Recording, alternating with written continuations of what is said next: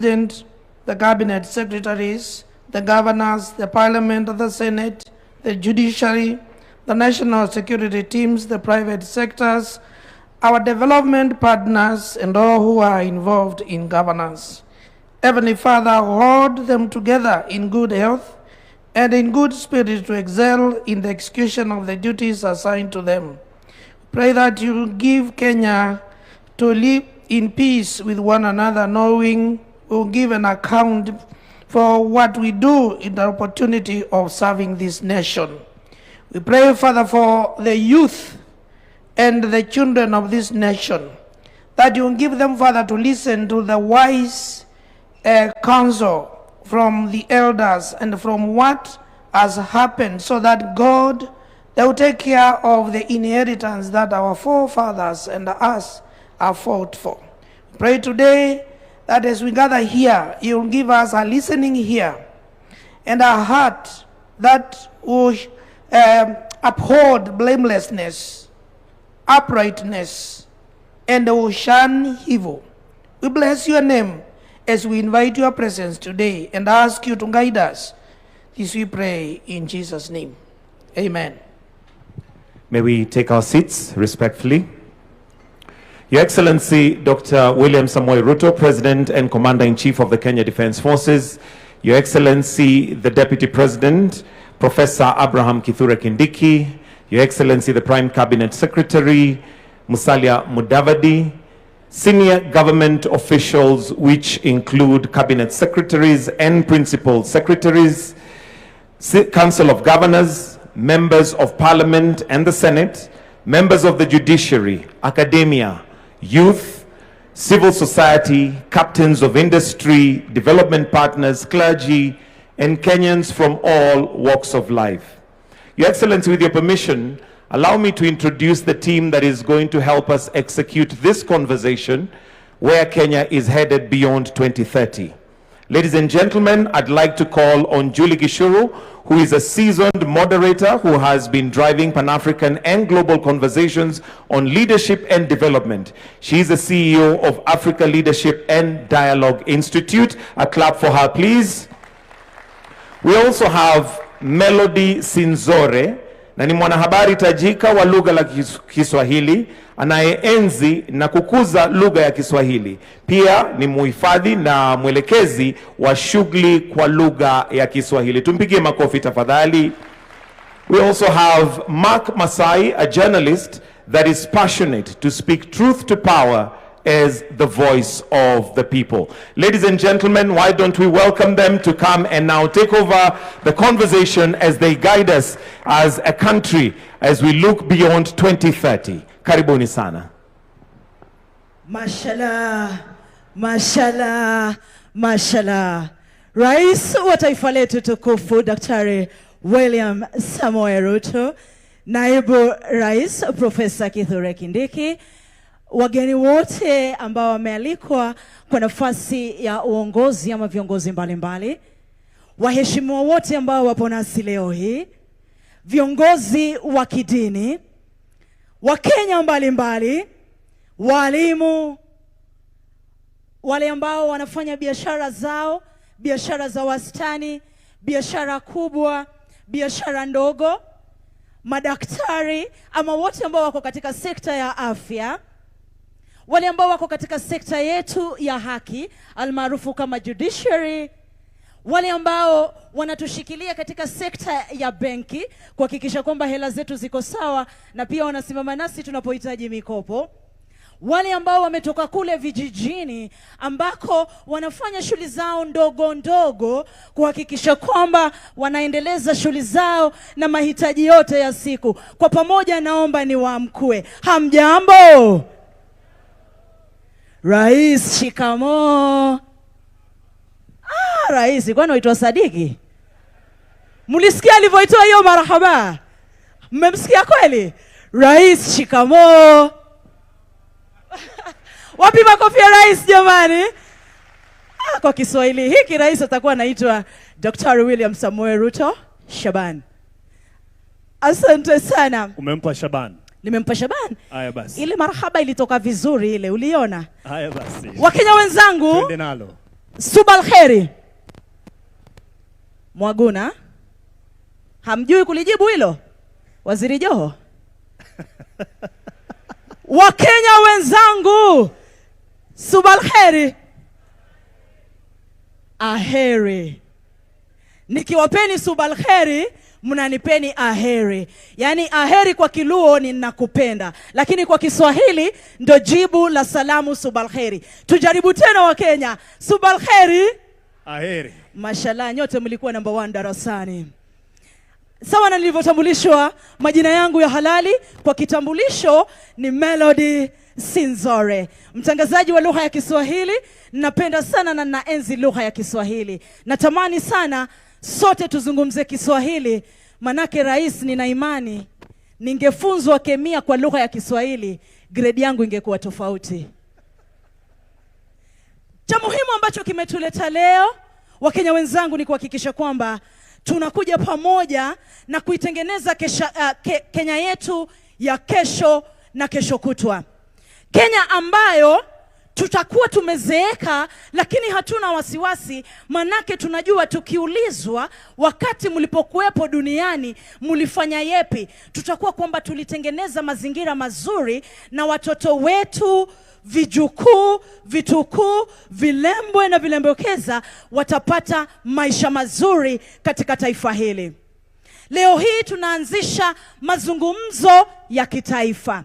Ndo mwanzo tu, uwe umealika nini? Hamjui? Ndo mwanzo uwe umealika? Uwe umealika ukoko. Walimu wote wa Kiswahili hapa ndani, walimu wa Kiswahili shikamoo.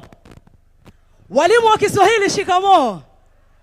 Ndio mwanzo wa umealika ukoko, kwamba ndio mwanzo tumeanza. Ni mazungumzo ambayo yataendelea na yataenda katika kaunti zetu zote 47 kuhakikisha kwamba kila Mkenya, yule ambaye yuko kule Poror Eldama Ravine, anatupa hisia zake, mtazamo wake na maoni yake. Yule Mkenya ambaye yuko kule Mwakitau Taita, anatupa hisia zake, anatupa mtazamo wake na anahakikisha anaijenga Kenya ya kesho na kesho kutwa. Yule ambaye yuko Oldonyo Sabuk, yule ambaye yuko kule Lodwar Kalokol, ndugu zangu kutoka Lodwar, Ejok Narobo, yule ambaye yuko Kajiado, yule ambaye yuko Naivasha, Nairobi, sote tuaja pamoja kuhakikisha kwamba tunazungumzia mahitaji ya taifa letu. Kuna mama ambaye amejifungua kule. Ukimuuliza historia yako ya kujifungua ilikuwa vipi, wakati maji ilivyo break na ukaenda kujifungua, ulipenda ile hali uloipitia? Hospitali ulokwenda ulipenda? Basi haya ndo mazungumzo ambayo tunataka tuyaeke sawa. Na narudia tena, huu ndo mwanzo wa mazungumzo haya, mazungumzo ya kitaifa. Tupo online, lakini hapa KICC tulianzisha rasmi. Mkenya mwenzangu mwenye kupenda taifa hili, kujali kizazi cha kesho na kesho kutwa, kusema mimi nilisomea hapa lakini nina ndoto mjukuu wangu asomee mahali tofauti, kusema mimi nilizaliwa hapa lakini nina ndoto mtoto wa mtoto wangu awe na mazingira tofauti, kusema mimi nilipoumwa nilikwenda kwa hospitali hii lakini nina ndoto mtoto wangu akiumwa aende kwa hospitali ya aina hii na aina hii. Naomba niwakaribishe nyote, tutoe hisia zetu bila uoga, bila kuuliza maswali ambayo naogopa kwamba sitauliza hili. Tutoe hisia zetu bila kero, bila chuki. Cha mno tukumbuke kwamba ni taifa letu la Kenya ambalo kikatiba tunalisogeza mbele, ambalo kikatiba tunaliendeleza mbele. Mnakubaliana kwamba tutafanya hilo, Wakenya wenzangu? Tutaitengeneza Kenya ya kesho na kesho kutwa. Asanteni sana. Kwa mengi nilowachosha nayo, yupo kaka mwenye upara na ndevu. Asante sana. Asante sana to Melody. And nafurahia kuona Joe amepiga makofi sababu ya kipara na ndevu. Unajua, unanielewa ndugu wangu Joe. Lakini pia nataka kuwashukuru wanahabari ambao wako hapa, watatusaidia kueneza mazungumzo haya, wako kule. Na pale pia wale ambao wako online nataka kuwashukuru kama wanahabari. Kama mwanahabari mwenyewe nasema asante sana. I'd like to acknowledge a guest of honor who I have had the honor of meeting. Young Adrian, just to stand up and we give him a round of applause. He is 7 years old. As you would imagine, Your Excellency, young Adrian Gwethe has a very busy itinerary, perhaps even as busy as yours, but he has cleared it just to be part of this national conversation. Let's appreciate him for gracing this launch of a national conversation of Kenya Beyond 2030. Asante sana, you may have your seat, young lad, and he will be on stage to share one or two thoughts that he has about the future that he is looking forward to, that he will enjoy, he will realize, and that perhaps will outlive many of us here. But he's seated not too far from a generation that has seen it before. There's Professor Nyong'o and Professor Hino, who will also be here to give us a quick reflection of what they have experienced and what we can also realize as a nation. See, we're not just starting from thin air. We have something to look back at and look forward to based on what other republics have realized and are now living as a reality. So Professor Nyong'o and Professor Hino, we look forward to your remarks as well. Ladies and gentlemen, the people who will be on stage here will not be the experts per the definition that will be prescribing anything. This is just a conversation starter that we will come signifying that we will come to the people. We'll also be coming to you, seated all around us. And that's why we have this setup. We're having a conversation that is national, looking at the future of Kenya beyond 2030. And this will then, thanks to the media and the Fourth Estate, it will go to those who are watching us who are not able to join us here.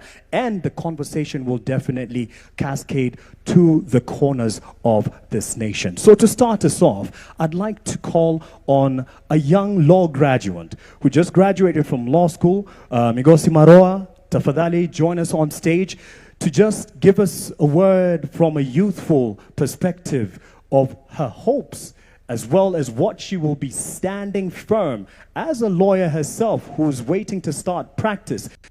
The one, yes, huyo ndo wakili namzungumzia to our security personnel. Ni huyo hapo ndo ataanza na sisi. Tafadhali mpishe aje tumpe makofi akija tafadhali to start us off on her hopes of what future she is looking forward to enjoying and holding all of us here accountable to realize for the nation. Karibu sana. Asante. Your Excellency, the President of the Republic of Kenya, the Deputy President, Professor Kithure Kindiki, Prime Cabinet Secretaries, government officials present, distinguished guests, ladies and gentlemen, good morning. Good morning. Your Excellency, when the young people heard that I'll be setting the tone for today's conversation, they sent me nikuulize, bag ni ya nini? Hechi unajua bag ni ya nini? Bag ni ya nini?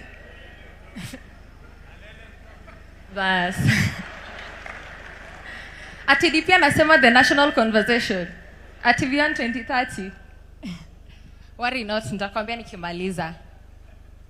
My name is Mogesi Maroa. I am 23 years old. I was born and raised in a small village in Kuria in Migori County. It's at the border of Kenya and Tanzania. Now, growing up, I was always told by my parents that the future belongs to those who believe in the beauty of their dreams. Now,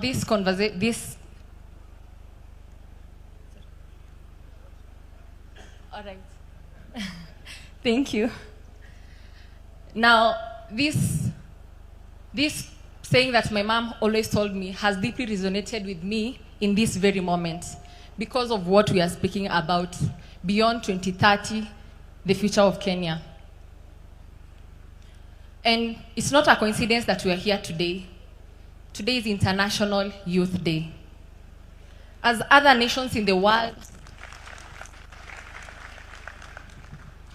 Today, International Youth Day, as other nations in the world are celebrating energy, creativity, infrastructure, Kenya has decided to do something more profound. We are beginning to map our destiny. 5 years ago, in 2008, I was barely 5 years when the President of the Republic of Kenya then, the late Mwai Kibaki, launched Vision 2030. It had 3 pillars.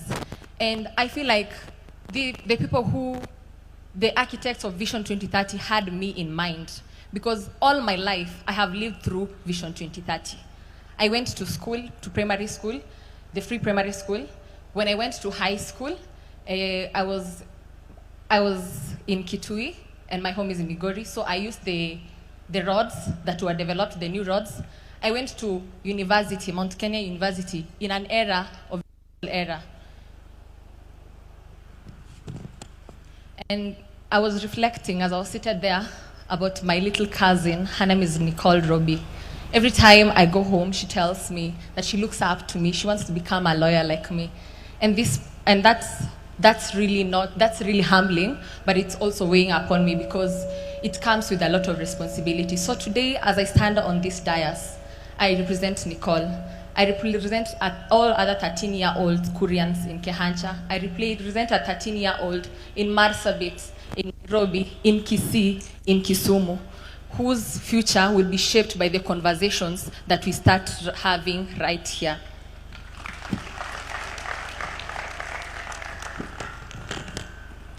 As a young lawyer, I cannot fail to honor the political pillar of Vision 2030.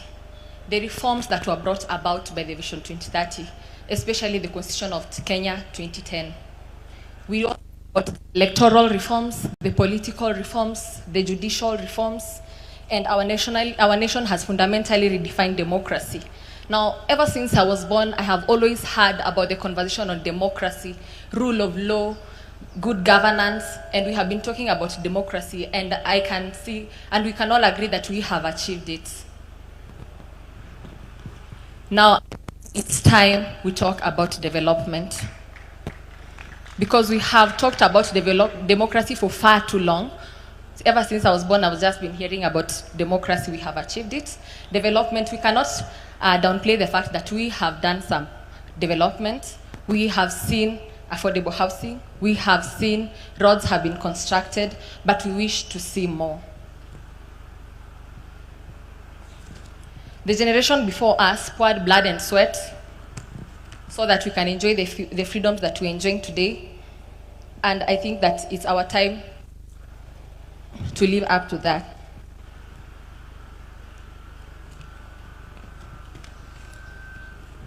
Your Excellency, ladies and gentlemen, I grew up watching tarmac road being built to my home. Now, when I talk about development, I'm not just saying development means freedom.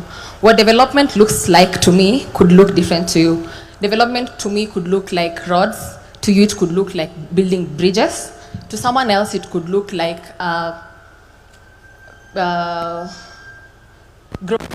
me.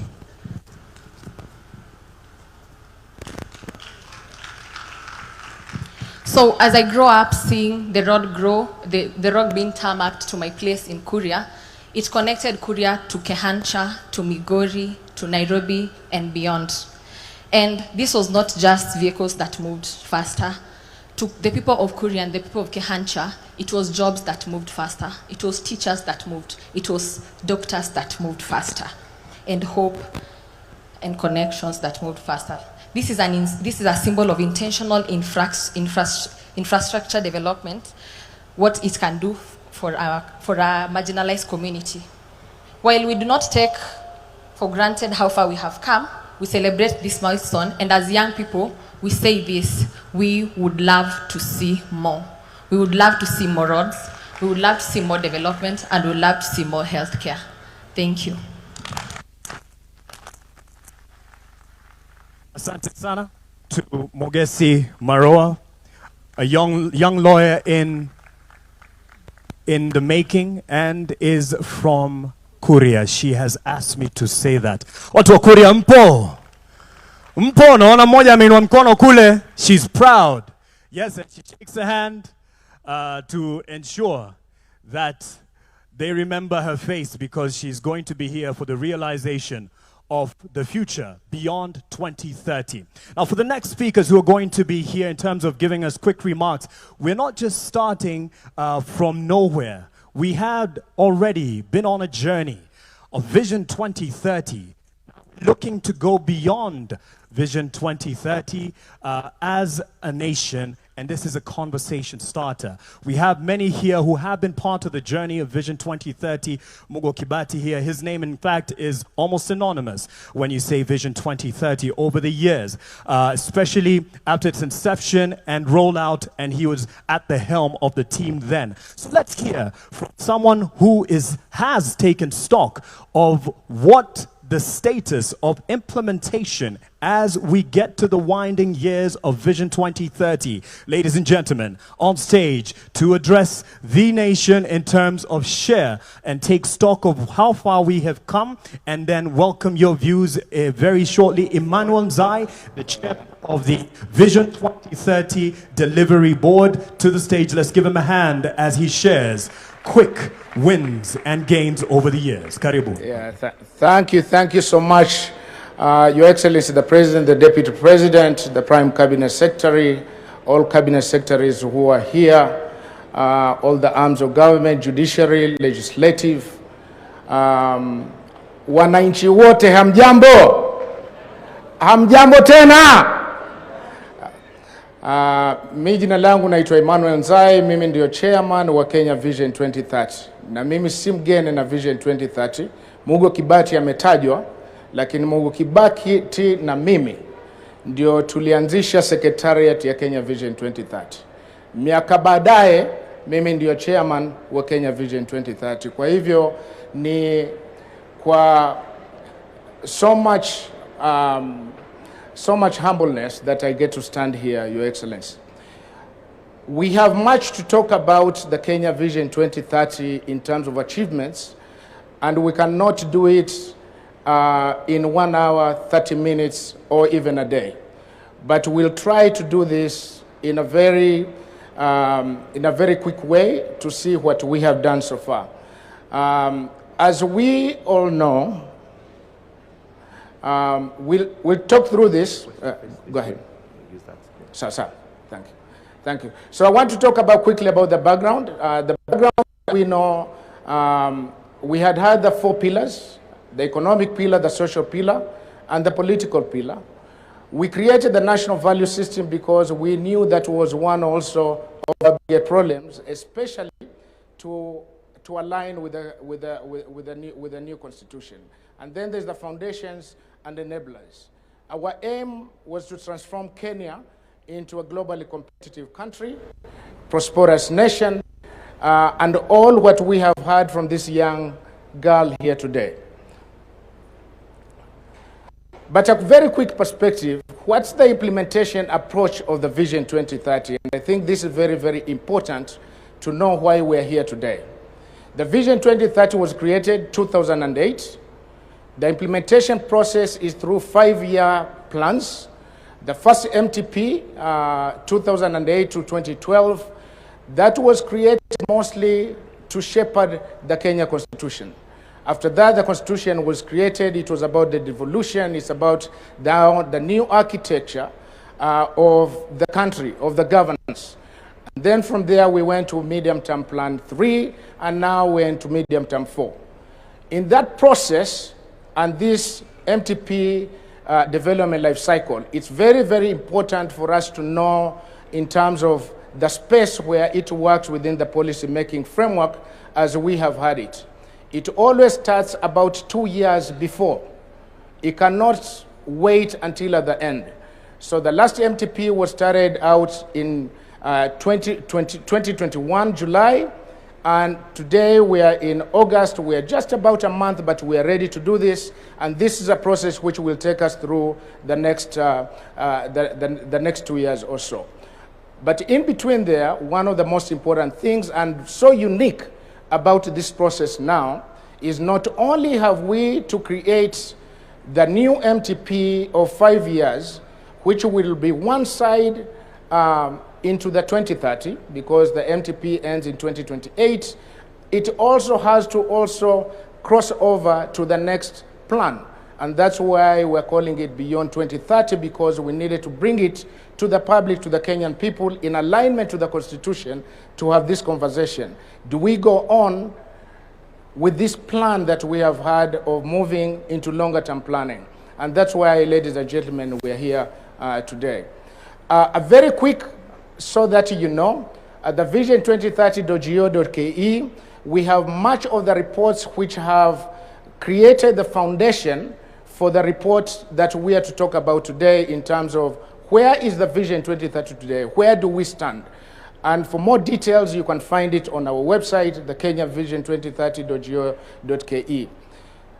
Ladies and gentlemen, you will be happy to know that across the Vision 2030 projects, flagship projects and programs, there has been 312 flagship projects from 2008 until today. 878 flagship projects.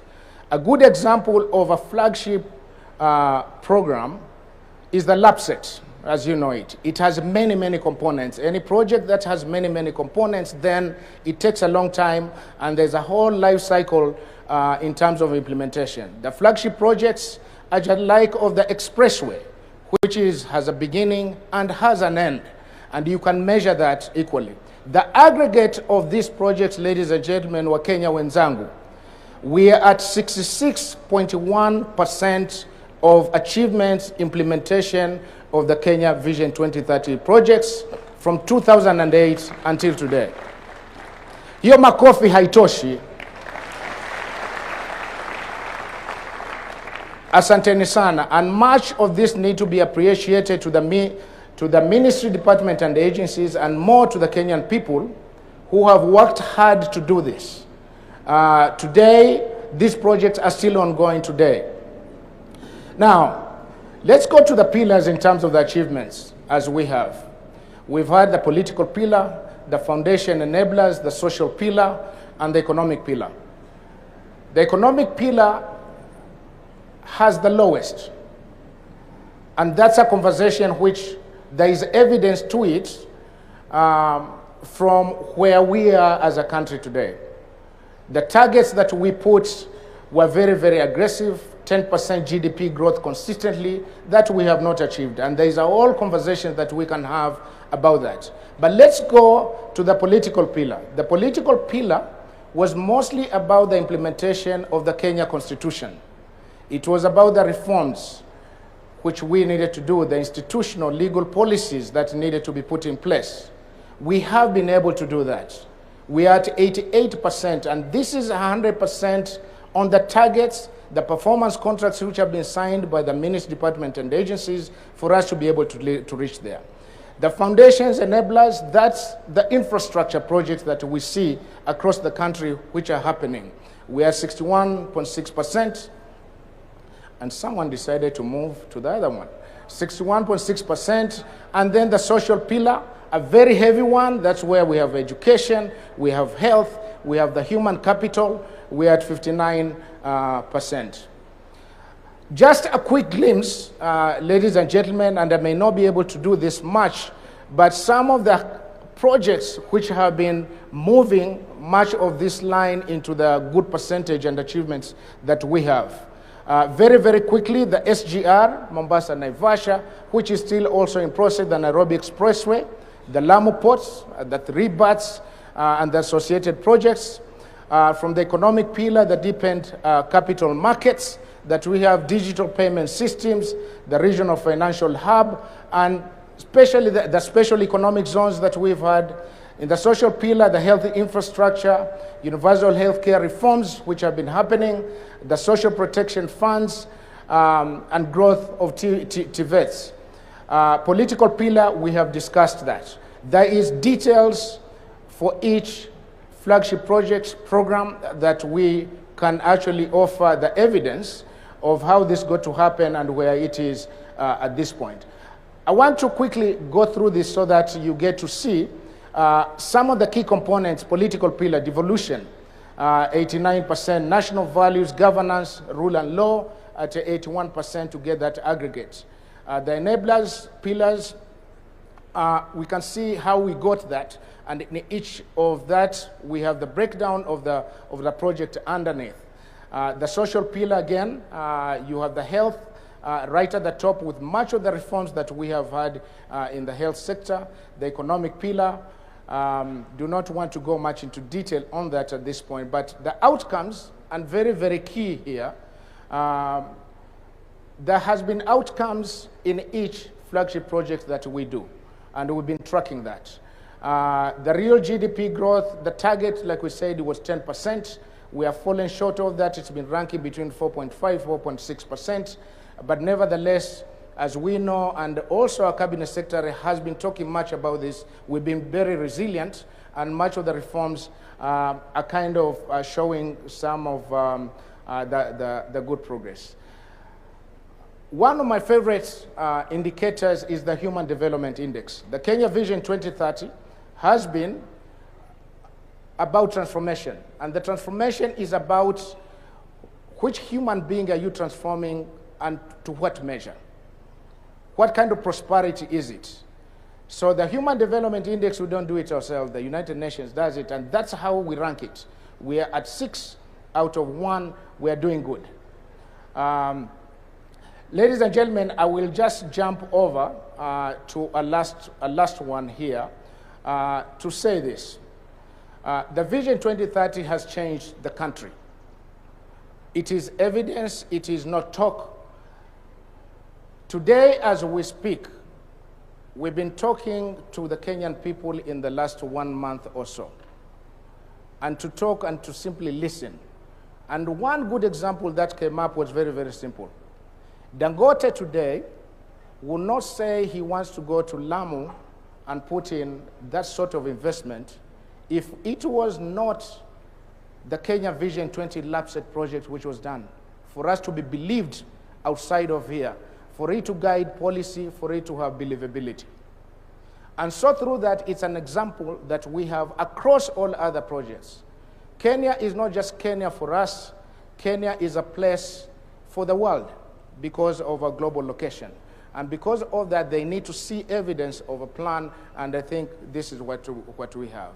And so, ladies and gentlemen, just to finish, on our end and our call to you has been to simply have the discussion or begin a discussion of beyond 2030.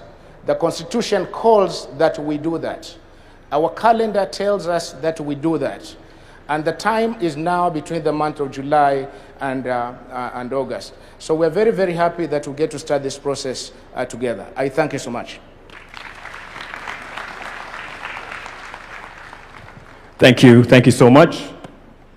To Bwana Emmanuel Nzai, the chair of the Kenya Vision 2030 Delivery Board.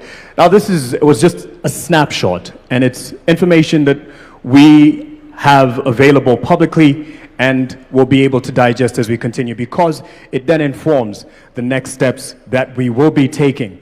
And the next steps, speaking of which, I'd like now to call on one of the vision bearers in this respect. And for this, I'd like to say karibu sana to His Excellency Professor Peter Anyang' Nyong'o, who's a governor, Kisumu County, but in this context, chairs the Vision Development Technical Committee, who will now give us a quick look at where we're looking to head as a nation and starting this conversation. Let's give a hand to Professor Nyong'o as he comes, and then he'll be followed by the young 7-year-old Adrian Gweth in a bit. Karibu sana. Makofi kwake akija kwa the rostrum as he approaches, just to give us his quick look at the future we aspire to.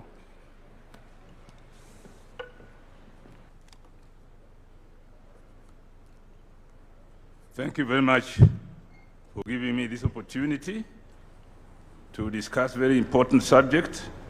Your Excellency, the President of the Republic of Kenya, Dr. William Samoei Ruto, Your Excellency, the Deputy President, Excellencies, Governors, distinguished Cabinet Secretaries, Members of Parliament, representatives of the private sector, academia, faith-based organizations, and civil society, distinguished guests, Our dear friend, Dr. Hino, Professor Hino, who has been with us for a week now and who knows Kenya very well and has been working with us very closely on visioning the development of Kenya.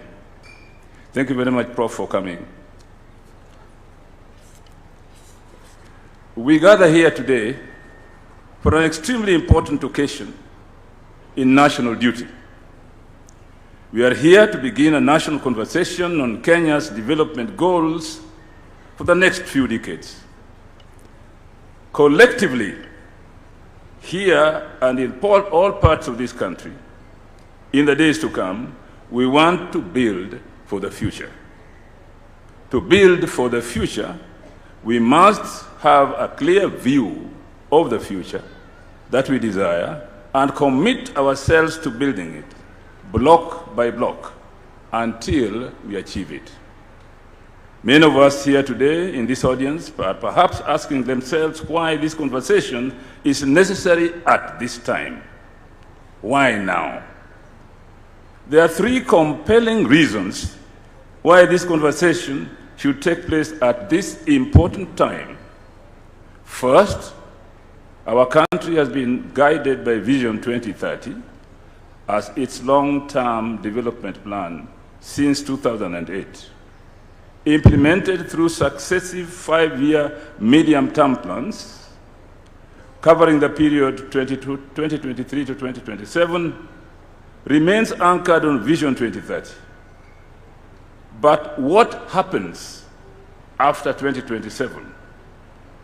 This is where medium-term plans becomes important. If Kenya simply develops another 5-year plan without first agreeing on the country's long-term destination beyond 2030, our planning process risks becoming another cycle of programs and projects without a sufficiently clear national direction. Vision 2030 was intended to transform Kenya into a newly industrializing middle-income country, providing a high quality of life to all its citizens in a clean and secure environment. With 2030 now just around the corner, it is necessary to take stock of how far we have so far come. Some of the challenges that Vision 2030 was designed to address have been substantially addressed, while others remain unresolved or become more complex. At the same time, Kenya now faces new challenges that were largely non-existent when the vision was conceived. In a global and regional environment that has changed fundamentally since the vision was unveiled more than 2 decades ago. It is therefore necessary to begin planning for the period beyond 2030 and allow sufficient time to formulate our new long-term development goals through an inclusive, consultative, and participatory process in keeping with the constitutional requirement for meaningful public participation. Secondly, the context in which Kenya operates, both domestically and within the regional and global arena, has changed significantly since the implementation of Vision 2030 began in 2022. Kenya now has a younger and increasingly urbanized population, creating growing demand for infrastructure, energy, housing, and social amenities. Regionally and across the continent, Kenya also faces increased competition, including from neighboring East African community countries, as nations pursue greater economic, infrastructural, and technological competition. The global competitive environment is therefore far more intense than it was in Vision 2030, when Vision 2030 was launched. Kenya cannot afford complacency. Sustained investment, innovation, competitiveness, and strategic foresight are essential to ensure that the country does not fall behind. Globally, we are faced with new realities in economic and political fragmentation of the multilateral system established after the Second World War. Geopolitical tensions have brought crisis to our land in ways we have never envisaged. It is high time we began a conversation on how we escape the disruptions, such as developments in the decades abroad. Thirdly, we have learned valuable lessons from the implementation of Vision 2030 that we need to apply in thinking about and implementing new long-term development vision for this country. Vision 2030 has guided us to some measure of industrialization, political stability, modern infrastructure. There is more to be done to enable us to transition to a high-income, high-value, resilient economy whose wealth is broadly shared among the citizens. There have been fair assessment of successes and challenges of implementation of Vision 2030 done by various state and non-state actors. Some of these assessments have gone further to attribute the limited achievement of Vision 2030 to certain explanatory factors, including but not limited to inadequate financial resources and a weak capacities for coordination and supervision of implementation. We will hear more of these perspectives in the course of this day and in future conversations. Ladies and gentlemen, let me at this point spell out a key feature of this conversation. First, it must remain a national and an inclusive conversation about Kenya. Despite the fact that general elections are due in just about a year, this conversation is not about the next general elections. Indeed, one of the lessons that Kenya must learn from the countries that achieved socioeconomic transformation in recent history, in Asia, for example, is that long-term development goals must not be disrupted by electoral cycles and the political leadership that such elections bring up from time to time. Your Excellency, ladies and gentlemen, it is important to note that we do not have a plan yet at this time, except for some guidelines on how to produce it. This meeting is therefore the first step in a journey that must not be rushed. Let us give ourselves reasonable time to have an inclusive conversation among Kenyans regarding the future of our nation. Let us join this national conversation with open minds and a shared sense of purpose to imagine and craft our collective future as one Kenyan people and build consensus on how best to achieve our national goals for shared prosperity. Thank you very much.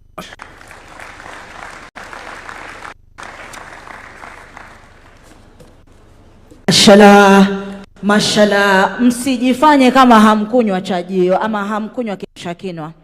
Hakukuwa na breakfast upande wa pili? Kwa mayo, hakukuwa na breakfast upande wa pili? Asante sana Prof. Asante sana Profesa Nyang'nyong'o pamoja na wenzake, ndo wale ambao walitufikisha hapa tulipo Vision 2030. Lakini ni jukumu lako, wewe mkulima, wewe mwalimu, wewe mama mboga, wewe mfanyibiashara ya wastani na ile kubwa, ni jukumu lako wewe wakili, na ni jukumu langu Melody Sinzore kuhakikisha kwamba tunaboresha Kenya ya kesho na kesho kutwa. Na ndio maana tunaliendeleza hili, na nimesema ndo mwanzo tumelianzisha na litaendelea sana. Kuna mtoto mdogo ambaye tunajua wana akili nyingi sana, anaitwa mtoto Adrian Gweth. Najua wengi wenu katika umri huu wa miaka 7 mngeambiwa msimame mbele ya pastor, wacha rais, mngeambiwa msimame mbele ya mtumishi wa Mungu, wangapi wangesimama? Mwajifanya kwa sababu rais yupo, hamngeweza. Lakini kuna mtoto hapa ambaye anakuja kutuelezea pia yake mawili matatu. Kenya tunayoitengeneza ni Kenya ya mtoto kama huyu na wenzake ambao wanaishi katika ulimwengu wa mitandao, ambao wakiingia online wanasema mbona lile taifa wanafanya vile, mbona sisi hatuna hilo. Akiingia mtandaoni anasema mbona wale wanafanya hivi biashara na sio sisi. Lakini hapa tulipo, tunapolianzisha hili, tuna uwezo wa kumpa mtoto Adrian pamoja na wenzake Kenya hiyo. Tutaweza, hatutaweza? Na kwa pamoja, this is a symbolic way ya kumpeleka mtoto kwa Kenya ya kesho na kesho kutwa. Watu wazima jamani, tumshabikie mtoto. Mashallah. Asante sana. Anaitwa Adrian Gweth. Take it away baba. Good Good morning, Mr. President. My name is Adrian Gwet Ombuni. I am 7 years old. In 2060, I will be 41 years old.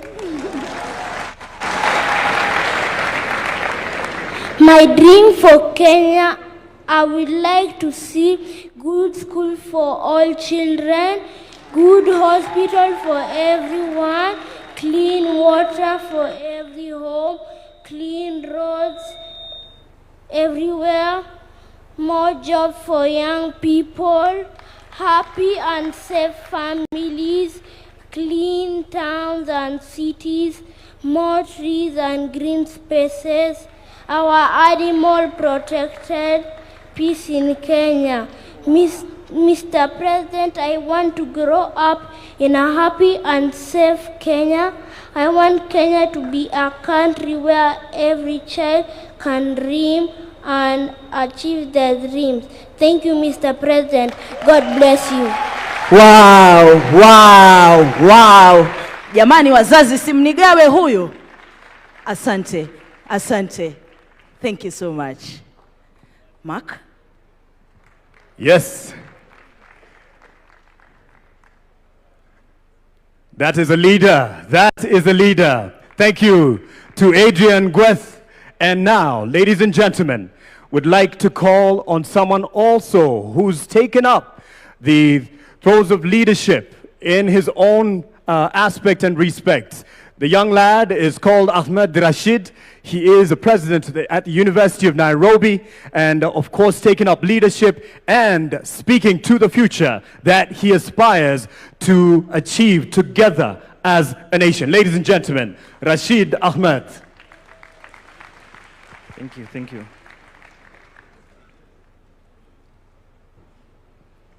The President of the Republic of Kenya, Dr. William Samoei Ruto, the Deputy President of the Republic of Kenya, Professor Abraham Kithure Kindiki, Prime Cabinet Secretary Musalia Mudavadi, Speaker of the National Assembly, if he is present, Speaker of the Senate, Cabinet Secretaries, senior government officials from all the three arms of government, student leaders,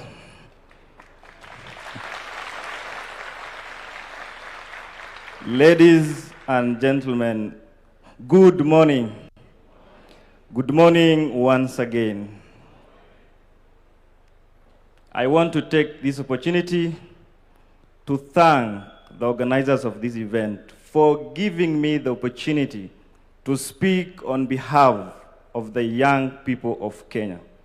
This is a golden opportunity, and I know the drafters of this vision will agree with me that the vision of Kenya beyond 2030 is already at the implementation stage. Already there is the implementation of youth inclusion in leadership and governance. I'm facing this side because I'm told this is a conversation. Therefore, I should not make a speech. Your Excellency, I want to take this opportunity to say that many young people, including myself, were not part and parcel when the Vision 2030 was being launched. But I am as well a beneficiary of the Vision 2030, the free primary education, Your Excellency. Your Excellency, I represent a generation, the young people of Kenya, who not only question, but are as well ready to provide solutions and suggestions. Comrades, power! We will not only question, but we will as well provide solutions and suggestions.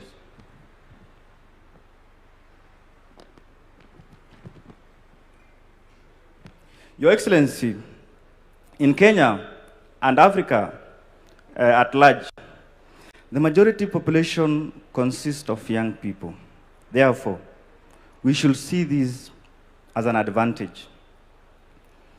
I want to make a commitment on behalf of the young people that we will be at the forefront. We will be the drivers of the vision of Kenya beyond 2030. This is not about government. This is not about young people or the old people. It's about Kenya. Leaders come and go, but Kenya will remain. Comrades, power. We are already on the right direction. Your Excellency, 2 months ago, I was in South Africa, and I was really shocked to see that many people in South Africa were walking with physical cards and cash. I was like, kwani nyinyi hamna M-Pesa? Kitu inaitwa M-Pesa. Something similar to M-Pesa. I was really shocked. The digitalization of our mobile banking is something that we are really proud. So we are already there. We are already there. All we need is just to make it a dream and a realization. Singapore, tutafika. Sisi, wote.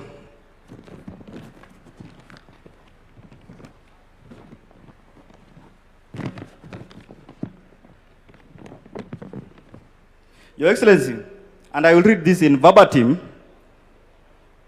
Your Excellency, the President of the Republic of Kenya, this is a great conversation where the energy and the aspiration of young people like myself meet the wisdom and the experience of leaders like Your Excellency, the President.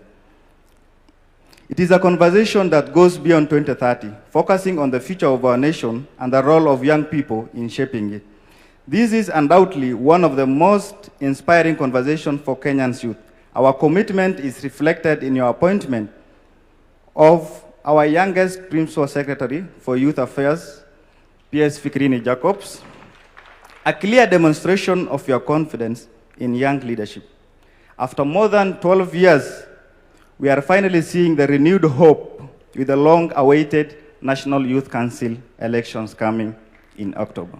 Therefore, Your Excellency, I'm ready to drive this vision, me as an individual, and the young people at large, so that we be part and parcel of this. And we are ready, and I am ready, me myself, I'm ready to lead the young people of this great republic. Your Excellency, niko na salamu kutoka University of Nairobi. I know you are alumni 001. So leo walisema, lazima nikusalimie, nisitoke bila kukusalimia. Pia niko na salamu kutoka the students from all the universities in Kenya. The students, leaders specifically, some have traveled all the way from Turkana, Lodwar, Homa Bay, Garissa, Mandera, and they are here to witness the launch of this vision. I heard someone saying that when someone is meeting the president for the first time, they usually cry. So I have just carried my handkerchief just in case. Your Excellency, the future of Kenya is young, a digital Kenya, and a Kenya whose growth must reach every town and every village. I come from a constituency called Ijara in Garissa County, and I want to imagine a future where someone do not necessarily travel to Nairobi, maybe, let's say, to access a certain service. So urbanization, as one of the pillar in this vision, must also be considered. Your Excellency, I want to thank you sincerely for including youth in your leadership. Thank you so much once again for this vision, the vision that you have imagined way even beyond your lifetime.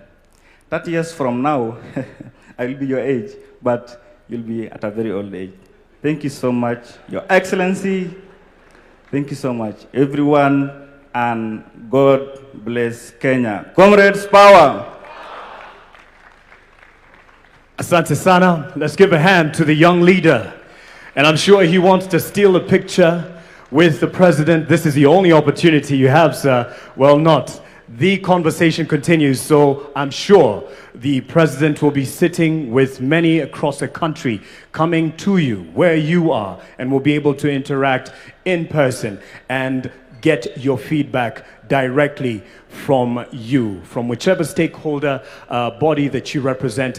Academia is also represented here. Speaking of which, I'd like to call on Professor Hiroyuki Hino, who has held great positions in terms of the outlook of the economy, whether it's in Asia or in Africa. And he has a lot to lend in terms of reflections of what we can not just aspire, but actually realize and live. Ladies and gentlemen, please put your hands together for Professor Hiroyuki Hino.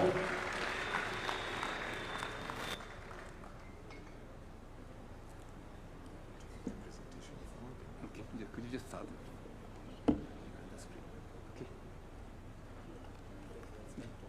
Yeah. Okay.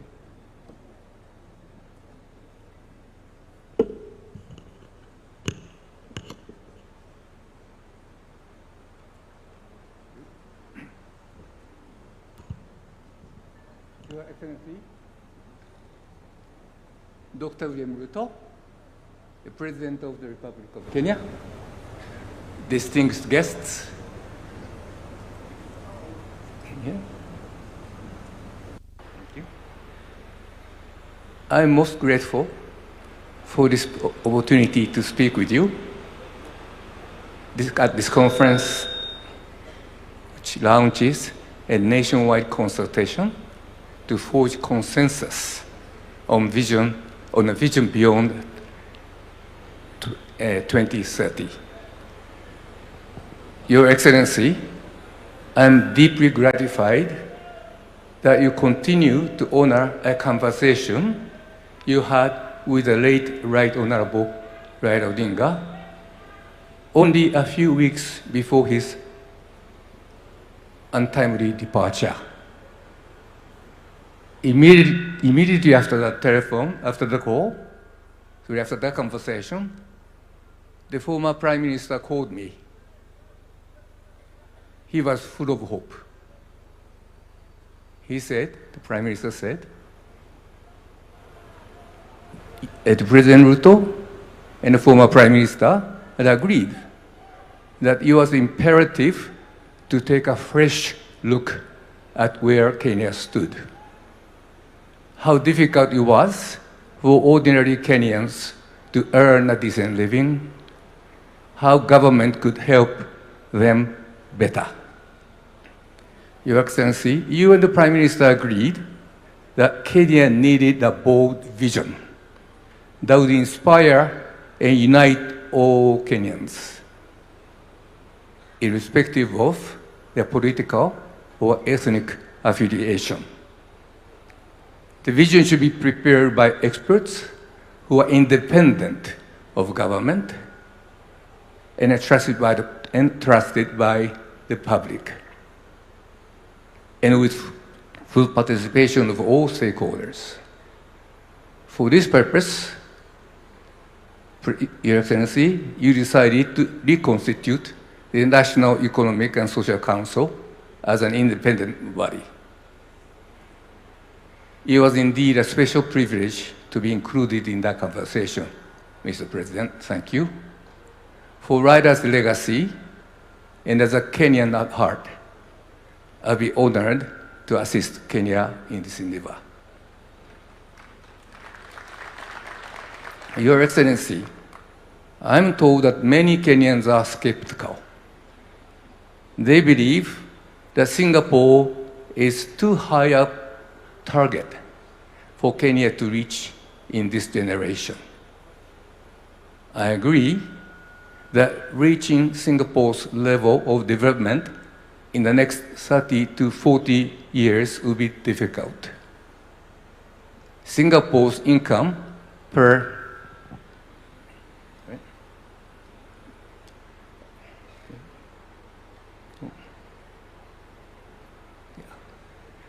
Singapore's level of income per person last year exceeded $80,000,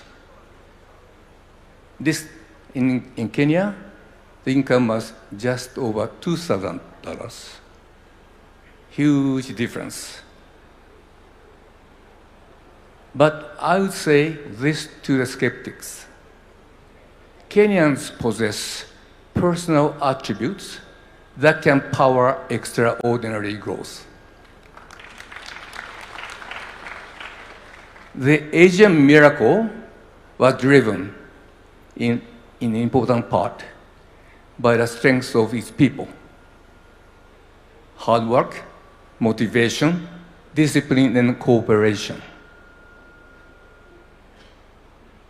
During my 5 years as economic advisor to the Prime Minister, and later as senior advisor to the then Deputy President, William Ruto, I often visited the Amref Dagaroti Child in Need project. There, children who once worked on streets received compassionate educational, medical, and psychological support, along with vocational training and opportunities in theater, music, and the arts. I was deeply impressed. Those young people were entrepreneurial, energetic, and highly motivated. And after all, they were happy despite the hardship they endured. Scientific evidence support. Can you see? Next page. Scientific evidence supports my favorable impression of Kenyan children.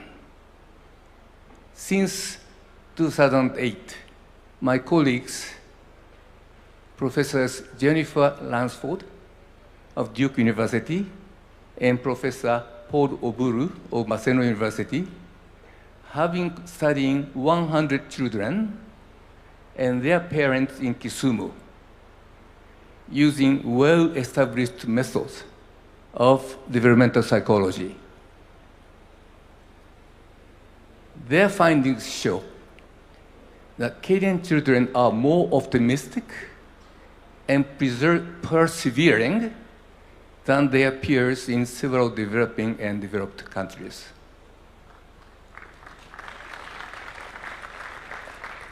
Kenyan children demonstrate greater hope and confidence in the future, as well as greater determination to pursue their goals. Kenyan children also do well in 3 other dimensions of flourishing. Number 1, engagement. That is, being involved deeply in activities. Number 2, connectedness. That is the feeling loved, supported, and valued. And happiness. That is a great general sense of cheerfulness and contentment with life. But not all is well, of course. Kenyan children perform less well than their peers in self-management, what psychologists call self-regulation. This means they have greater difficulty staying focused on long-term goals, managing emotions under stress, exercising self-discipline, and adapting to change. Strengthening these abilities can raise productivity, growth, and employment. I believe this study that is conducted by my colleagues will shed light on how learning and socialization shape personal attributes, entrepreneurial mindset, and attitude toward informality and how these in turn influence employment and other livelihood choices. Although this is a small pilot study, we hope that its finding will help us recommend policies to Kenya to strengthen the learning and socialization of Kenyan children and thus improve their prospect as young adults. Your Excellency, economic growth and large investment projects are important. However, ultimately, a government is judged by how well it improves the economic and social well-being of every citizen. Kenya has made a significant stride. In the last 20 years, average household income per person increased from $2.24 to $3.50 per day. That is an important improvement. Access to electricity, clean cooking fuels, safe drinking water, and improved sanitation rose by 37 percentage points to 60% on average. Again, important progress. The share of children not stunted improved from 70 to 80%. These are important progress. Yet, frankly, for a country of Kenya's stature, this record is disappointing. In household income, childhood nutrition, basic services and learning, Kenya trails Vietnam, which used to trail Kenya by far, and at par is broadly comparable to Ghana, and Kenya can do better. Suppose Kenya aims to reach Singapore's current levels in these 4 indicators of economic well-being, and by its centenary, 2063. Is this as implausible as many Kenyans assume? Is it that difficult? You should give up. In my view, Kenya can reach or surpass 3 of the 4 goals. First, the remaining cases of stunting are concentrated in the south areas. With concerted action, stunting could be virtually eliminated within 10 years. That I'm confident of. I recognize it may be more appropriate to use the broader measure of public health as indicators of Kenyan well-being, but for this purpose, that I chose the stunting to highlight the plight of these underprivileged in those areas. That's why this indicator was chosen. Second, Kenya's harmonized test score, HTS, a globally accepted measure of learning, was 26% below Kenya's level last year. Sorry, Singapore's level last year. To close this gap by 2063, annual improvement of only 0.63% is needed. This is achievable if Kenya continues to improve the quality of primary and secondary education. It's doable. The third, in Singapore, access to basic services is universal. But only about 60% in Kenya. It's a still big gap. Reaching 100% by 2063 would require annual growth of 1.3%. this is also achievable. It is achievable because access to clean cooking fuel is the weakest area of those services. But new technologies could expand this access very rapidly. So it's certainly doable. Now, ladies and gentlemen, the fourth target, that is to raise the average household income to Singapore's level, is much, much harder.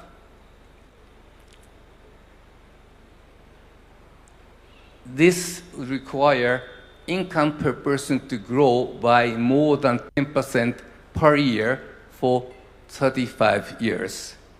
That is a very tall order. So what should Kenya do? So Kenya must accelerate economic growth first. It should tighten fiscal policy, increase investment in infrastructure, on essential services, and bring public debt under control.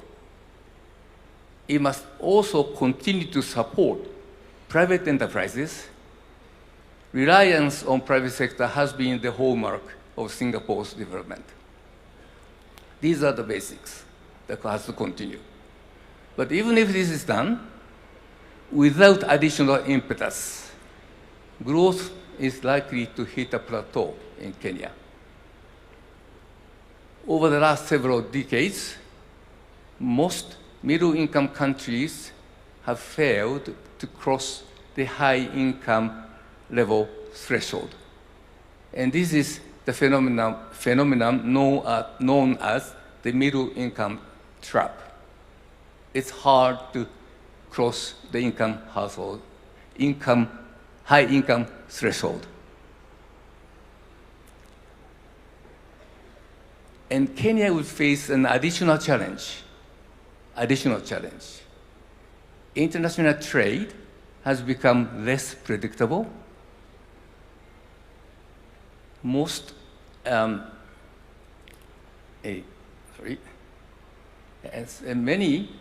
Support for many UN agencies has weakened,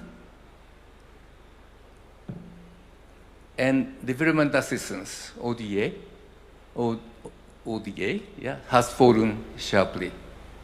So it is more difficult. Against these headwinds, Kenya would do well to achieve and sustain annual per person income growth of 5%. Kenya would do well, 5% growth. If we assume population to grow by 1% per year, this translates to growth of GDP, the economic measures as a whole, of about 6.5% a year. If achieved, this would be a remarkable, if it's achieved, yes, a remarkable achievement indeed, if it could be done. But reaching Singapore's current income level requires another 5 percentage point income growth every year. That's hard. In other words, Kenya needs a quantum jump, quantum leap to a substantially higher growth trajectory. This requires bold and transformative change. Kenyan flower, thank you. The Kenyan flower industry is an example. It illustrates the transformative change we are looking for. By adapting new floriculture technologies and faster global transport network, the flower industry became most competitive globally and achieved a huge growth in its revenue. So there is an example of a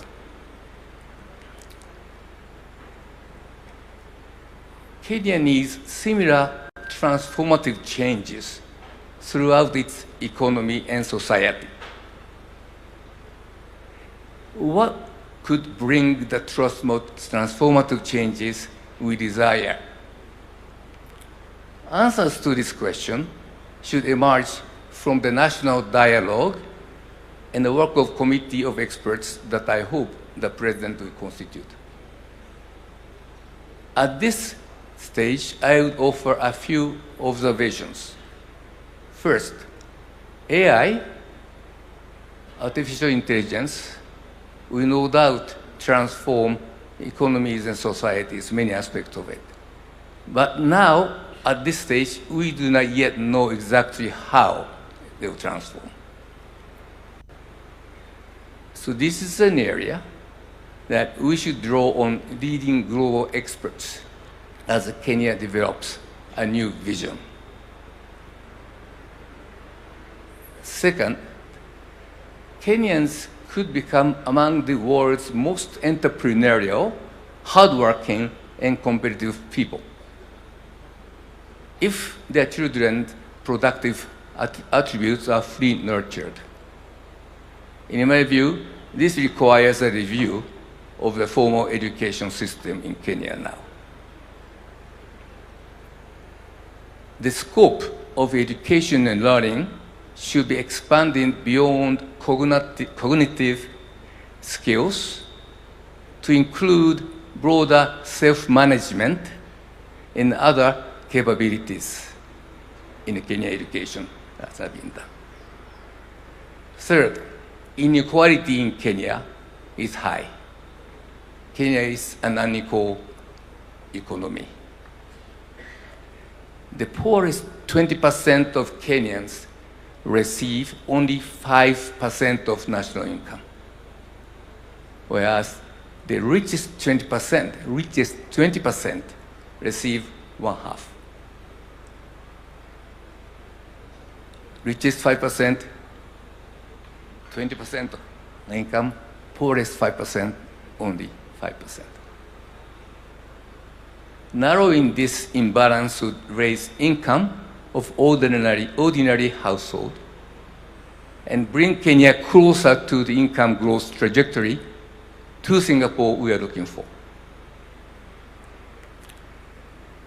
Three possible remedies deserve considerations this inequalities. One is to increase government support to people in need of help. In Singapore, the government transfers about $7,300 per person per year. In Kenya, guess how much? $220. Kenya can increase this amount. The other possible remedy is to embrace small, informal enterprises rather than dismissing them. Professor Charles Piot, my colleague and I, conducted a study of informal enterprises in Kenya, Ghana, and Nigeria. The study shows informal enterprises can grow fast, especially when owners' informal characters are combined with informal ways of doing business. They can grow fast. They do not necessarily need subsidized government loans. Privately financed microfinance can work well. Inequality should be a central element of the national consultation. Finally, corruption damages the economy and weakens the social fabric. Curbing corruption will be a truly transformative for Kenya. Kenyans often say that government tolerates corruption, and public officials are rarely prosecuted. I agree, where there is sufficient evidence, those responsible must be brought before the courts. But citizens also have an important role to play. When citizens witness or learn of corruption, they can expose them through social media. As we saw 2 years ago, social media movements can be a powerful force for accountability. So Kenyan citizens should take active role in curbing corruption as well. I welcome the conflict of interest law and electronic procurement system that was introduced as part of broader governance reforms supported by the World Bank. Priority now is to enforce those measures fully and consistently, and citizens should help by staying vigilant and demanding accountability. To conclude, the national consultation launched today will be a major asset to setting the stage for transforming Kenya to a first world economy. In this speech, I've highlighted 4 themes for the national consultation: childhood learning, support for the poor, micro-business development, and the fight against corruption. I'm confident that other important ideas will emerge through this national process. Ladies and gentlemen, Raila dreamed of a new Kenya where ordinary citizens enjoy a decent life and look to the future with full of hope. His dream, Raila's dream, was to empower young Kenyans to live their dreams. Your Excellency, you shared the Raila's dream and had a deal with them. And that deal is a new vision. Your Excellency, you have triggered the curiosity of Kenyans. Stay the course to the end, please. And to the people of Kenya, remember this: Singapore is reachable. Thank you.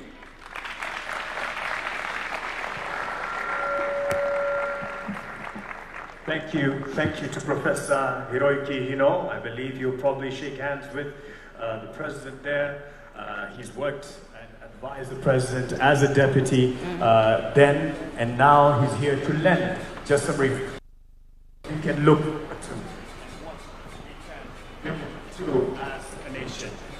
Beg your pardon for that. And the conversation continues and will be coming to you as I believe we have people following us online and on radio and on television. And this is a conversation as much for you as it is starting for us here, convened in this meeting. Kwa wasioelewa sana alichokitamka ndugu yangu, anasema kwamba ni mazungumzo ya kitaifa ambayo tayari yameanza na yataendelea. Hapa tupo katika ukumbi huu wa KICC. Lakini mazungumzo haya yanaendelea kwenye mitandao ya kijamii. Nimechungulia nikaona live handle ya X ya Mr. President is live. Haucheki nao? Wapi makofi kwa X handle ya Mr. President jamani? Wako macho, wako na sisi sana, na nikajuzwa pia handles zote za afisi zote za Ikulu pia ziko live, na ndo ulimwengu ambao tunawishi, ulimwengu wa kileo. Nataka tujishebedue kidogo, tunyoshe misuli kidogo, manake tunajua kwamba upande wa nyuma umri umesonga, miguu kidogo inaanza kufaganzi, si ndio? Kuna mtu hapa nikimwambia nyanya mkuu Kabogo, sinaangalia hivyo, kimguu akijaanza kufa ganzi. Mheshimiwa Kabogo, hebu fanya hivi kidogo. Niliwaambia ona ameshindwa. Najua miguu imekufa ganzi kidogo, kwa hiyo nataka tusimame tuweze kujishebedua, lakini kidogo niwakumbushe hili. Kitu ambacho kinanifurahisha sana kuwepo kwenye jukwaa hii leo hii, nilipokuwa mtoto mdogo, Mamangu ndo huwa anaelezea hiki kisa kwamba nikiwa na umri kama miaka 6 vile, nilimwambia mamangu ninataka kuwa mtangazaji siku moja. Na nikamwambia mama, natamani nisiwe mkubwa kama wewe kwa kuwa sitatoshea ndani ya redio. I'm happy mmenielewa. What does that mean? Kwamba kipindi hicho ningeulizwa, Melody Sinzore, unataka kuwa mtangazaji, tukusaidieje siku za baadaye uwe mtangazaji? Ningesema nataka mtengeneze redio kubwa ambayo nitatoshea ndani. Si mmenielewa? Ndio kitu tunachokifanya leo. Tunatengeneza kesho na kesho kutwa ya watoto wetu na wajukuu wetu wenye ndoto tofauti tofauti. Tuwatengenezee mazingira mapya na mema katika taifa hili. 2030 imetufikisha hapa, lakini tuna hatua za mbele za kuendeleza. Kati yetu najua yupo mwanamuziki ambaye anatutumbuiza, lakini kwa wasiojua, najua pia media houses tayari zinapeperusha matangazo haya moja kwa moja. Na wanauliza huyu Melody Sinzore ni mtangazaji kutoka wapi? Ni mtangazaji wa Radio Citizen FM. Chemichemi ya ukweli, stesheni nambari... mmesema wenyewe. Stesheni nambari... Asanteni sana. Mabibi na mabwana, wachumba wanaopendana na wanaovumiliana,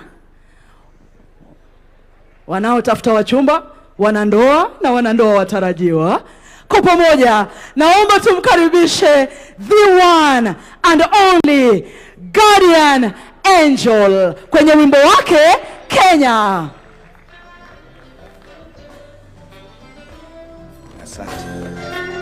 Asante.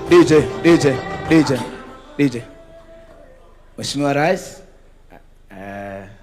Daktari William Samoei Ruto, Deputy President, Professor Abraham Kithure. Mimi naitwa Guardian Angel ama Waingo. Ni msanii.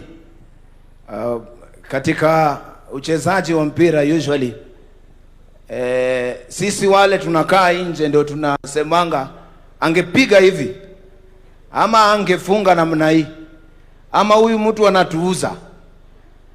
Lakini ukiwekwa ndani ya kiwanja ndio utajua kumbe ile kiwanja ni kubwa. Si ni kweli? Kwa hiyo leo Mheshimiwa Rais, nakushukuru sana kwa sababu ya kuturuhusu tuwe na mazungumzo na wewe pia, na kuturuhusu kwamba sisi kama wananchi tuje pamoja kwa ajili ya kuzungumzia ujenzi. Kwa sababu nchi yetu ya Kenya ni kubwa sana, haiwezi kujengwa na mtu mmoja. Kwa hiyo asante sana kwa kuturuhusu tuwe na mazungumzo. Hata Biblia inasema Mungu ilifika wakati akasema njooni tusemezane. Kwa hiyo tunakushukuru sana kwa kuturuhusu kusemezana ili tuweze kujenga taifa. Sasa nataka tu sisi wote, kila mtu ainue mkono ya mwenzake, mwambie tushikane mikono tujenge Kenya. Asante. Tushikane mikono tujenge Kenya. Akina mama hoye, vijana hoye, akina mama hoye, vijana hoye, wananchi wote, viongozi wote, tushikane mikono tuijenge Kenya. Tuungane sote, wananchi wote, viongozi wote, tushikane mikono tuijenge Kenya. Tuungane sote tuijenge. Wanaolala tutoke kwa vitandao, akina mama tufunge maleso, tusiwatukane viongozi kwa mitandao. Let's take a step ya kuleta mabadiliko. Wale wanatoka ghetto wote na wale wa town, wale wanatoka village wote na wale wa mtaa, uptown, downtown, round town. Kenya ni nchi ya Mungu. tushikane mikono tuijenge Kenya. Hey, Kenya ni nchi ya Mungu. Aya, shika mkono ya jirani. Viongozi wote tushikane mikono tuijenge Kenya. Wananchi wote, viongozi wote tushikane mikono tuijenge Kenya. Hey. Asante sana. Ambia jirani yako tuijenge Kenya. Tujenge Kenya. Asante. Listen. When we say respect Kenya, show love to Kenya, peace, love and unity in our lovely land Kenya. Kenya is a land we go to love it and protect it. To Kizika, tunajizika. When we say respect Kenya, show love to Kenya, peace, love and unity in our lovely land Kenya. Kenya is a land we go to love it and protect it. To Kizika, tunajizika. Akina mama boy, oh yeah, yeah, yeah. Akina mama boy, niweke tu makofi na mnai pole pole. Asante sana. Akina mama boy,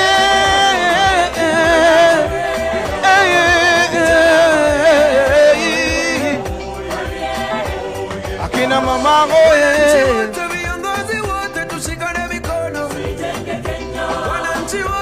Sema tujenge Kenya. Twende. Tujenge Kenya. Kila mtu twende.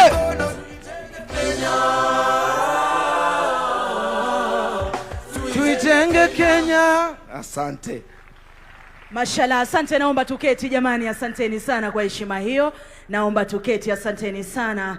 Ndugu yangu Mark, kama uko karibu, ndugu yangu Mark, kama uko karibu, karibia kaka mwenye upara huyo. Everyone is accommodated, wanao vipara, wale wanao wamebarikiwa na nywele. This is an inclusive conversation. So, asante sana, Melody. Now, ladies and gentlemen, speaking of an inclusive conversation, we just want to start it off. It's not conclusive, it's inclusive. And it's not thorough in the sense we are not ending it here, we're just starting. And for that, I'd like to call on Julie Gishuru, ladies and gentlemen, who will be steering that conversation. As she stands by, we'll put some things into context in terms of the journey that has been on the screens that are around this room, and I'm sure those following us from home will be able to follow this. It is just a true testimonial from wananchi ambao wengi wao hawako hapa, but they have had the impact of the journey that we've had so far. And right after that, Julie Gishuru will be taking stage to steer the conversation that starts today. Asante sana.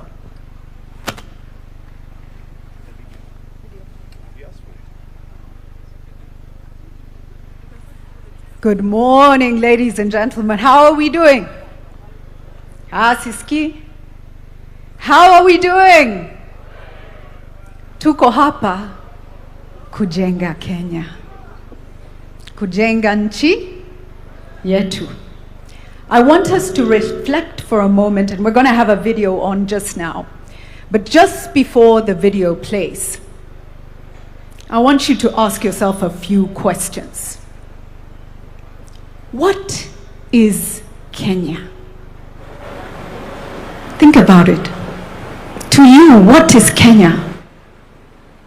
The other question I want you to ask yourself: how many nations enable their people to come together in a collective conversation on who we are and who we seek to become? How many nations? Our neighbors in Africa, around the world? How many nations give voice to the citizen in the way we are about to? And so please reflect on that. A video will play, and I'll come right back on the stage. Thank you.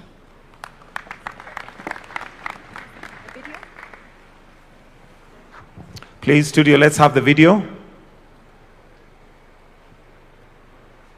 Naona inaonekana studio yetu hawajafikisha Vision 2060. Twende kazi.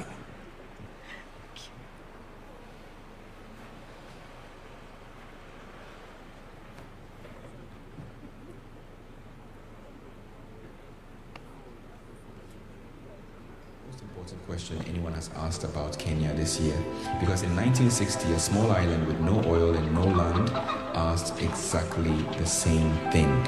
They moved a nation of villagers into high-rise flats. People carried their chickens up the stairs because nobody gives up a life on the word of a government. 60 years later, Singapore is the richest country in Asia. It still has no oil. It refines everybody else's.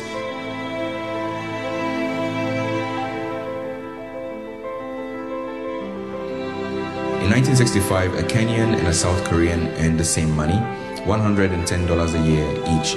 Today, the Korean earns $36,000. The Kenyan earns $2,400. China passed us, Vietnam passed us, Bangladesh passed us, Ghana passed us. Vision 2030 promised a middle-income country by the end of this decade. 4 years out, the government's own verdict is one word. So a plan for 2060 must survive a harder question than economics. Why trust the future to people you do not yet trust with the present? Hiyo maneno ya Vision 2060 is a call. The critics are not a footnote in this film. They are half of it. National development must never be left to chance or short-term politics. A charter written by Kenyans, built to outlive whoever is in State House, but paper is only paper. What does it look like on a Tuesday morning? 5 million people, 12 million journeys a day, a road network designed for a town. 30 kilometers underground, 25 stations, Eastlands to town in the time it takes to finish a phone call. Nairobi first drew this line in 1948, and again in 1972, and again in 2014. This time it is cabinet approved, county approved and priced. 1 trillion shillings. We are growing the wrong way.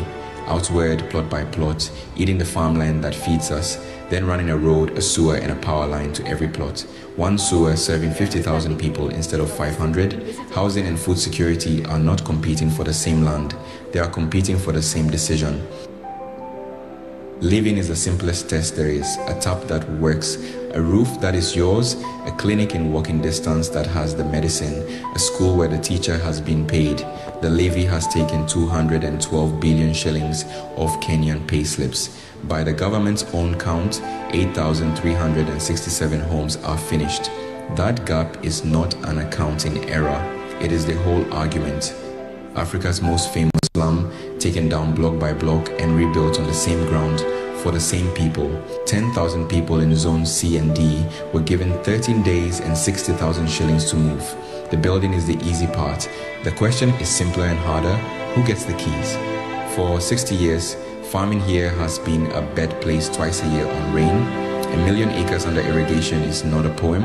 It is a decision about whether we eat what we grow. Galana Kulalu has been announced and re-announced since Vision 2030 was young. Here is the thing we keep apologizing for. We have no oil, our neighbors do. Singapore has no oil either. You do not need the resource, you need the position, the port, and the people.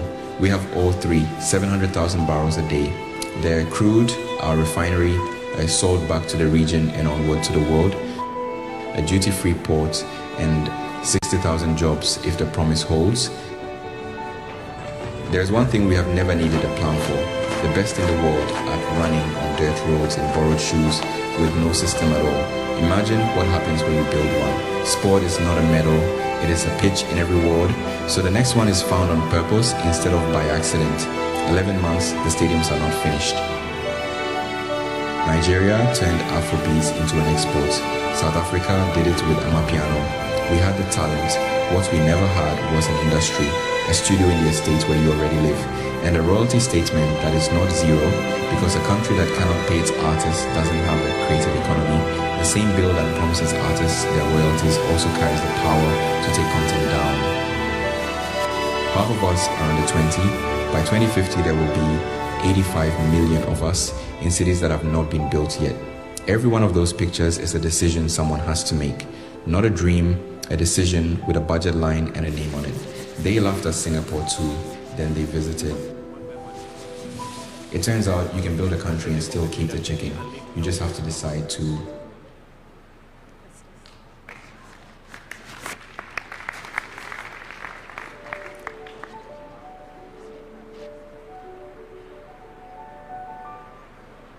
What Kenya do we choose? And we get to talk about it. We get to talk about it.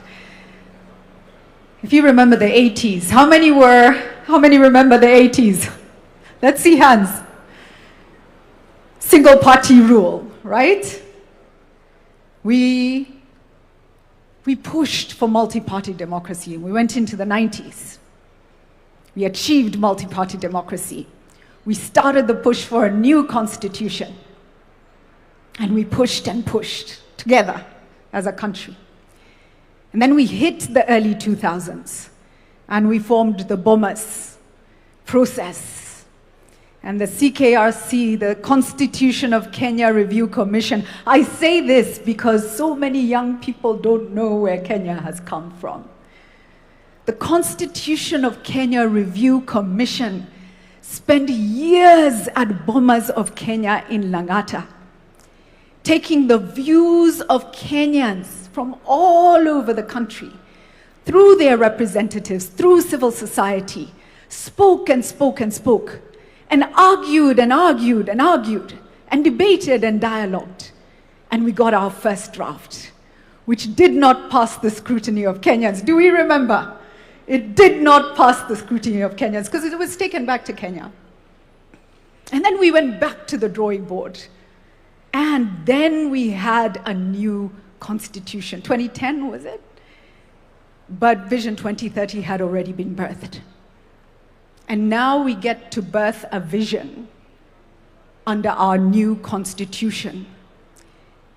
And many a time we are frustrated in Kenya. But how often do we stop to say, thank you, Lord, for a country where we can push for what we want. And for that, before I invite our panel, I want to ask us to celebrate our country and ourselves in ululation. I am so proud of being Kenyan because of processes like this. Ladies and gentlemen, leo we are all wananchi. Your Excellency, today we are all citizens. Is that okay? Thank you so much. Allow me now to invite our panel to come up and take their seats, and we will start a dialogue. Dr. James Mwangi, please come up. Let's give him a round of applause as he makes his way up. Daisy Amdani, who's the Executive Director of CRON, focused on community advocacy and awareness. Give her a round of applause. Dr. Mwangi, I didn't give your role because everyone in Kenya knows who you are and what you do. Please take your seat. Please sit where you are most comfortable. Next, let me ask Betty Maina, former CEO of the Kenya Association of Manufacturers, to come up and take her seat. Faith Beatrice, President of Daystar University Students Association. Faith, where are you? Please come up, give her a round of applause. Mwita Ian Matiko, student leader, Kenya Methodist University. Let's give him a round of applause as well. Festus Mwanza Kaluki, youth leader from Machakos, representing people living with disabilities. Let's give him a round of applause as he comes up as well. And also with us, Ambassador Bitange Ndemo. Please do come up and take your seat. He's Kenya's ambassador, I believe, to the Kingdom of Belgium. And the European Commission. Please do take a seat. Thank you all so much for joining this conversation. I will start with a simple question. How far have we come as a nation, in your view? And what have our greatest achievements been? And then from there, for you, where are we going? Where should we be going? And how do we get there? Can I start with a youth voice? Faith, kick us off. Thank you. Thank you so much for this opportunity. So one great achievement that we've seen is the development in terms of roads. We've seen Thika Superhighway under Vision 2030. That's one of the developments for Vision 2030.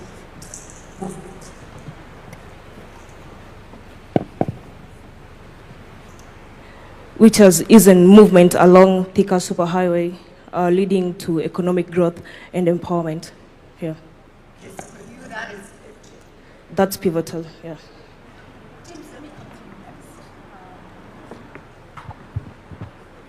Sorry, Kenyans are adaptable. When things don't work, we figure it out, right? So that's another wonderful thing about us. James, take us to your journey. Of course, you are part of Vision 2030. You have also been part of building Kenya, private sector, but also wings to fly, and development-wise, you've done a lot. How much have we achieved? And where are we going? Thank you very much. Thank you very much, Jury. Looking back, we have made very significant progress, but progress is always relative. You only appreciate how far we have gone if you look at our age of 60 years relative to other economies and their age. That's how you really appreciate. But at the Vision 2030, the data was out there. We are ranging between 50 and 80 in terms of achievement of targets. So when you get 50, you have passed. If you get 80, you have done very well. So it's really a question of relying on data. Could we have done better? I think Professor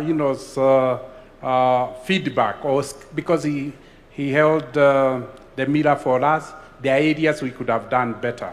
And that is why it is important to formulate Vision 2063 so that we can do better in the areas that we did well, but also continue to do well in the areas we did well. But I would like to single education and health.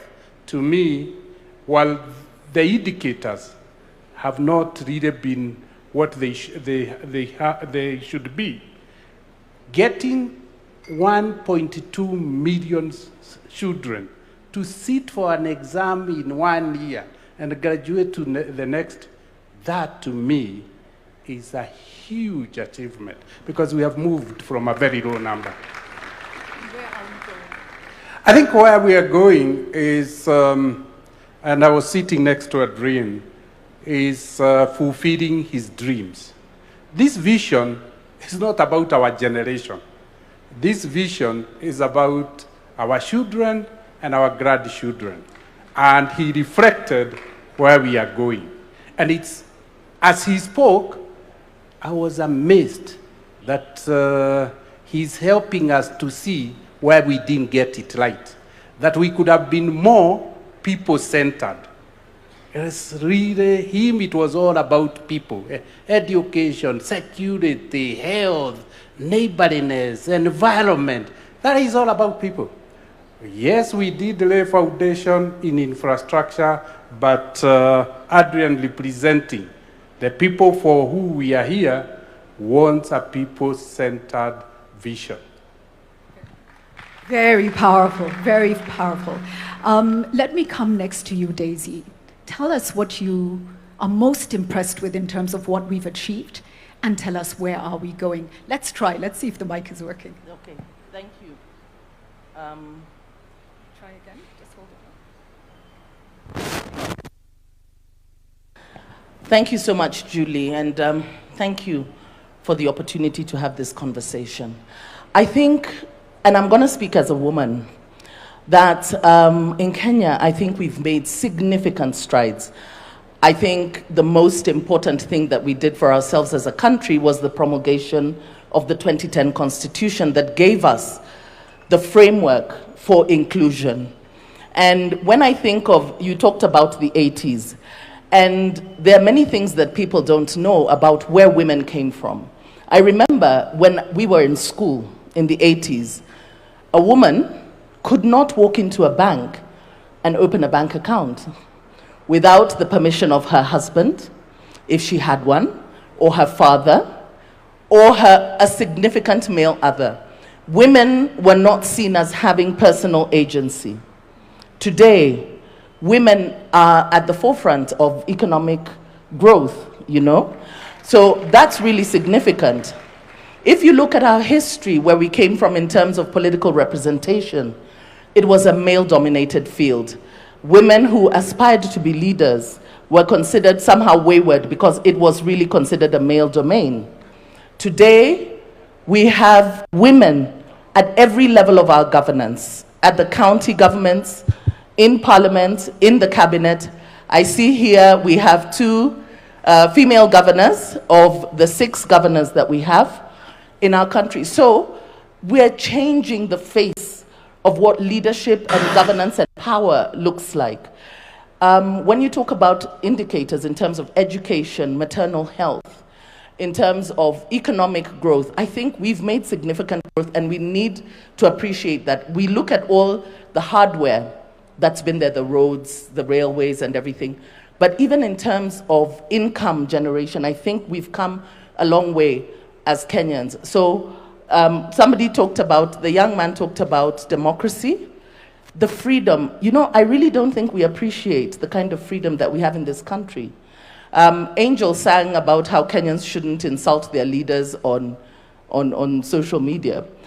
The freedoms that we have in Kenya, the ability to be able to speak and express yourself, I think this is something that we take for granted because it's not available in many other jurisdictions, but in Kenya we do, and that's why I appreciate this conversation, because it's giving us an opportunity to be able to have a conversation and channel our energies towards talking about the Kenya we want to see beyond Vision 2030, but also to diffuse some of the tensions that are there, because we agree that we're having this conversation within a context of a lot of uncertainty in terms of employment, economic pressures, and all that. So there's also skepticism as to why is this conversation coming at a time like this, just a year before elections. But I think it's important that we have it now. That's why it's important that we have it now. So even the ability to be able to gather here together, to have that conversation, the president calling us as citizens to have a conversation about what the future of our country looks like. I think we've come very far, because usually it's always top down. It's presented to you as citizens, not calling you in to come in. Let's have a dialogue, let's reason together, and let's vision our country together. That's incredible. Thank you for that. I think it brings me to Betty. Let me come to you next. And, you know, we were at the forefront of a lot of dialogue over the past 20 to 30 years.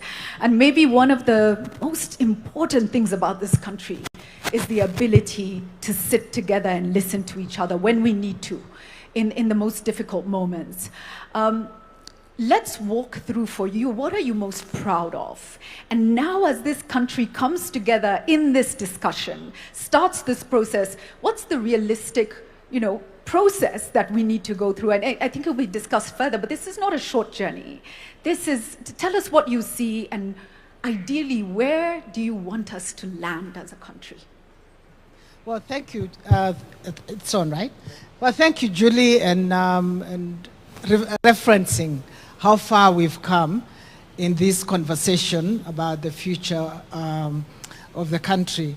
And like you, I'm actually very excited that we're having this conversation in this context, because we've had conversations about Kenya in the past, and it's not from the 60s, when we think about the futures work that was done by the NCCK. So Kenyans have been thinking about...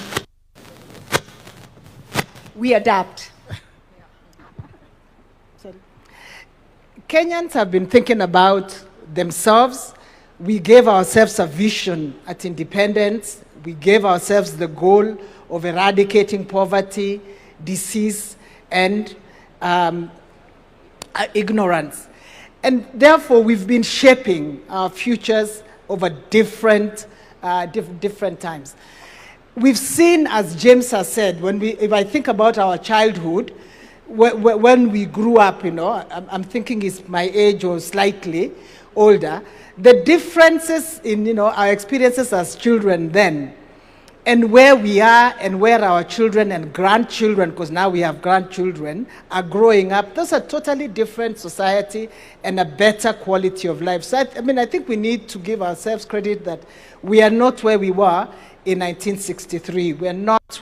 But we are not where we would like to be. So we've accomplished a lot socially, politically. We've celebrated the Constitution.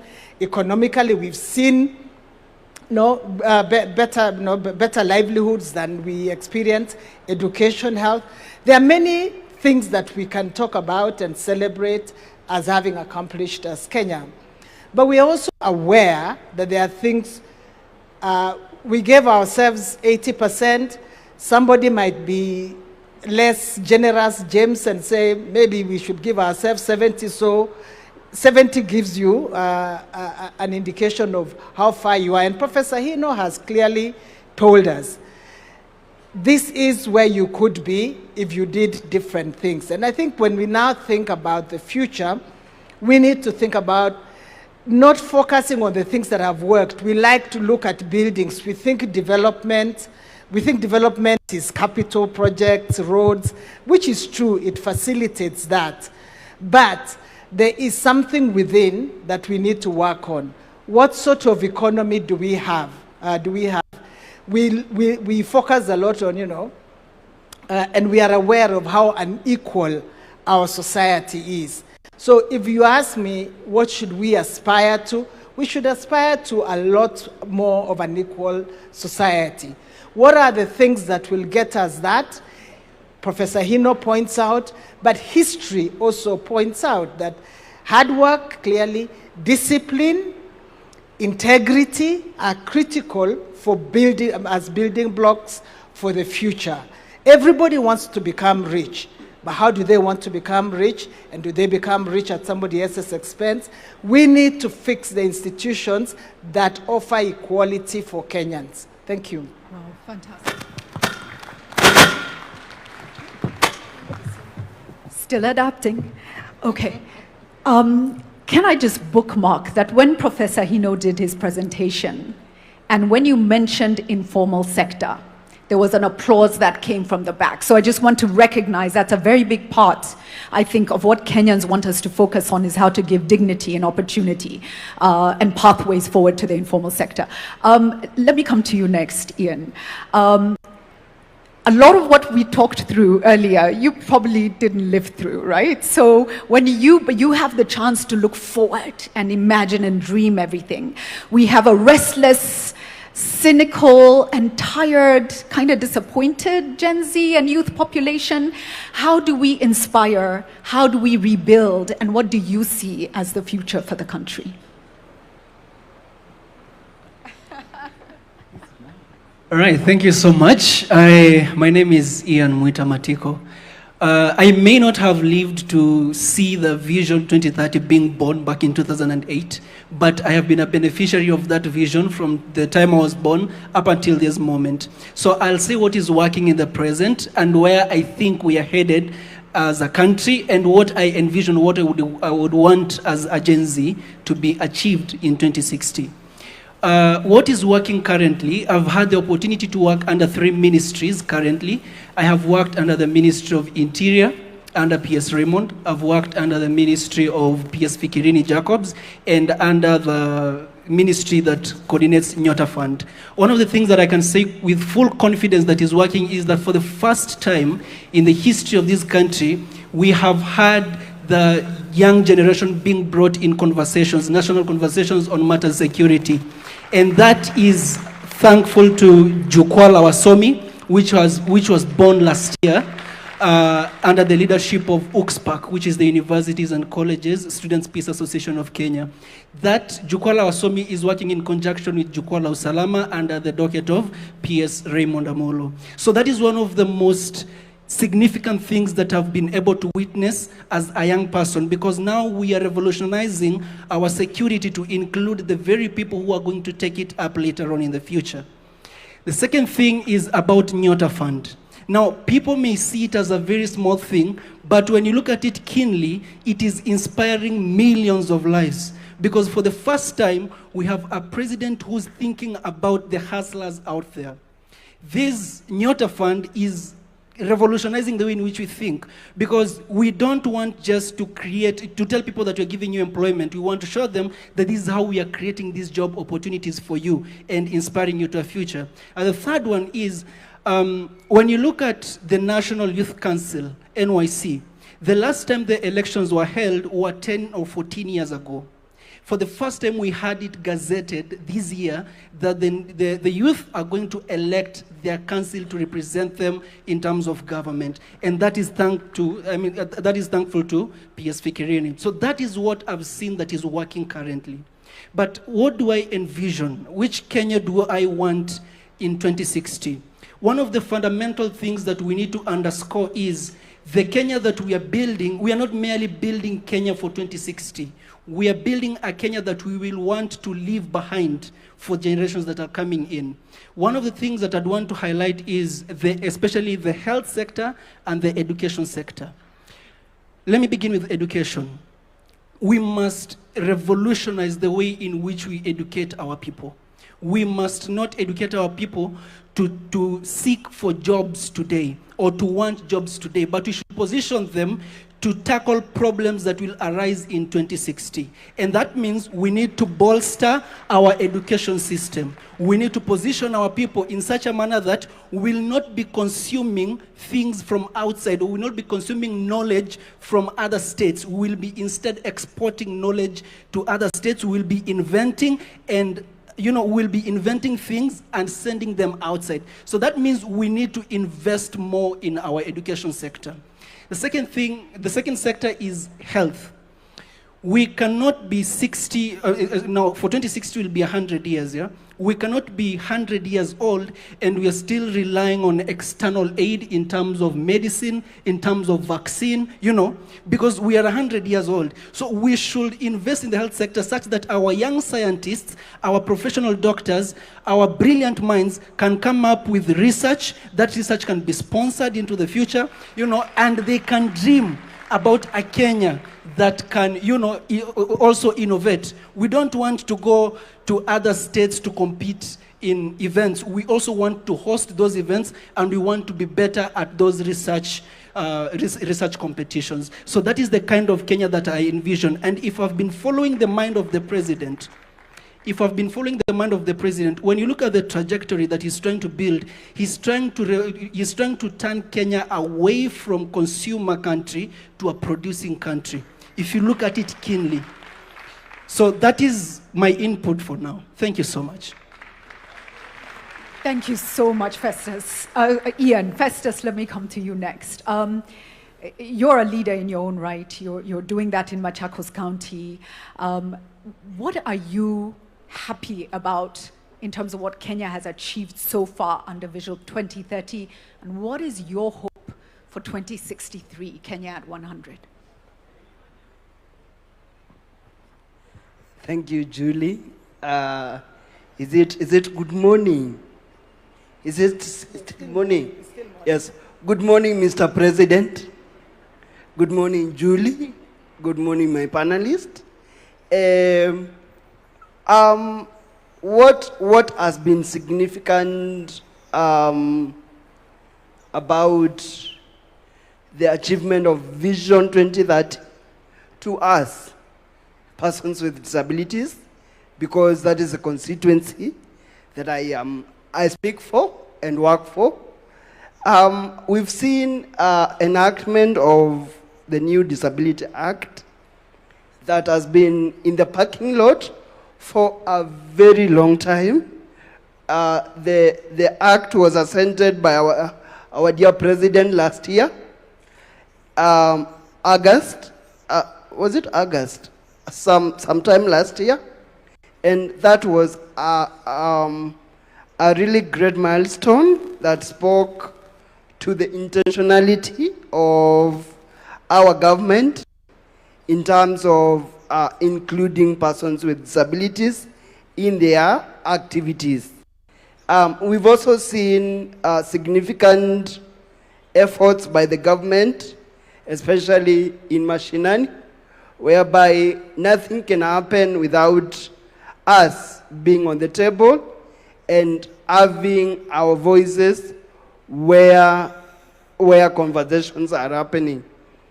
Kudos to the Ngao team and to the other government sectors like the judiciary and other parastatals of government. And the hope that I have, or the hope that I see is, number one, before I go to the hope, can I cite an oversight that I have seen? Because this is a conversation anyway. When we look around this podium, and online as well, we are missing a very critical accessibility format for those that are following online and those that are in this place with hearing impairment. It was an oversight, and I give it as a recommendation that next time that is looked at critically, because thank you. This being a national conversation, then it ought to carry us all to the other side of the river. And the other observation that I have made, I'm moving to my hope. I have also observed that in most of our activities or our events, we are not intentional about including persons with intellectual disabilities. When I speak about persons with intellectual disabilities, is the people that we sometimes shun away from because of their complexity of their disabilities, in that the way they take concept in and the way they give output out is a little bit different from everyone in our midst today. And I believe that is something that in our next roadmap, we should have an intentional way of targeting, really targeting persons with intellectual disabilities and those with autism.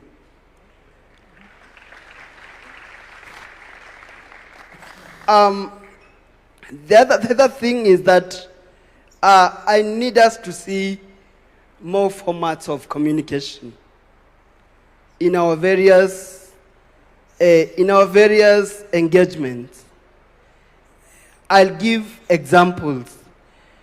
Persons who are short-sighted, that do not see small letters. How inclusive are we when we are projecting? Even I was struggling. In our screens, how inclusive was that? And those that use Braille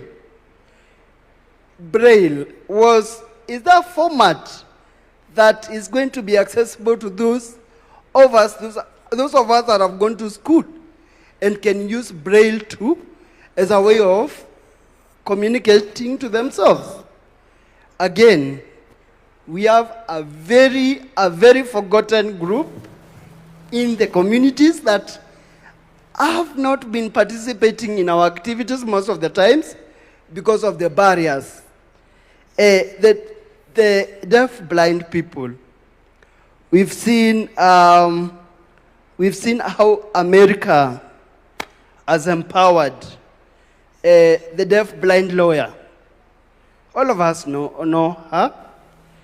We've seen how she even came to Kenya to inspire us, persons with disabilities, brought in by National Council and brought in to inspire and bring change a narrative that has been there of persons with deaf blindness are supposed to be left away.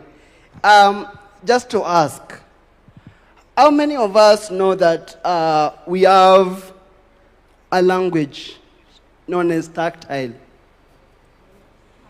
Tactile. Tactile. How many of us know that? Mr. President, do you know tactile? Do you know how it is used? Please, it is actually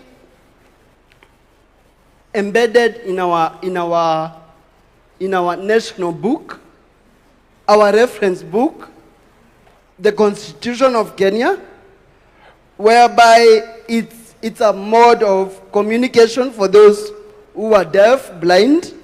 So we'd also want to see that in play, because it is mandatory to carry all of us to the other side of the river. Now, yes. I am going to my hope. The Kenya I hope to see. I hope to see a Kenya that is inclusive, a Kenya that is intentional, a Kenya that is led by us with diverse perspectives and disabilities. We need to be included, not integrated. We don't want integration. We want to be at the center of where conversations are happening. Thank you. Thank you so much.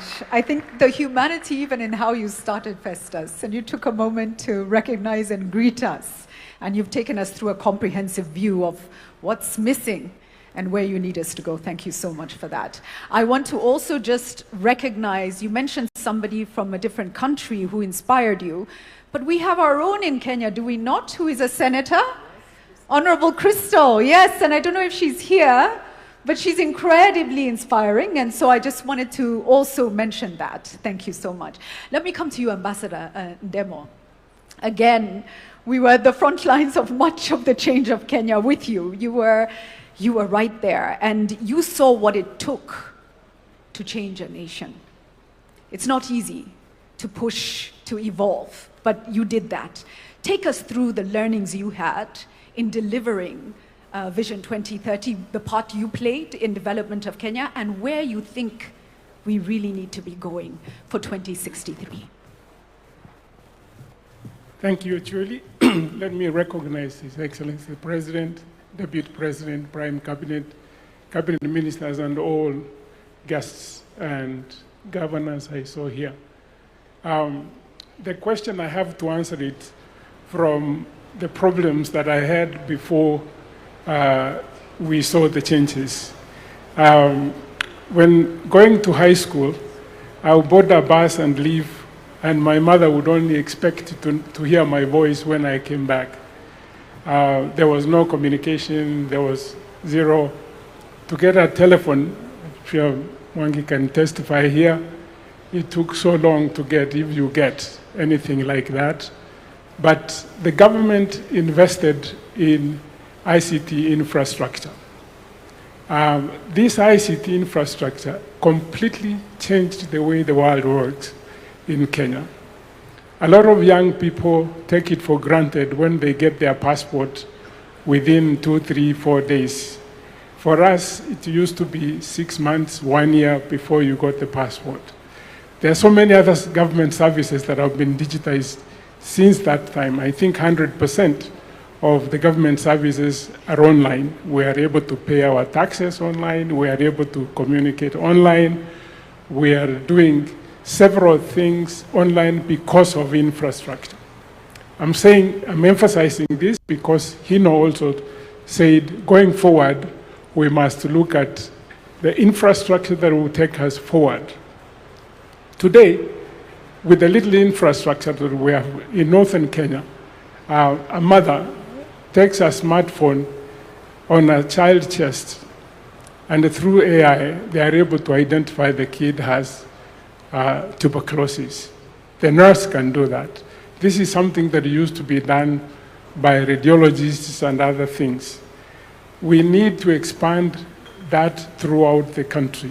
And what I'm saying, what we need going forward from today is actually to build the future infrastructure for AI, because AI is disrupting education, disrupting health, disrupting agriculture, and that we need to have its own infrastructure.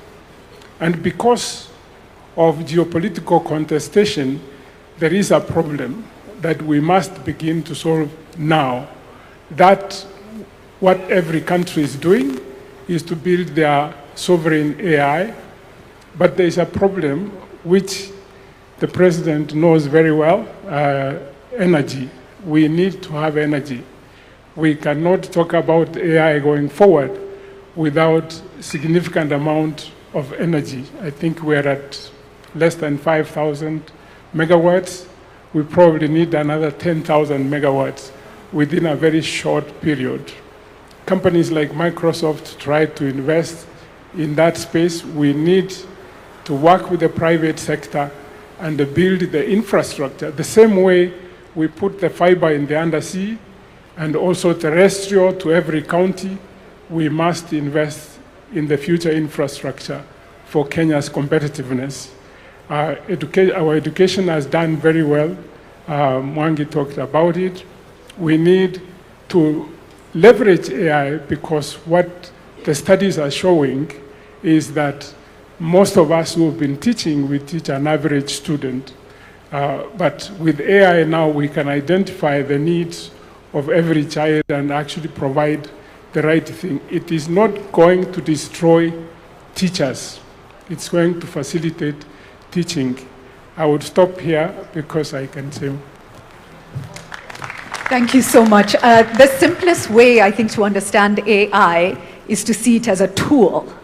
Ni kama jembe, yeah? It doesn't replace the person who needs to do the work. Maybe jembe is wrong in today's environment, but it's a tool. Your Excellency, I do want to come to you before we open to the floor. As a leader, same question. What are you proud of in terms of what we've achieved so far? And where are we going? But as a citizen, as a farmer, where do you really want us to go? Please tell us. Thank you very much, Julie. And good morning, everybody. Vision 2030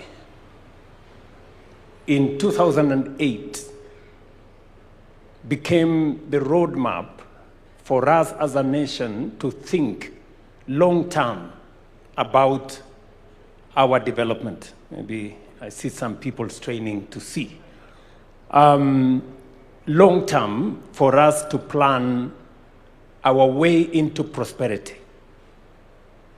And we must commend President Mwai Kibaki and the vision bearers then, who provided a platform for us to put together what today is finally in the sunset years. Vision 2030 has provided a framework for us to figure out our development.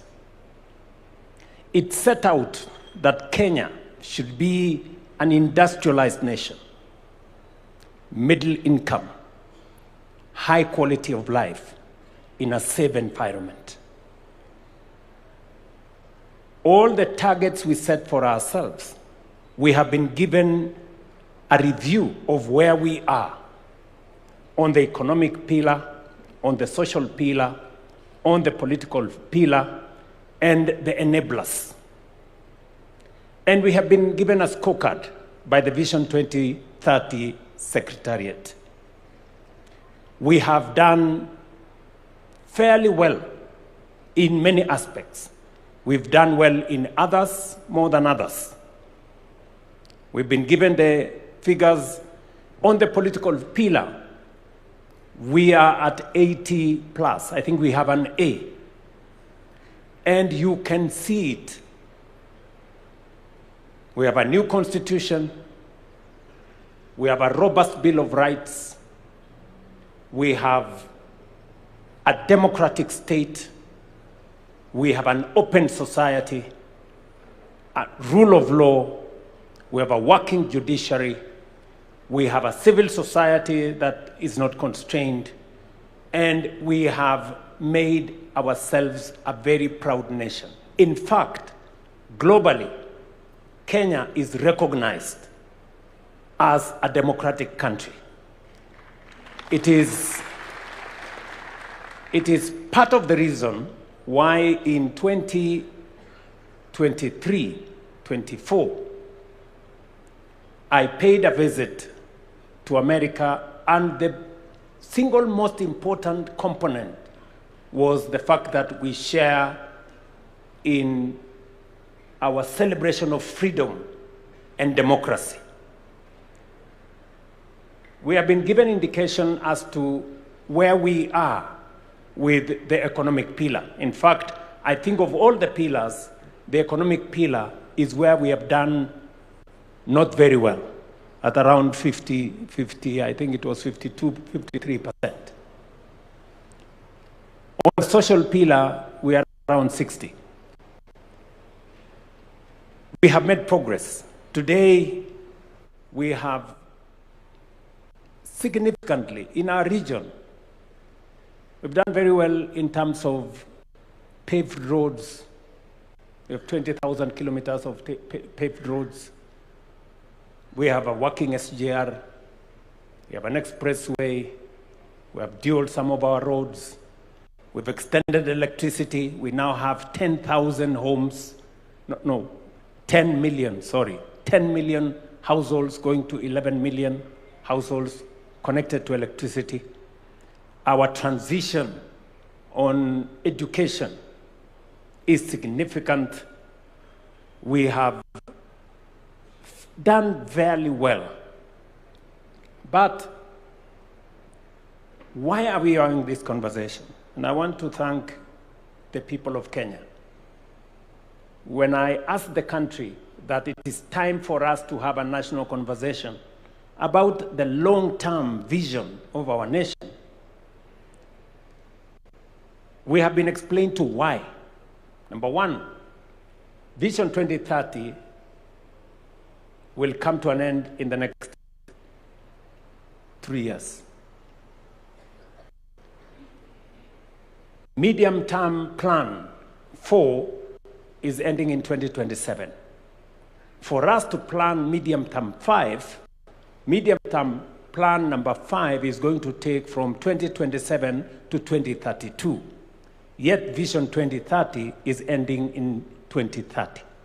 So we need to have the longer-term vision for us to be able to plan medium-term 5. Reason number 1. Reason number 2, when we figured out Vision 2030, 20-something years ago, the world was much different from what we have today. Technology had not taken the space it occupies today. The advent of AI was not with us. We didn't have the serious effects of climate change the way we have today. We had a completely different situation. It is important that at this point in time, we give ourselves another opportunity to think about the long-term development of Kenya in the context of the world that we live in today. Number 3, when Vision 2030 was developed, it was developed before the new constitution. The new constitution provides us with a better and clearer framework on how to think long-term. And therefore, it is important that we engage in this exercise in the context of a new constitution. A new constitution that does not request us to consult the people. No. it is mandatory. The reason why you find in some cases many people do not understand, do not relate to Vision 2030 was because there was no public participation to the extent that we know public participation as provided for in the Constitution at the moment. And therefore, we have an opportunity this time round, different from the opportunity that was in 2008, to formulate a long-term plan, one that is done by the people, not by government, not by bureaucrats, by the people themselves. And therefore, we need to give ourselves the opportunity, and this opportunity that we have to think about Kenya long term. We want to pick the minds of everybody, the farmers, entrepreneurs, students, technocrats, everybody. Let them tell us what kind of future that we all want to think about. And nobody should assume that any one of us has the monopoly of knowledge. This cannot be, and I make it very clear, this is not a government project. This is a people's project. So Kenyans must prepare themselves. It is a responsibility put on our shoulders collectively. And I will be speaking as a citizen as well, because I also have aspirations on what I think our country should be, beyond me being a leader today in Kenya. And number 4, just so that we contextualize this, the center of gravity, global gravity, in terms of growth, is moving to Africa. Africa today is pivotal. Why? Because of 4 reasons. Number 1, we have the largest reserves of renewable energy. We have the youngest population, a population that a quarter of the world's population will be living in our continent by 2050. Number 3, we have the largest market that is emerging. Number 4, we have the largest reserves of uncultivated arable land for food security going into the future. And therefore, as the center of gravity, global growth moves to Africa, we must position Kenya appropriately so that we become that epicenter. It is for those 4 reasons in my thinking that this is the moment for us to imagine the Kenya that we all want into the future. Many people may say, this being a year where we are going into politics, maybe this should not be the opportunity for us. Now, I want to tell them, Kenya is bigger than any election. For far too long, we have made elections to look like it is a matter of life and death. It is not. Yes, it is important. And the reason why we have not achieved some of our targets is because we have made our plans not with the foresight of the future, not thinking about the next generation, but simply thinking about the next election. And that is how we haven't met some of our targets. And I speak from a position of knowledge, and I speak from a position of experience. It's not always that you become a president of a country. I have the privilege to be the president today. And I want to speak from that experience. that the pressure that always you have, even when you know as a leader this is the right thing to do, you are told always, this will affect your next election, don't do it. This will affect your next election, don't do it. Many are telling me, oh, you know, why don't you concentrate on the next election? Leave this thing, it can be done some other time. I'm telling them, the next election will come and go. Kenya must think beyond the next election. Kenya must think for the next generation. And I want to ask all of us here to think beyond any election cycle or any administration. We must think about the next generation. Let me conclude. I hope I'm not taking too much time. Let me say the following. I have listened to the presenters. I've listened to Professor Anyang' Nyong'o. I've listened to Adrian, the good young man who is 7 years old. I have also listened to Professor Hino. And as we have this conversation, I have picked 4 things. Number 1, Professor Hino has said, for those countries that have succeeded, and he's given us examples of Singapore, Malaysia, he's told us about Vietnam, and all the other countries. What was central to their quantum leap was the people. Not the oil, not the gold or resources, it was the people.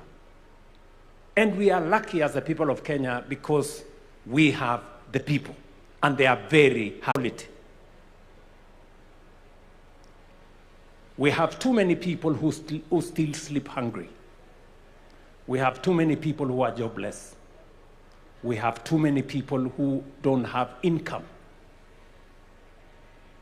We cannot progress as a nation when we cannot take care of the vulnerable. So Professor Hino has told us 20% of the bottom poor account for only 5% of income, while 20% of the rich people, of those of us in the higher category, control 50% of income. So 20% bottom, 5% of income, 20% top, 50% of income, meaning 10 times what the bottom has. We have to pay attention. We have to pay attention. How can people, how they access, how their children go to school, how their medical bills are paid, how they access employment opportunities, and how we create equality. Number 3, he has told us our opportunity is in raising small, medium, micro enterprises. We have an opportunity there. Sometimes we think they don't matter. But the good professor has told us that is where our opportunity is. How do we make micro, small, and medium enterprises grow? How do they access credit? How do they access opportunities? How do they access business? That should be we should pay attention. And then number 4, he has told us to pay attention to accountability, to dealing with corruption. He has told us 3 things. We now have a conflict of interest law, which we signed into law. There are many people who want to challenge it because it closes many doors on the people who have access to power, who want to use that power to access contracts and many things. Number 2, he has told us about EGP. We have been trying to implement EGP for many years. I am very happy that finally we have moved government procurement. Can be transparent. We can know who is being allocated, which contract, for how much, and whether it matches the market parity. And he has told us that technology must play a very central role. I was listening to Mercy Mwangangi, our CEO of SHA, and he was saying the single most serious challenge he faces is how to stop fraud. You know? And we are very happy that finally, using technology, we are able to stem theft, fraud, and corruption. And to the good professor who has said here, going forward, technology is going to play a significant role in us taking this forward. So, in conclusion, let me say this. To the people of Kenya, nobody has a monopoly of good ideas. Beyond Vision 2030 is our collective responsibility. We must step up. It is a constitutional responsibility to each one of us. It is an obligation to each one of us to implement the Constitution. And part of implementing that Constitution is to figure out how we appropriate, access, and avail all rights that are provided for in the Constitution to everybody in Kenya. Whether it is human rights, electoral rights, rule of law, access to water, access to education, freedom from hunger, making sure that the Constitution, what the Constitution says, that every citizen must access the highest standards of health, the highest standards of education, the highest standards of housing. It is our responsibility collectively for us to have a plan on how this is going to be attained. And we have the opportunity. I want to pledge here that government is not going to lead the talks. It is going to facilitate. This is about the people. Whatever platform that is required to be provided, we are going to provide the platform. Let the people, in their diversity, the religious community have ideas, private sector have ideas, farmers like myself have ideas, students have ideas, the academia have ideas, our good friends in civil society, they have ideas. Let us bring the cocktail of ideas and have a plan for our country into the future. It is our opportunity. Let us not abdicate. Let us not delegate. Let us not run away from that responsibility. It is our duty, it is our obligation constitutionally to make sure that we think about the future of our nation so that Adrian, sitting here with us, 7 years old, will know what the future is going to look like. Thank you very much. I hope I have not taken too much, but this is the opportunity for us, and I am very happy to be part of this as a Kenyan myself. And believe you me, I will be part of it as a Kenyan. Thank you very much. Thank you so much for that, Your Excellency. Thank you for the context. And Mark, just be on standby. I will be coming to you. That context is very important. We've heard that the center of gravity for growth in the world is shifting to Africa. The world doesn't want it to shift to Africa, but inevitably it is shifting.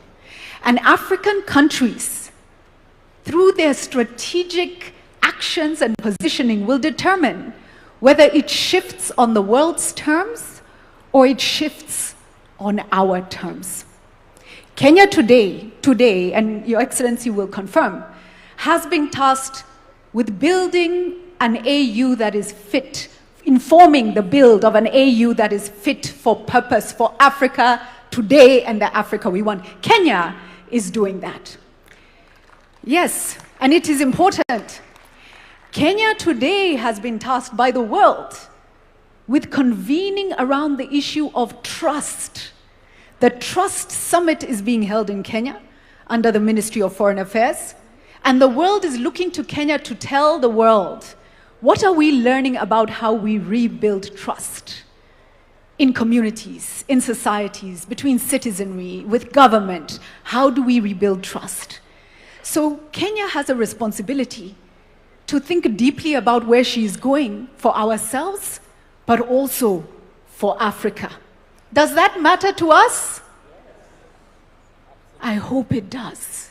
I hope it does. Mark, I'd love to come back to you now to take us round the room. Yes, I see Wananchi hands. We're ready to speak. Thank you. Thank you, Julie, and thank you for those who... So I'll just start here and then you'll pass it back to the lady right behind you, young lad. So crisp and short. Good morning, everyone. My name is Sean Karanja Kinyanjui. I'm an investment professional, born, raised, and living in Nairobi. I'm a portfolio associate at a Pan-African venture capital firm. So on a day-to-day basis, I get the privilege to speak to entrepreneurs across Kenya and Africa and deploy meaningful capital into their businesses. I give you this context because every day I get to see Kenyans and their talent and ambitions on a day-to-day basis and even back and support these businesses. But I also see a lot of strong ideas and entrepreneurs held back by gaps in capital, infrastructure, and execution as well. And so for me, a vision beyond 2030 is very personal because it affects the trajectory of my career in the investment space, fundamentally. It also affects the legacy that I leave behind for my family. I'll be not so old, but approaching retirement by the time 2060 comes about. And so I need to personalize these goals for you as my leaders so that you understand what needs to be done for me as Sean. I can't speak for everyone here and the mic will go around the room, but I have 3 key goals that I need to achieve by the time I am 60. And the first one is to be a captain of my industry. I want to sit like James Mwangi here on the podium and say, I'm a global allocator of capital, that people can come to Kenya and say, where's Sean? Let's give him capital. And under this framework of investment that we'll lay out for 2060, I will be able to manage and deploy that capital into our entrepreneurs and spur our economies. But for that to happen in this plan, we need to make sure that there is predictable monetary policies, strong and transparent institutions, investor confidence, so that when someone says, I am domiciling my fund in Kenya, they're not scared that most of it will go away to punitive measures or lack of transparency or get lost entirely because there's no strong ecosystem to support the businesses they invest in. And Mr. President, I do agree with you. Fundamental to that goal of mine is going to be eradicating poverty because businesses and the investors behind them are only as good as the income that the everyday Mwananchi has to spend on the products and services that these businesses offer. So that needs to be a thing. And Mr. President, just like you, I have a love and passion for agriculture. At our fund, we get to invest into agriculture products and projects across the continent. And I've seen the math, I've seen the data, I've seen the capital flows. And let me tell you, young people, agriculture is the way to go. We have the opportunity to become the food basket of the world. And one day I want to say that I want to step down from my role as the future James Mwangi and get into agriculture at scale. I want to become a farmer and export and feed the world. But to do that, the economics of farming in Kenya also need to work. Access to markets, logistics and transport, water, access to land, all of those need to work for that dream to happen. And my final dream, I just got married a month ago, and, and I plan to go forth and multiply. And so being a father, being a husband, being someone who raises a family in Kenya is core to me, because I need to make sure that my kids grow up in a meritocracy so that their education, their skill set, and the opportunities that are before them are what will open up doors for them, not their last name, not where they were born, who they know. That's the kind of future that I want for my children. And I want to be old in my 60s, living in a Kenya that works, and one that I can be happy in, and I can say, najivunia kuwa Mkenya. Thank you. Over to you. All right, let me pass it over to you. And let's keep it short and crisp. And Sean, just as an interjection, 60 is not to grow old. There are 60-year-olds here who feel targeted by what you've said. But I get your point, young man. 60 is not old. We still have very young 60-year-olds here. So, tuendelee nalo. Keep it short. Good afternoon, everyone. My name is Achieng Masawa. I come from the great county of Siaya and a woman representative aspirant. I'm a social impact and enterprise-based consultant. I had a privilege to study in Israel and also study entrepreneurship in US through Mandela Washington Fellowship. I'm also a former student leader at University of Nairobi, where I represented gender affairs and also vied for chairmanship back in 2015. And as we sit here today, I am so grateful that this conversation is taking place. It has been so long overdue. I come from a county where we are the source that have been on the streets far too long. And I'm really, really grateful that one of the least developed pillar is economic pillar. And being a youthful country with a young population, I believe, and today is the International Youth Day, I believe that focusing our every Kenyan to also develop our personal vision board to contribute to the growth of our country and to the journey to Singapore. Thank you so much. Over to you, over to you. Melody, you have someone? Thank you. Ladies and gentlemen, Your Excellency, first of all, my name is Hilary Ojwang. I am a Gen Z of this nation and a graduate mechanical engineer.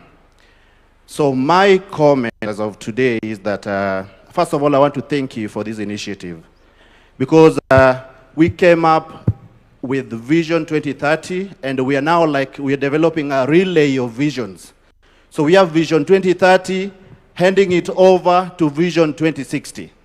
So as we hand it over to Vision 2060, we really just have to reflect and check back and see what is our progress in the social pillar. We have made some progress. Our progress in the political pillar has been significant. But our challenge, Your Excellency, which is the key and the core of changing the life of our people, is the economic pillar. And as a young person, as a Gen Z of this country, I want to thank you because you are saving us in disguise. Because when I'll be old, and in my 60s, in 33 years to come, the current generation, the generation Alpha, will be asking us for jobs and asking us, what did we do when we were young that they are jobless? That is why I'm taking you, because by Vision 2060, we are trying to solve the solution of creating jobs for our people. My comment is that as our president, and we are praying for you, and we are going to hand over the job to you once again in 2027. I just want to ask you that in that last term, Your Excellency, focus on the economic aspect kindly. Our young people are still hungry. We still have few opportunities in our country. We want our economy to be strengthened. You say that a significant percentage of our country, our land, which is arable, is still unused. Let us utilize that. Let us have food in our country that we can export. We can even process and export final goods to the global market. That way we'll have solved a lot of problems for our people and create opportunities. When you look around you, majority of the things here are imported. If you look at the speakers, the cars around here are imported. We will only empower our people if we can do much of the job here and export to the global market. Thank you so much, Your Excellency. God bless you, and I appreciate us for gathering here today. Asante sana. Naona sasa kipaza sauti upande huu pia kimeruhusu. Kuna dada hapa, jitambulishe kwa dakika 10 nawe toa mchango wako. Before you hand over the mic, ningependa participate. And to me, Your Excellency, I will say thank you very much. Kama si wewe, vijana wewe kwanza. Your Excellency, remember I'm a clinical student from KMTC, student leader. Na pia hii angalia mahali uangalia wanafunzi wamemaliza course zao za KMTC, and pia Masi Mwangangi angalia mahali hawa watoto pia. Tuangalie sisi wanafunzi wa KMTC, please. Hello. Before he just adjourns it, I'm Brian. I'm the founder and CEO of B. Malsons. I just have one review to just ask. We've been actually like trying to say how are we going to create more jobs. Currently in Kenya, we have almost like 11,000 startups. So if the government can just, let's say like back up these 11,000 startups and just, let's say like they just get funding, for example, each startup can just employ almost like 50 people. So those 50 people, as in if they are now given actually like money, they can actually now create more employment actually now for the young youths now. Hello, yeah. I'm sorry, let me talk. My name is Anne Adhiambo Onyango. I am a volunteering secretary actually for a community-based organization known as Tekeleza Mtaani Initiative. So my question is about climate action. For me, I define Vision 2030 as attaining goals for the 17 Sustainable Development Goals. So I'm gonna go to SDG number 13, that is climate and its impact. We've been seeing news being warned that El Nino is coming September to December. So apart from us sending Red Cross to rescue missions and all that kind of thing, what are we doing with the drainage? And what are we doing to make sure that the adverse climatic repercussions don't get to us as individuals? Kindly, when you are thinking about 2030, think about climate change and its impacts, because I work with the community and it is not looking good at the grassroots. Thank you. Asante. Sorry about the challenge with the sound, and we're trying to get, I had promised this young lady here, na hapa, na point 2, kwa sababu ya muda, lakini pia wewe utaposition watu pia. I love this sign. Let me just say, yes, I love the hands. I see you all. I appreciate that. And this is what we are starting. So atufungii mtu yote, lakini tunawapa wale ambao wanaweza zungumza kwa muda tu. I love the passion and I love the reaction. We just also need to give that side of the room. So that's why we're kind of giving an opportunity for those on the other side of the room. Young lady, please keep it safe, short, and then we will come to as many. But as you would appreciate, there's other parts of the program, and there's another opportunity for open mic. I promise you. I promise you. Quick. Thank you so much. I'm called Lucy Wanjiru Mbugua, a youth leader from Nakuru County, and aspiring senator come 2027 next year. And my question to the president is, there was a clip that Rigiji talked. We know Vision 2063 will go beyond your administration and possibly several generations.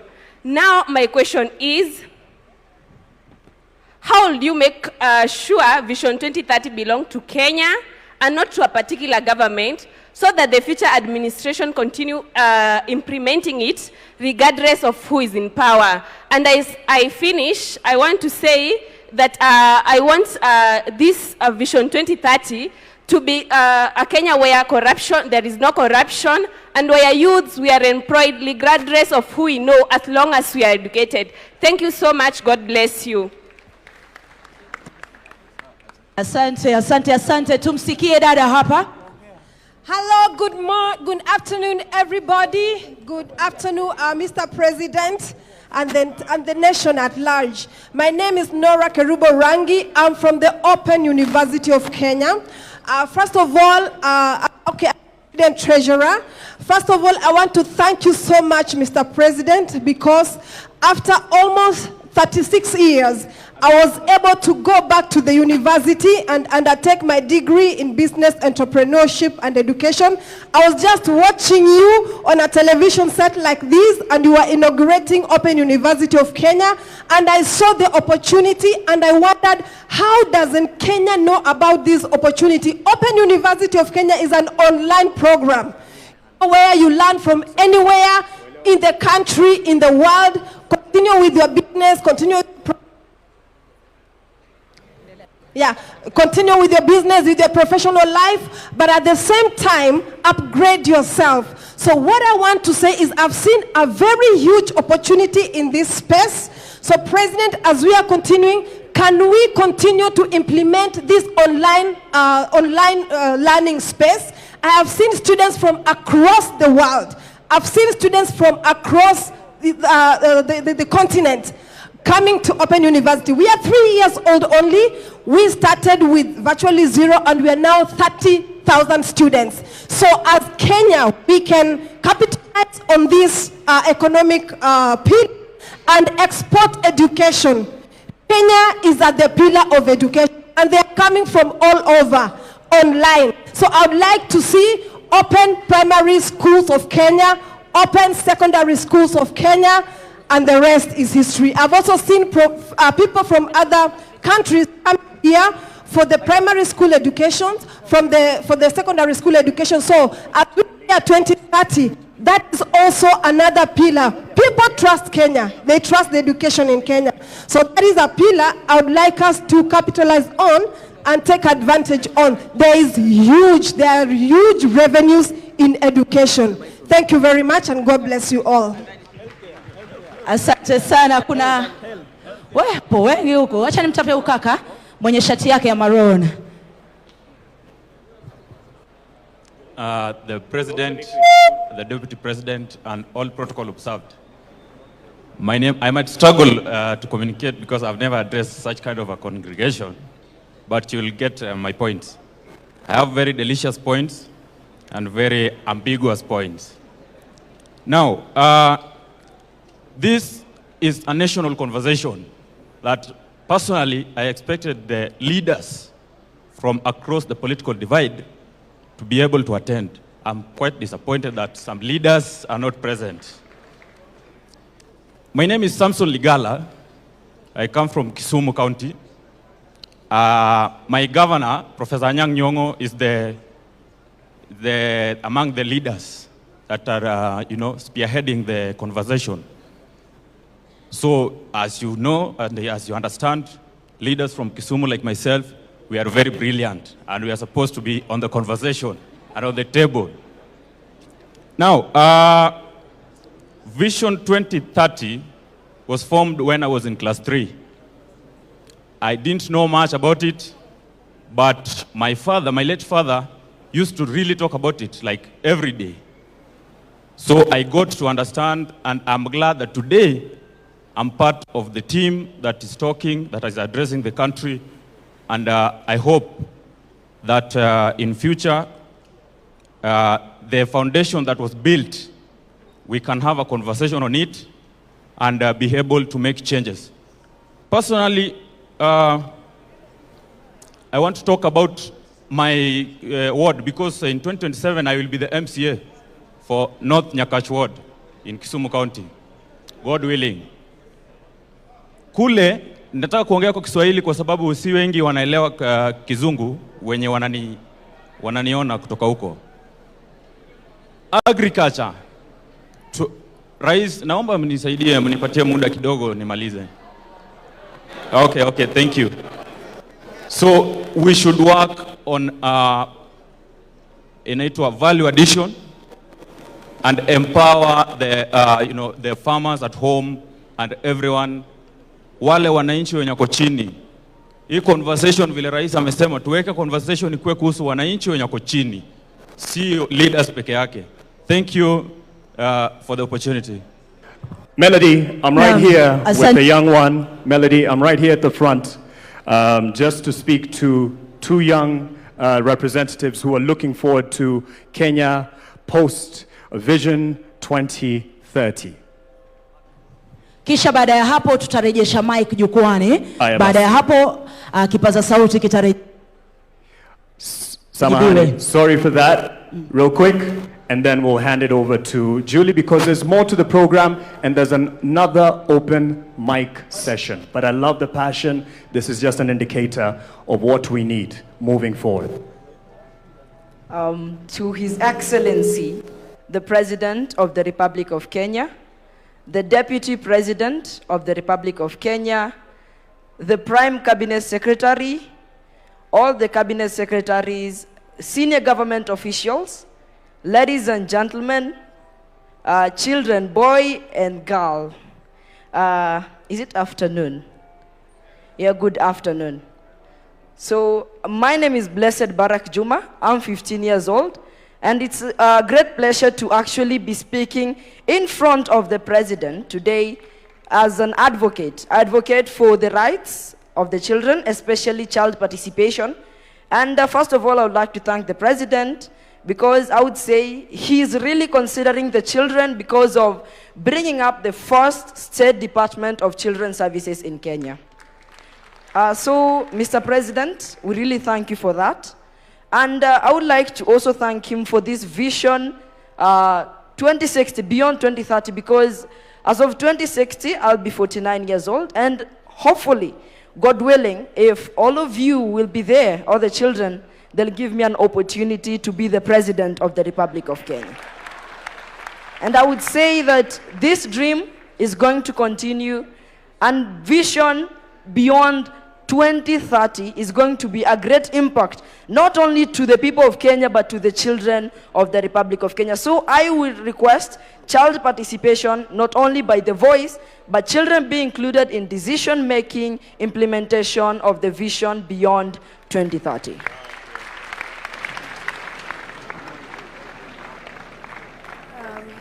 Good afternoon, everyone.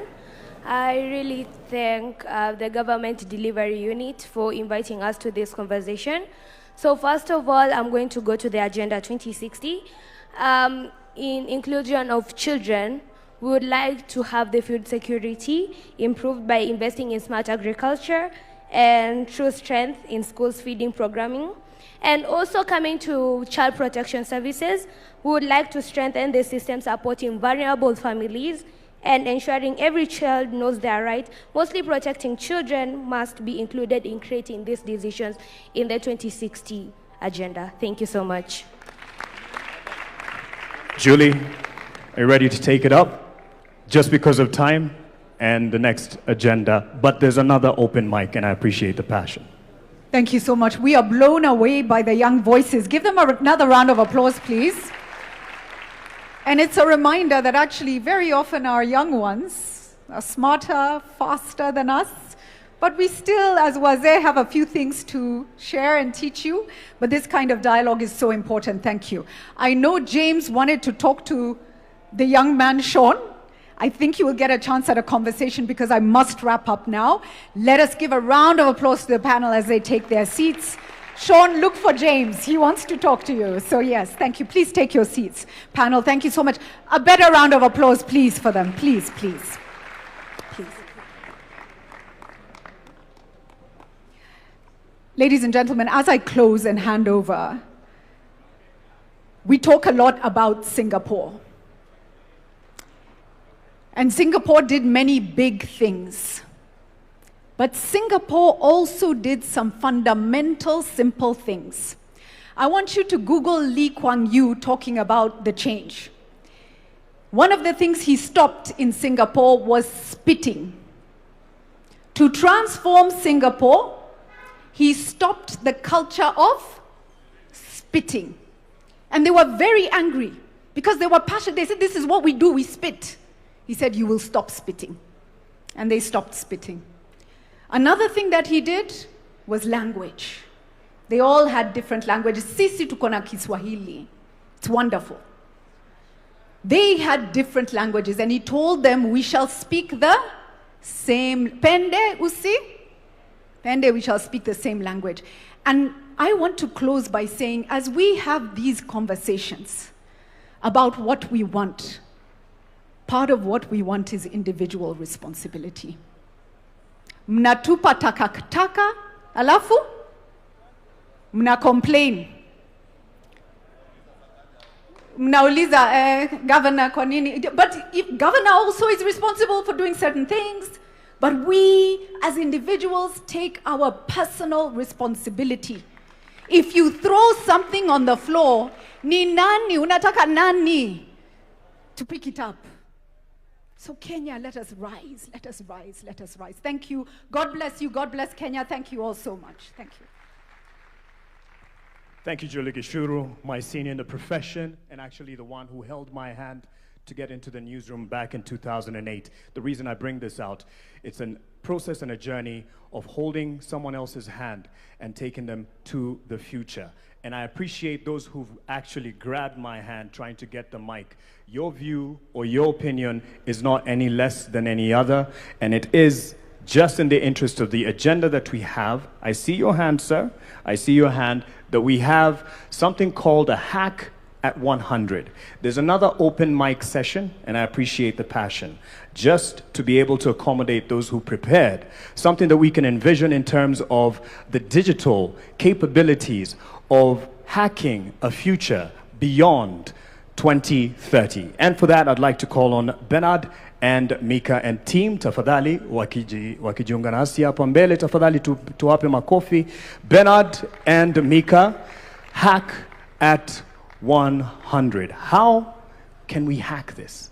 We hack Nairobi every time we are moving around with traffic. When someone told you how they got somewhere, ulisema uli hack traffic by taking a boda. Vijana, alo, alo. Alo, alo. We are here, we are building the future. I'm not feeling the energy. Vijana, halo, halo. Mr. President, halo, halo. Asante sana. When I say future yetu, tunasema tuko ready. Future yetu? Future yetu? Thank you.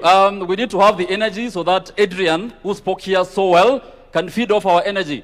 If we are building the future where everyone is bored, there is nothing to build. So, but then we are live on all platforms. We have a lot of creators who are live on X, Meta, Twitch. There's a matatu parked outside, 2 of them. They are streaming on all platforms. So Hack Kenya 100 and Beyond Vision 2030, hackkenya100.com. We are live. Go online. We'll plug you with all the latest updates. Your Excellency, Dr. William Ruto, Your Excellency, Deputy Kithure Kindiki, thank you for organizing this session. And all protocols observed.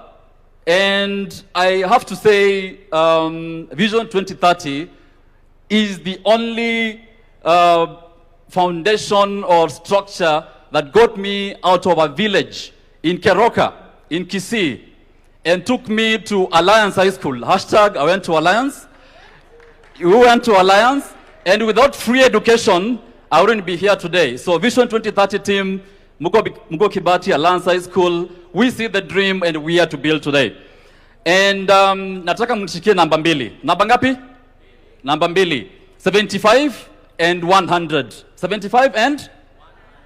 After we are done, mwenye atakumbuka zinamaanisha nini, utaniona nyuma ya tent. I'll give you something. But before we jump into it, I would like to introduce my team who has been behind an activity we've been doing for the past 1 week. We are running a Hack 100 hackathon where we had over 10,000 young people all over the world applying for them to propose bold ideas, bold visions in terms of where they want to see Kenya at 100. We had applications from San Francisco, California, Frankfurt, Shenzhen, all over the world, because everyone wants to be part of building our future. So I would like to introduce my team, starting with Kevin, and we can jump into the next 15 minutes or so to show you what we have. Kevin? Thank you, Bernard. My name is Kevin. I work with young people to help them articulate their ideas and their passion so that they can be understood by people who want to build them out, invest, and I'm here to do strategy and coordination. Hello everyone, my name is Shannon Oduor. I am an advocate of the High Court of Kenya. I'm representing the legal team on this Hackathon 100. Right, my name is Naini Lankas. I also work with Shannon, and part of what we do for Hack 100 is that all of the hacks, the solutions, and the innovations that are coming our way are anchored in the Constitution. So we are keeping that in mind in everything that we are doing for Hack 100. Thank you. Good afternoon. My name is Jane Martha. I work under Hackathon, and I'm part of it. I conduct issues on strategy and governance, and I also deal with the creators that you've heard. I'm one leading them. Thank you. Good afternoon, everyone. My name is Arthur Kamau, and I'm part of the team handling the sports sector. Good afternoon. My name is Micah Mathenge. I'm a CEO of a company called Venture Money. I work in the investment banking space, and I work with young entrepreneurs who are looking for investment in Kenya and abroad. Thank you. Asante sana. They'll come back to stage shortly. Don't worry about my dressing. I was told to dress down to represent the youth. So si suti sina, niko na suti kadhaa. Remember the numbers I gave you. How many were they? How many were they? 2 numbers. Which one and which one? This side, which number? This side? Aya shikilia hivyo hivyo as we watch this clip for you to understand what those numbers mean. Media team?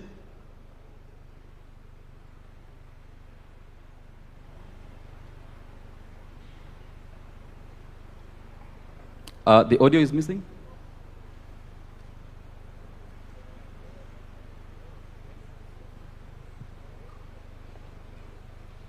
As they play the video, those numbers mean 2 things. 75% of Kenya's population are under the age of what? 35, right? And if we are not involving them in building this future, we have no future we are building towards. And personally, by the time we are 2063, I'll be probably 70 years old. So I'm building this future for our kids and for our kids' kids. So it's very important for us to involve our young people in building the future we are building today. And I'm not sure that the video is ready. The media team. We invited young people from all over the world to submit bold ideas in terms of what they want to see.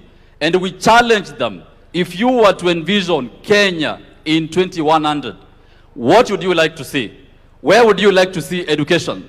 Where would you like to see energy? Where would you like to see technology and AI? Personally, I'm a co-founder of a company. I lead teams across the world, teams in Nairobi, teams in Lagos, San Francisco, and Cape Town. Every day we see how AI is changing how we work, right? Professor Bitange said AI is going to change how we are going to work. So how are young people seeing all these changes that are currently panning out across the world? So the future we are talking about, young people have started building that future today. And the idea we had was, we had a hackathon happening across the country, and builders were building ideas, and all of them were assessed by a team that is capable to actually analyze which idea has the potential to have an impact for over 1 million people. And we had a bunch of them who are building those solutions. And I would like Micah to come and introduce some of them here as we wait for the media team to play the video clip. Micah? Thank you so much, Bernard. I would like to invite a few people that were very innovative in the hackathons that we've had. But before I invite them, I'd like to tell you that the youth of this country today are not thinking about problems that we are having in this country. They are thinking of solutions. And I'll give you an example of one of the solutions, ICT solutions, that has been profiled to us. This is a solution that has been created by the youth. It's for savings. The youth are saving. So I'll give you the example here is for a child who is 7 years old, and he's working with his parents, and his parents are saving 200 shillings every single day to buy him a PS. The app that has been created, which is for beyond 2030, definitely. The app that has been created has reminders, but the reminders from the child are more consequential than the reminders from the app. And so we are looking at children who are learning discipline. They are learning the importance of investing. They are learning how to invest small, waiting to grow big from the innovations that we have. I would like to invite Felix from Sanifu. I don't know if he's around. And if he's not around, I'll invite Naini Lankas to come in and talk about the investments, the legal avenue that we have, the legal infrastructure. Come. Yes, come. Hi everyone. Thank you so much for the opportunity. Thank you so much for this initiative to actually look at Vision Beyond 2030. So my name is Sidney Rema. I'm a co-founder and CEO at a company called Sanifu AI. We are kind of the frontiers of AI in Kenya for small businesses. We are servicing many across Africa, not just in Kenya. Most of the big companies, around use Sanifu AI to process things like orders, invoices, pay taxes, and all that. So I think for today, beyond 2030 for us, what we are looking at is we are enabling a new digital economy. We're enabling a new digital economy. Sanifu has the capability to enable young people who don't even have any coding skills to be able to actually build data applications by just describing it, which means we are seeing more people opening AI agencies, servicing businesses that have never accessed AI before. And one interesting thing you'd actually note is that, yes, we do have all this conversation about AI, but I don't think people really conceptualize what's happening. And I say this as let me say as an ex-user. You always have people saying, hey, these are things that are happening maybe in the US and other countries, but they don't really conceptualize what is actually happening. And I would like to suggest something. Maybe the team or the task force that is planning towards Beyond Vision 2030. If there's one single investment that will actually make, that will significantly change the country or significantly change the future of the younger generation right now, is deliberately investing in training in AI and technology. You can build all the roads in the world, that's good. We'll build the roads, we'll build the infrastructure, but if we cannot stimulate the young people to actually understand how to quickly adopt AI and technology very fast, I don't think we'll actually have the leap that we're expecting. And I'll give you a good example. A few years back, we were doing charity in different children's homes where we were issuing computers that are old from, all these government offices. And we were training kids as young as 5 years, 7 years, 8 years old on how to use basic computers. And you'll actually be surprised what kind of applications they're able to build by the time they're 13. So yes, I think that is one ask. The second ask, allow me, the second ask is I've built startups for the last almost 15 years. And I'll tell you for sure, we always feel alone. I've raised capital from some of the biggest investors in the world, but I see so many startups dying every single day. I see startups that are actually building not just for the Kenyan market, but for the African market as a whole. They die every single day. There is no proper structure for support. There is no investor incentives. There's a lot of changing policies that are making investors not want to invest in us. And I can tell you for sure, if you really and truly want to invest in the young people, think about tech and AI. And don't think about it in terms of suggestive, hey, schools teach this and this. No, mandatory. Make it a mandatory class. Make it a mandatory class across the entire curriculum, essentially, for that. That's my 1-2. Thank you so much. Thank you so much. Because of time, the media team, you can play the clip in terms of how the young people want to see the future that they want to build today. Things that Sydney and the team are building, we want to see how do they look 100 from now. Now open them. This is Kenya at 100. And it begins in our classrooms. Every child learning, creating and dreaming with a world-class education made for them.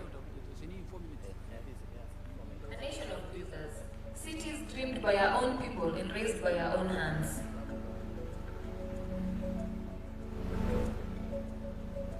Every corner connected, from the lake to the ocean, no Kenyan left behind.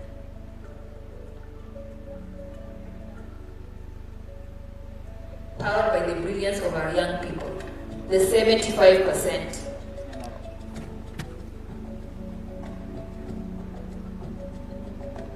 feeding ourselves, sustaining our land, prosperity grown at home.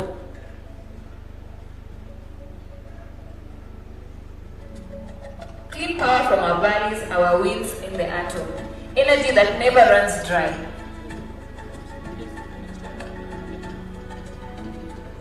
Made in Kenya, built by Kenyans, traded with the world.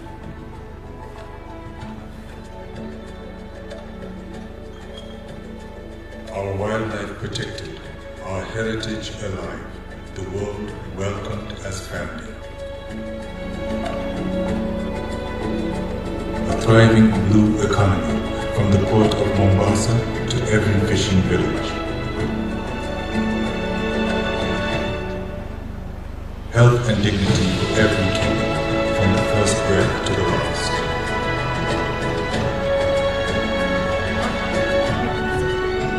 But this future is not a promise, it is a project, and it begins today with you. And we start building today. A time capsule travels across all 47 counties, awakening builders and dreamers. Your ideas, captured and preserved. The boldest go into development with seed financing ready. Kenya 100, future yetu, tuko ready. Future yetu? Future yetu? Now you understand the concept of the 100 and the 75, right? Very good students. In this presentation, you've seen a time capsule. Have you seen it? So this time capsule was conceptualized by the over 10,000 young people who applied for these ideas, and it will be flagged off by the matatus we have. There's a time capsule there that will be going across all the 47 counties to collect views, to collect ideas from the young people so that they start building. And there is available financing of at least $1 million shillings per the bold idea that will take Kenya to the next level. I would like to invite Kevin to slightly talk about the capsule, then we finish up. I am a beneficiary of the friendship of Alliance High School alumni. Bernard drags me into every room that opens up for him. So I am very grateful to Alliance High School for that friendship that they extend to people. My young creators also tend to speak very quickly, and so I get the work of explaining things a bit carefully because we are required to bring everybody along. So will you allow me to do that? So what didn't land before the video happened is a website that has been created by this able team. The website is live as we speak, hackkenya100.com. This website is being populated and advertised by a group of young people who you may not have met because they are in the far end where there are two matatus. Now, what is happening, many people who are picking up the mic, they are addressing His Excellency. What these young people are doing, they are saying, Your Excellency, we have a solution to help because the government cannot create jobs for everybody. And in our presence, we have a 16-year-old who has already announced his intention to eye the same seat. So young people who are in our midst, we must quit asking the government and we must start building solutions. And what this team has done, they have provided a website where if you see a shortcoming in any service delivery, propose it as what they are calling the hack. Are we together so far? So, you would be saying, Your Excellency, we have provided a hack. Can we get funding for this hack? Now, these ideas are not limited to Kenya. I need you to know we have a community of over 400,000 Kenyans in the diaspora. In the interest of time, I may not go through all of them. So the hack involves how can we interact with Kenyans in the diaspora? We have very many Kenyans who, many years we've been exporting our brains. We export our brains from Nyeri, from Kericho. We export our brains everywhere. Somebody said when you're in front of the head of state, there is heat. The heat is acting on me. Allow me to gain my composure. Aya, sawa. So now what is going to happen is that there are communities of Kenyans in the diaspora. How are we connecting with them to link up with them and solve these solutions? Because in our interactions with Kenyans in the diaspora, they want to come back to Kenya, isn't it? You know Kenyans in the diaspora want to come back to Kenya, isn't it? What will they find? They will find these businesses that they need to expand. And so if you are in our midst and you're following us, that is what Hack 100 is about. Allow me to do the second bit of explanation, which my team did very quickly. And I will use a visual aid. Why? We must bring everybody along. Are we together? So they mentioned Hack 100, and then they said there's a capsule. So we carried a capsule to be able to explain where the idea of the capsule came from. So a capsule is this shape, and I know it is small. So we carried a bigger one so that we bring everybody along. So this capsule is going to go everywhere where Kenyans are so that you can put your ideas in it. So I'm going to open this capsule. So this capsule is going to be the conversation builder amongst young people. Instead of begging the government to do things, what ideas have you put in this capsule so that when we reach your location, we can unpack the contents of this capsule. When this capsule goes all around, we will preserve our memories, we will preserve our aspirations, and it is proposed for these ideas to be preserved, and hopefully when we celebrate Kenya at 100, it will be opened to see, did we make it? Did we not? Was the dream achievable? Thank you very much. Thank you so much.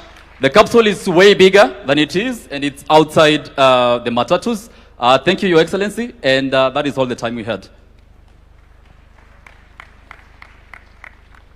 Asante sana. Thank you to the team, Bernard, and the rest of them, Mika and all. This is just the beginning. There's an online platform where you can interact with all the features that they have showcased here, and you'll be able to do that. And again, just to reiterate, as I call on the next round of stakeholders who are here in many ways as representatives, as citizens, but also with the bodies that they represent, the sectors that they represent, I should say.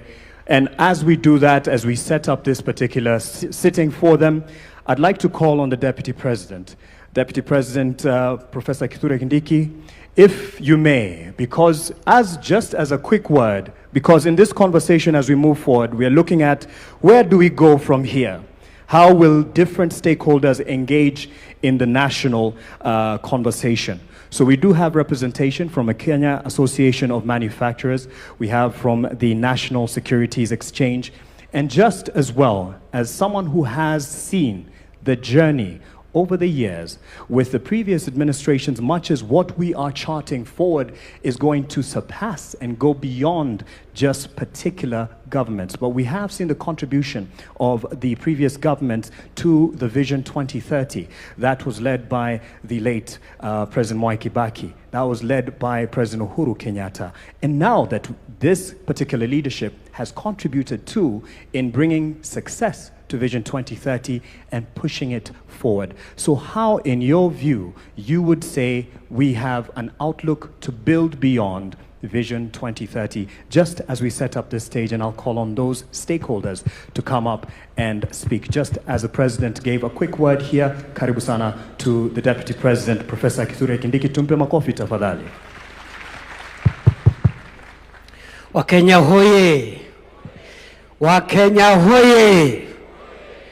Mheshimiwa Rais, Nimeulizwa ya kwamba kwa dakika 3 niseme hatua ambazo serikali imepiga katika kupeleka Kenya mbele na ruwaza ya kuboresha maisha ya Wakenya ili tuwe kati ya nchi zilizoendelea katika siku za usoni. I am proud to report on behalf of the government of Kenya that the last 4 years, under the leadership of President William Ruto, we have been able to do a number of things.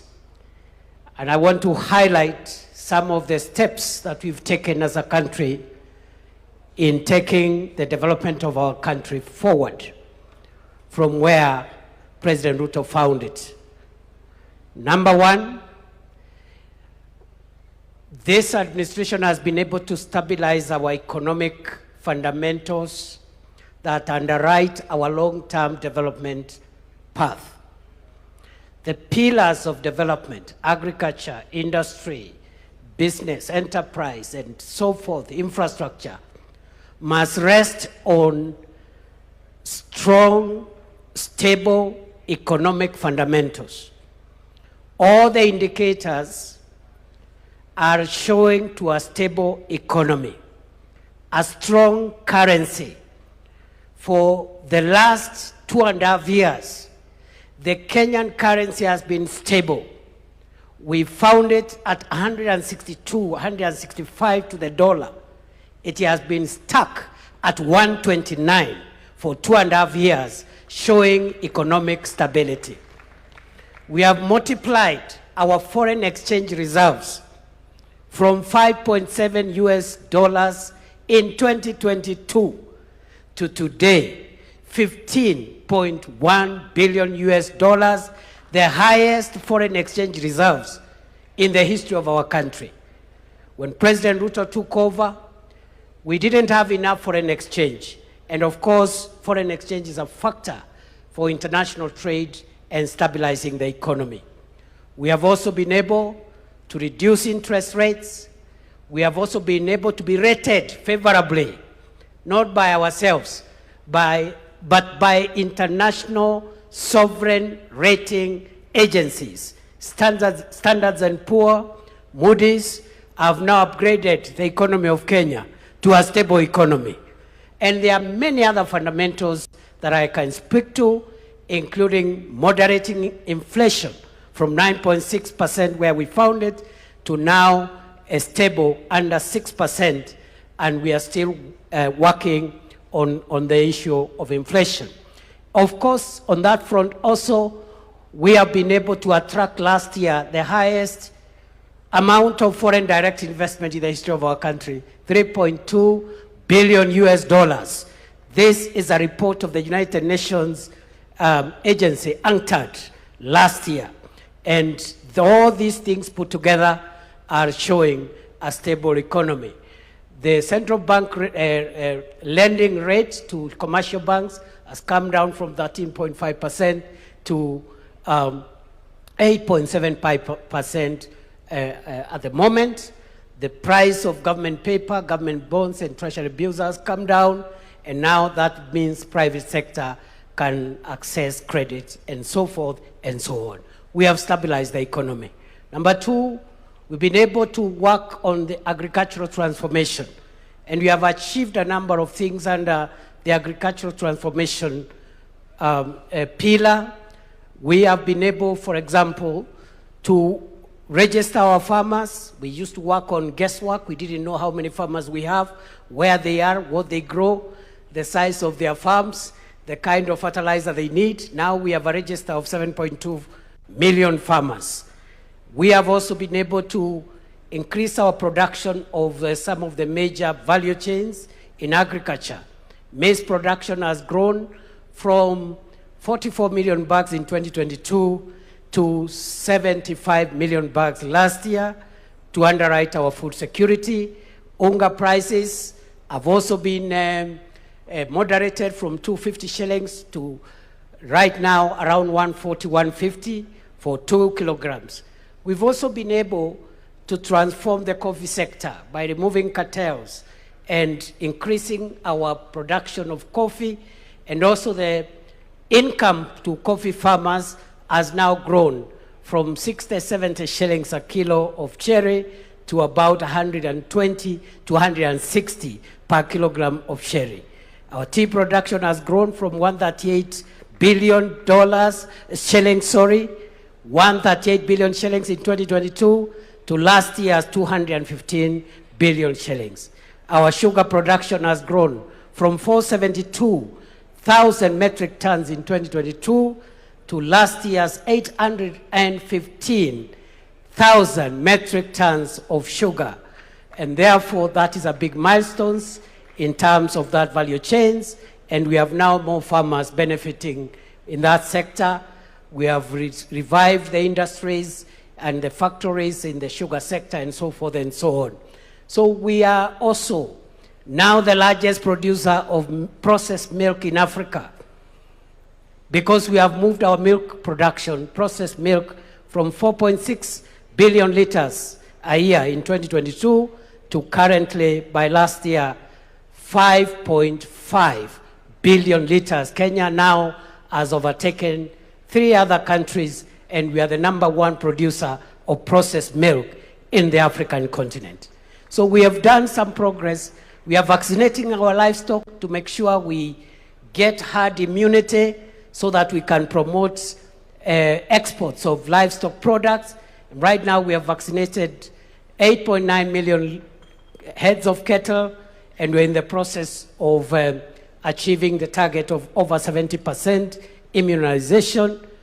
We are also promoting dairy farming, and by also managing the price of sexed semen, which we found at 8,000 per dose, and now it is at 1,400 per dose. More farmers are getting hybrids through sexed semen. So that is agriculture. Number 3, education, very quickly. This is a quick fire. In education, we've done a few things. One, we've been able to streamline CBC curriculum. The uncertainties which were there around the curriculum have now been stabilized. We have transitioned from one level to another, which is seamless. Number 2, we have increased funding to education from 500 billion shillings 2022. This year, it's 784 billion shillings. And that is a big leap in this sector. Funding for universities has increased from 42 billion shillings in 2022 to 82 billion shillings last year. Scholarships to university students was increased from 17 billion shillings in 2022 to 41 billion shillings last year. We have employed 100,000 teachers. We have constructed 23,000 classrooms. We have improved on the funding model for our universities, and there is a bill before Parliament now to make sure that every young person, every student who qualifies to join university is funded fully and completely without any regard to the kind of background they come from. So those are some of the highlights we've done in the education sector. Work in progress. Universal health care, we have moved the number of Kenyans with public medical insurance cover from 8 million under NHIF to currently 32.2 million Kenyans. We are working to modernize the equipment, enhance drug supply, and make sure that our health professionals are motivated to make sure that we perfect the universal health coverage. Number 5, on public infrastructure, we are working on roads, railway, airports, seaports. On the roads sector, when President William Ruto took over, many roads are stalled, and we didn't have money to unlock that funding. Through innovative resource mobilization, we've been able to pay all road contractors the pending bills. And today, the roads that are stalled across Kenya, which amount to 6,000 kilometers across the 47 counties, we've paid all the pending bills, 177 billion shillings, and the contractors now are back, every county is experiencing road construction, including areas of our country that for a long time had been left out. You have heard about the famous Ruto Road from Isiolo to Modogashe to Kulamawe. You've heard about that road? Barabara itoke Isiolo, iende Kulamawe, iende Modogashe, iende Samata, itoke Samata, iende Wajia. Wajia Tarbaj. Tarbaj itoke hapo iende Kotulo. Itoke Kotulo Kobo. Kobo Elwak. Elwak Gare. Gare Ramu. Itoke Ramu iende Mandera. Rais Ruto ni fire, si fire.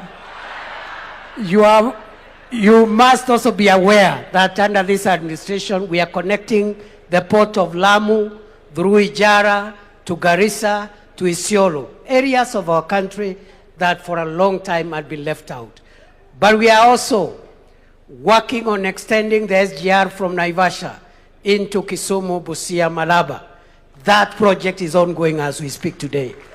We are building a new terminal, a new airport at Jomo Kenyatta, something we had not imagined we could do it. 155 billion shillings, again through innovative funding arrangements to make sure that we have modern infrastructure. Right now, we also have a port modernization program, which is about 60 billion.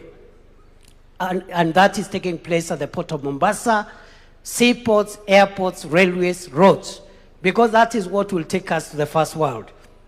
The so-called shiny things. I had a not so informed critic saying that we don't want shiny things. The difference between the third world, where we are, and the first world, partly is the shiny things. There are better roads, better airports, better facilities across the board. So that's what we are doing around infrastructure.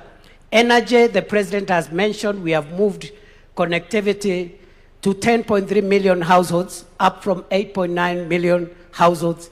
The target is to reach all the households of Kenya, the 15.6 million homesteads. And in the next 4 years, we'll have achieved that target of universal electricity connection. But we need our production capacity to go up, and that's why President Ruto has come up with the National Infrastructure Fund to be able to rejig the agricultural transformation agenda, to rejig our energy production capacity, and also to help us with irrigation and to help us with the infrastructure as we continue expanding on what already has been done. As you are aware, ladies and gentlemen, very quickly as I wind up, you have a few other highlights. We are trying to create as many jobs as possible to the people of Kenya. We have a number of programs. The KICC ground program through affordable housing, 650,000 Kenyans already working in that space, working towards 1 million Kenyans plus. We also have a Kazi Mtandaoni, about 300,000 Kenyans who are earning a living through digital jobs. How have we created digital jobs? By increasing connectivity of the fiber optic cable. Right now we have built over 30,000 kilometers of the fiber optic cable terrestrially on our land to make sure that we have connectivity.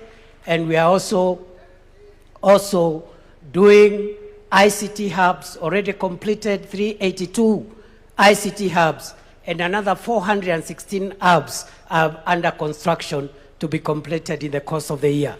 But we are also creating jobs through the Overseas Employment and Job Creation Program, Kazi Maju, 538,000 Kenyans, facilitated by government, which has put in place a transparent program of promoting overseas labor. And this has helped us to increase the remittances from our diaspora so that we can use that money to build our economy.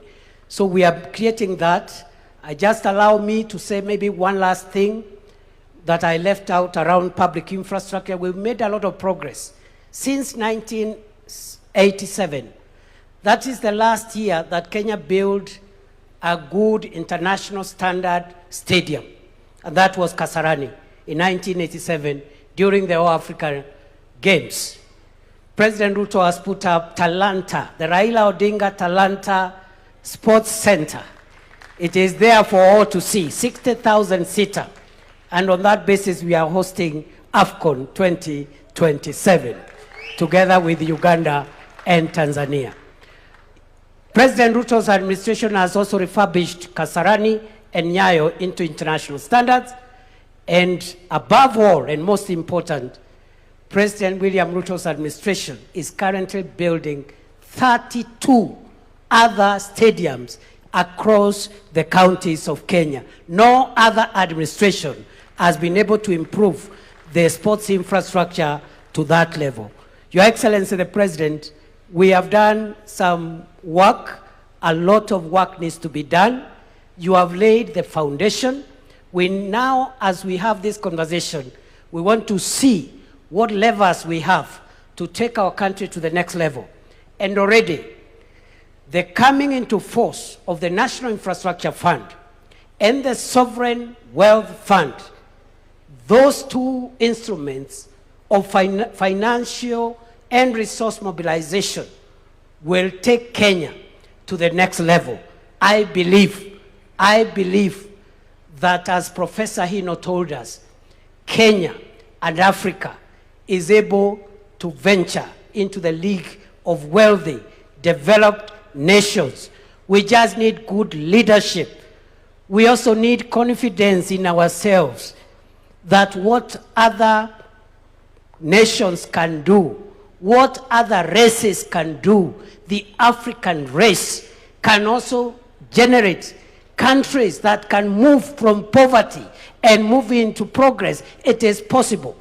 And therefore, Mr. President, as I sit down, I want to challenge ourselves as Kenyans not to be dismissive and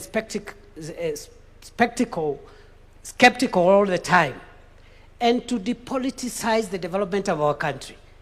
We can politicize everything else. Let us not politicize the development of our country, because if we do so, then we see some of the results that have created the kind of gaps that we have seen. So we need confidence in ourselves, the ability of our nation to rise.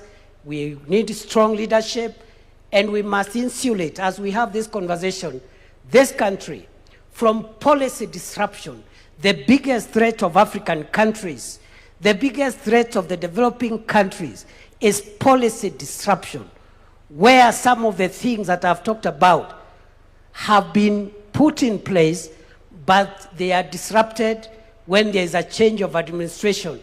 Somebody comes with their ego as opposed to the national interest, and they want to change this, to change the other, to disrupt this, instead of perfecting the foundation on which our country has been raised. Thank you very much. God bless you. I submit. Asante sana to the Deputy President, Professor Kithure Kindiki. As you can tell, many of those points he can even speak in his dream, even as we dream into beyond 2030. So let me talk to stakeholders, at least some representatives who have been in the journey of Vision 2030 and are going to be part of the journey moving past this into 2060, 2063 as Kenya turns 100. So ladies and gentlemen, help me welcome on stage Mugo Kibati, who is the CEO of Telkom Kenya. But for this conversation, what you will find very, very, very key is he has been the CEO of the Vision 2030 Delivery Secretariat and will be lending some hindsight with that. We have the voice of the civil society, and for this we'll have Bina Maseno, the Executive Director, Badili Africa, wherever she is seated. She's right over there. She's approaching. Please give her a round of applause. We also have from faith-based organizations, Bishop Mark Kariuki, who is Bishop at the Deliverance Church of Kenya. Mali yako aweze kuungana nasi, ndio hapo. Karibu sana Bishop. We also have representation from the manufacturers. And for this, I'd like to call on Marianne Musangi, the Vice Chair of the Kenya Association of Manufacturers.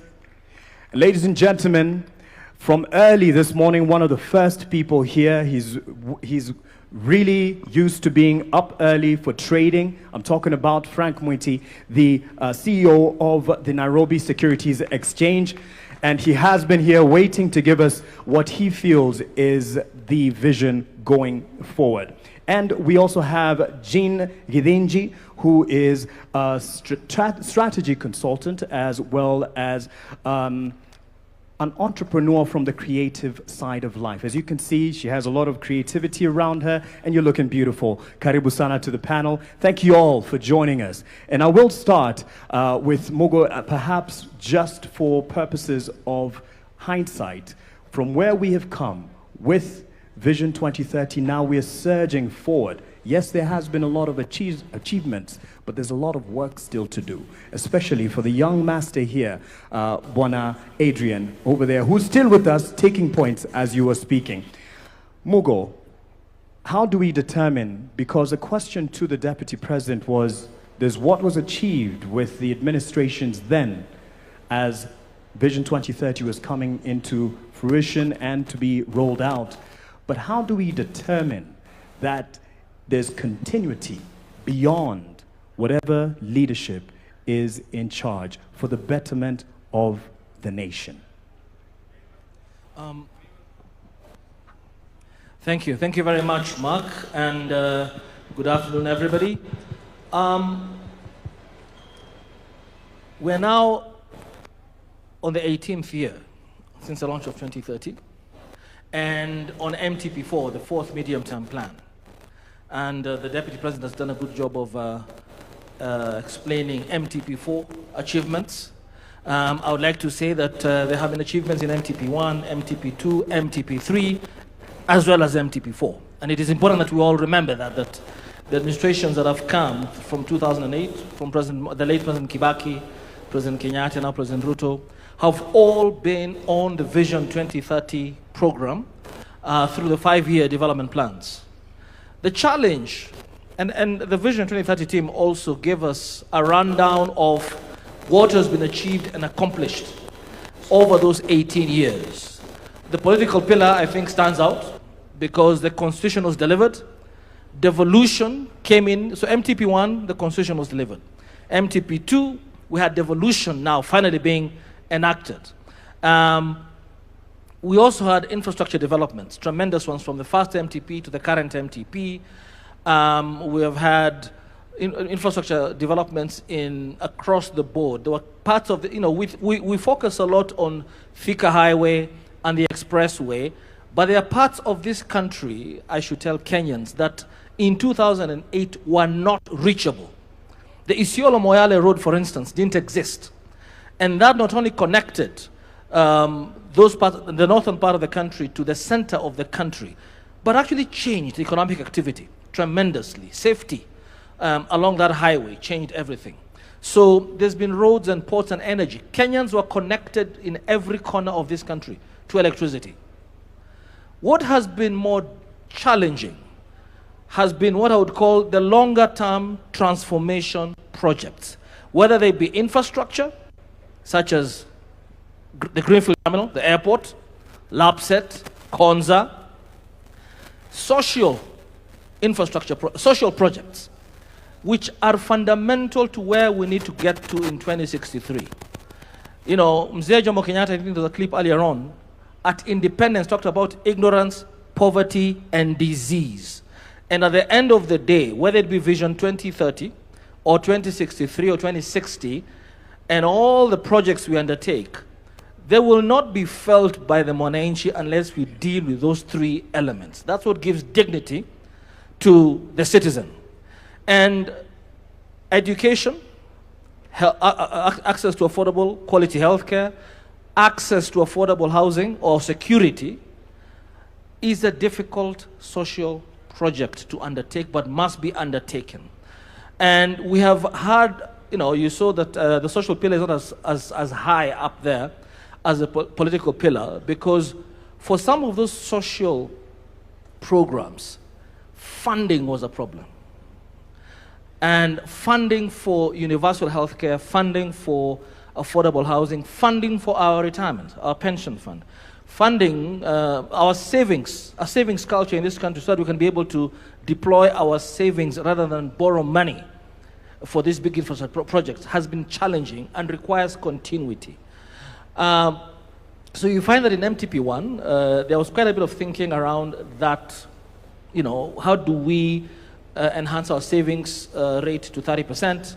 How do we ensure education, healthcare, affordable housing, and universal? But the political will to really raise the funds was challenging. It not only happened in MTP4, in this current administration, and I know that there have been a lot of debate about the execution, but first and foremost, it's important to acknowledge that as we move into the post or beyond 2030 period, we have done this in this current MTP, forced ourselves. I've been taxed a lot higher than I was taxed 4 or 5 years ago. Why? Because for shared prosperity, and you know, it has got to be shared prosperity.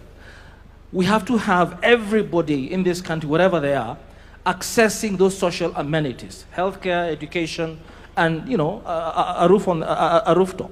Now, back to your specific question about continuity. Yes, the challenge has been that with each successive administration, and I'm glad that the Deputy President himself alluded to that, him being one of the leaders of one of the administrations, have not necessarily hewed to continue the programs of the previous administrations. That's number one.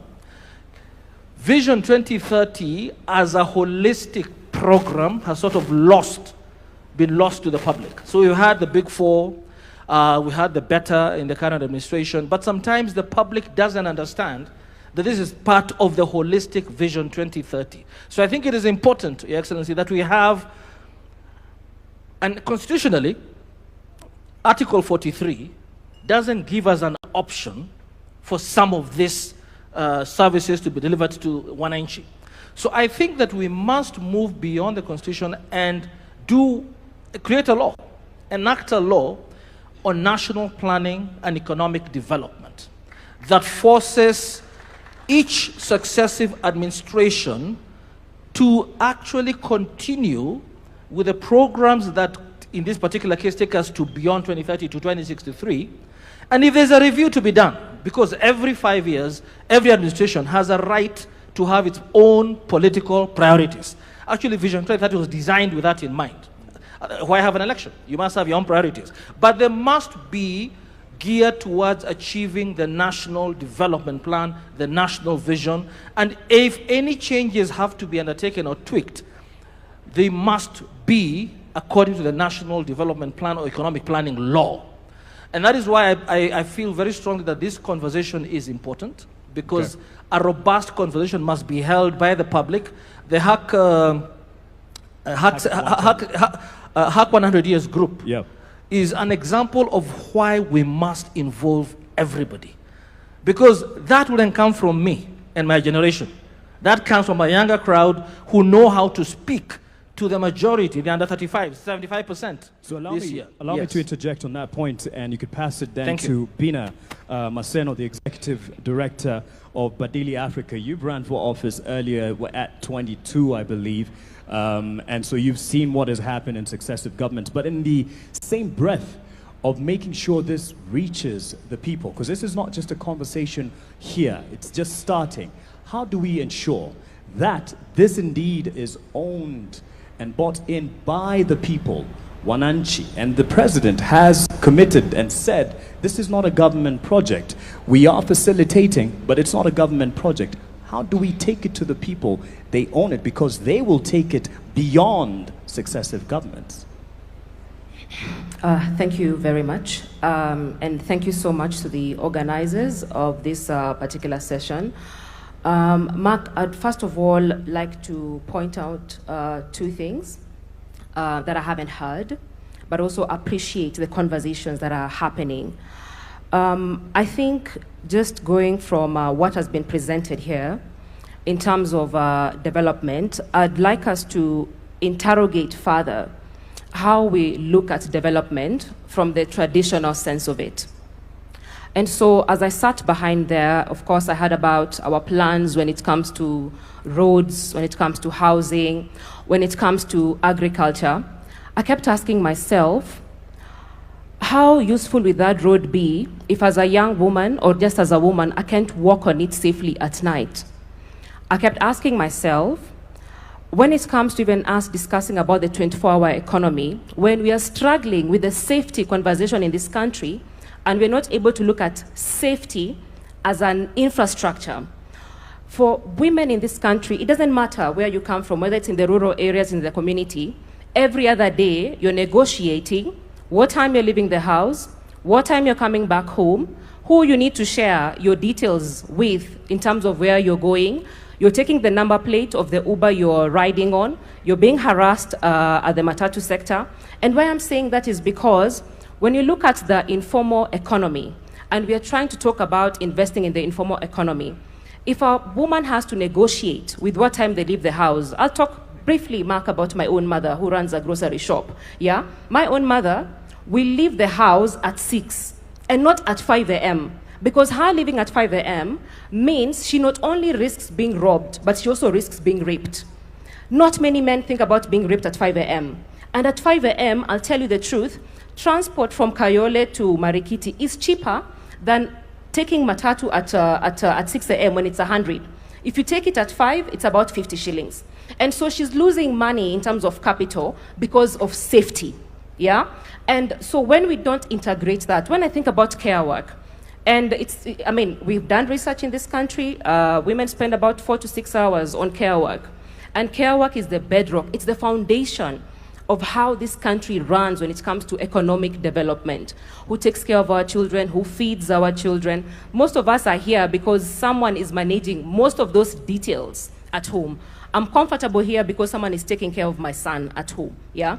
And so when we talk about development and don't expand it in terms of how can we reduce the amount of time women spend on care work, especially if we say they are the backbone of our economy.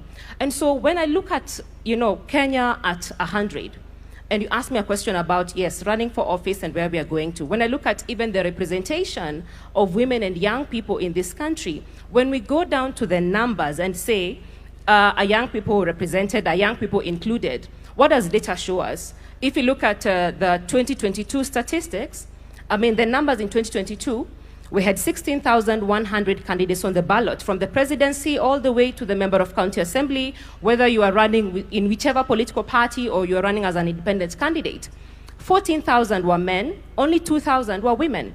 So if we talk about even achieving the 2/3 gender rule, it means even if the 2,000 women, all of them won, we still would not have achieved the 2/3 gender principle. And so then that begs the question, what are some of the structural issues that we continuously need to deal with so that we level the playing field for both women and young people? Because if we don't have representation when it comes to Kenya at 100, then it means the future we are building is incomplete because it leaves half the population out. And so for me, I'm reflecting on how we're looking at development in terms of what we are building, but also how do we expand people's freedoms and capabilities. Lastly, I mean, we talk about agriculture. I'm just going by also what other speakers have spoken about.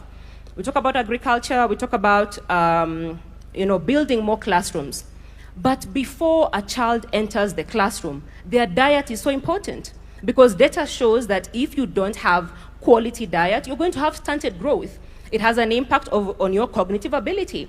And so even as we think about building other classes, how are we thinking about the nutrition of our citizens so that we can be better in terms of contributing to the solutions of this country, and you're not struggling with stunted growth because we're already at 18% of stunted growth when it comes to children under 5 years in this country. And so for me, I think it's just us expanding the definitions to just not include, yes, infrastructure, but also look at how these other aspects of our lives intersect with development. Thank you for that, Bina. Let's give her a hand for that holistic view and an expansion to the prism at which, and I'm passing it on to Marianne Musangi because she's kind of gone into what you would be looking at, and she's mentioned the aspect of a wider look and perspective of what we term as development. So it's not just the hardware, which 2030 has delivered, Vision 2030, the hardware, the infrastructure, but the holistic environment that brings safety into it. She's spoken to that. But for you, as the vice chairperson of the Association of Manufacturers, What does 2063 or 2060 look like to you, or at least what would you like it to look from the sector that you represent? Thank you, Mark. I think we're all here to fight for a space and a seat on the table. I think it's very clear that all of us do need to have a seat on this table as we develop this Vision 2060. A vision needs to be bold and audacious. And if it's not bold and audacious, the country just won't move forward. Coming from representing Kenya Association of Manufacturers, the manufacturers, watu wangu, watu wetu, I've been sent here to say our vision for the manufacturing sector is to be the leading manufacturing nation in sub-Saharan Africa. Why is this critical? This is critical because currently today, the manufacturing sector has stabilized at the 7% mark contribution to GDP. Some may look at the glass half empty and say, oh, you're not growing. But you know what? We've been resilient. We have sustained at least that 7%. How do we grow to the next level? And why is it important we grow to the next level? It's important because even though we only contribute 7% to GDP, we actually contribute 16% to revenue KRA collections in terms of industry. We are one of the largest contributors when it comes to taxes. Employment, manufacturing sector is the second largest employer after government in this nation. So you can see, if we were to move from the 7% mark to where Singapore or Vietnam is, which is the 20% mark of their GDP, we're talking about employment of, direct employment of over 2 million people, if not higher, on an indirect perspective, because indirectly we create traders in the field. We create the matatu industry because we're the ones manufacturing the matatus itself.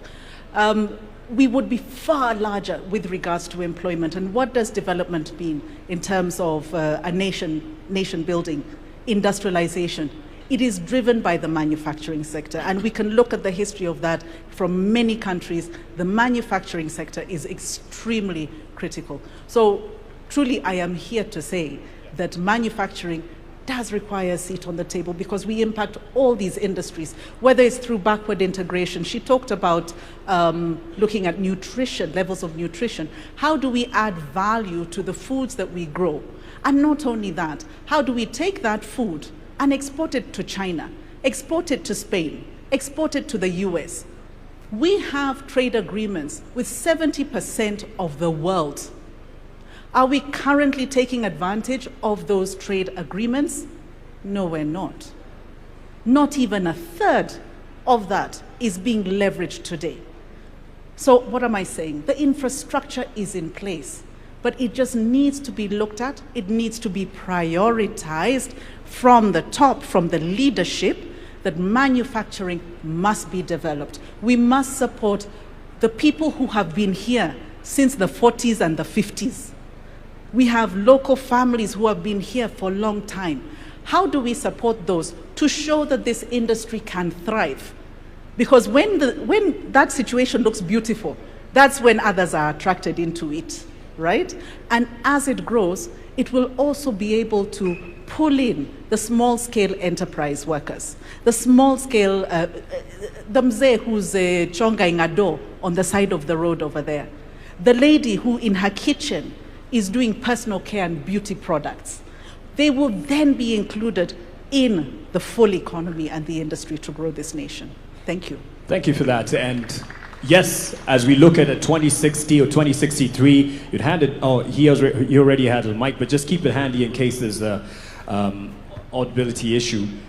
She's looked at a figure, 7%, which we can do better. Some may look at it half full or half empty. I'm sure you're looking at your glass as half full, or actually more than full than empty, based on your accolades in the recent years. As CEO of the Nairobi Securities Exchange, there is quite some achievements that you have gotten over the years.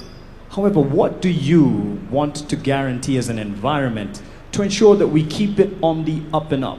not just sub-Saharan Africa, even globally, we have been given our credit where it's due. So what do you see availing a brighter future for the Nairobi Securities Exchange? Thank you, Mark. I'm going to mention 3 things, and that will probably confirm why I was here very early in the morning, seated and waiting for this dialogue to happen.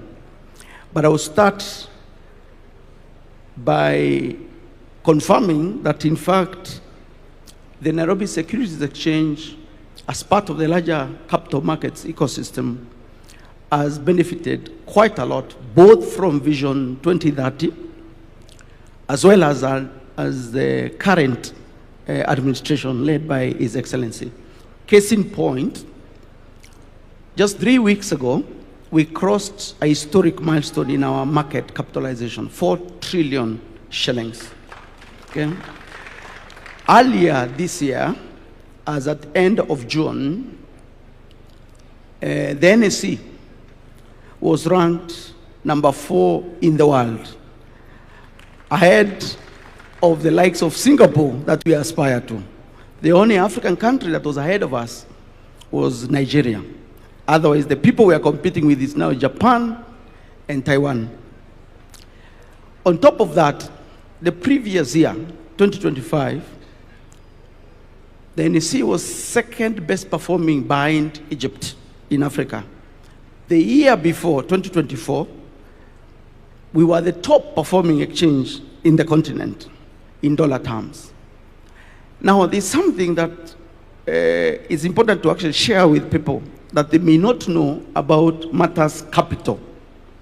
You will know that capital likes return, capital likes dividends, capital likes profit.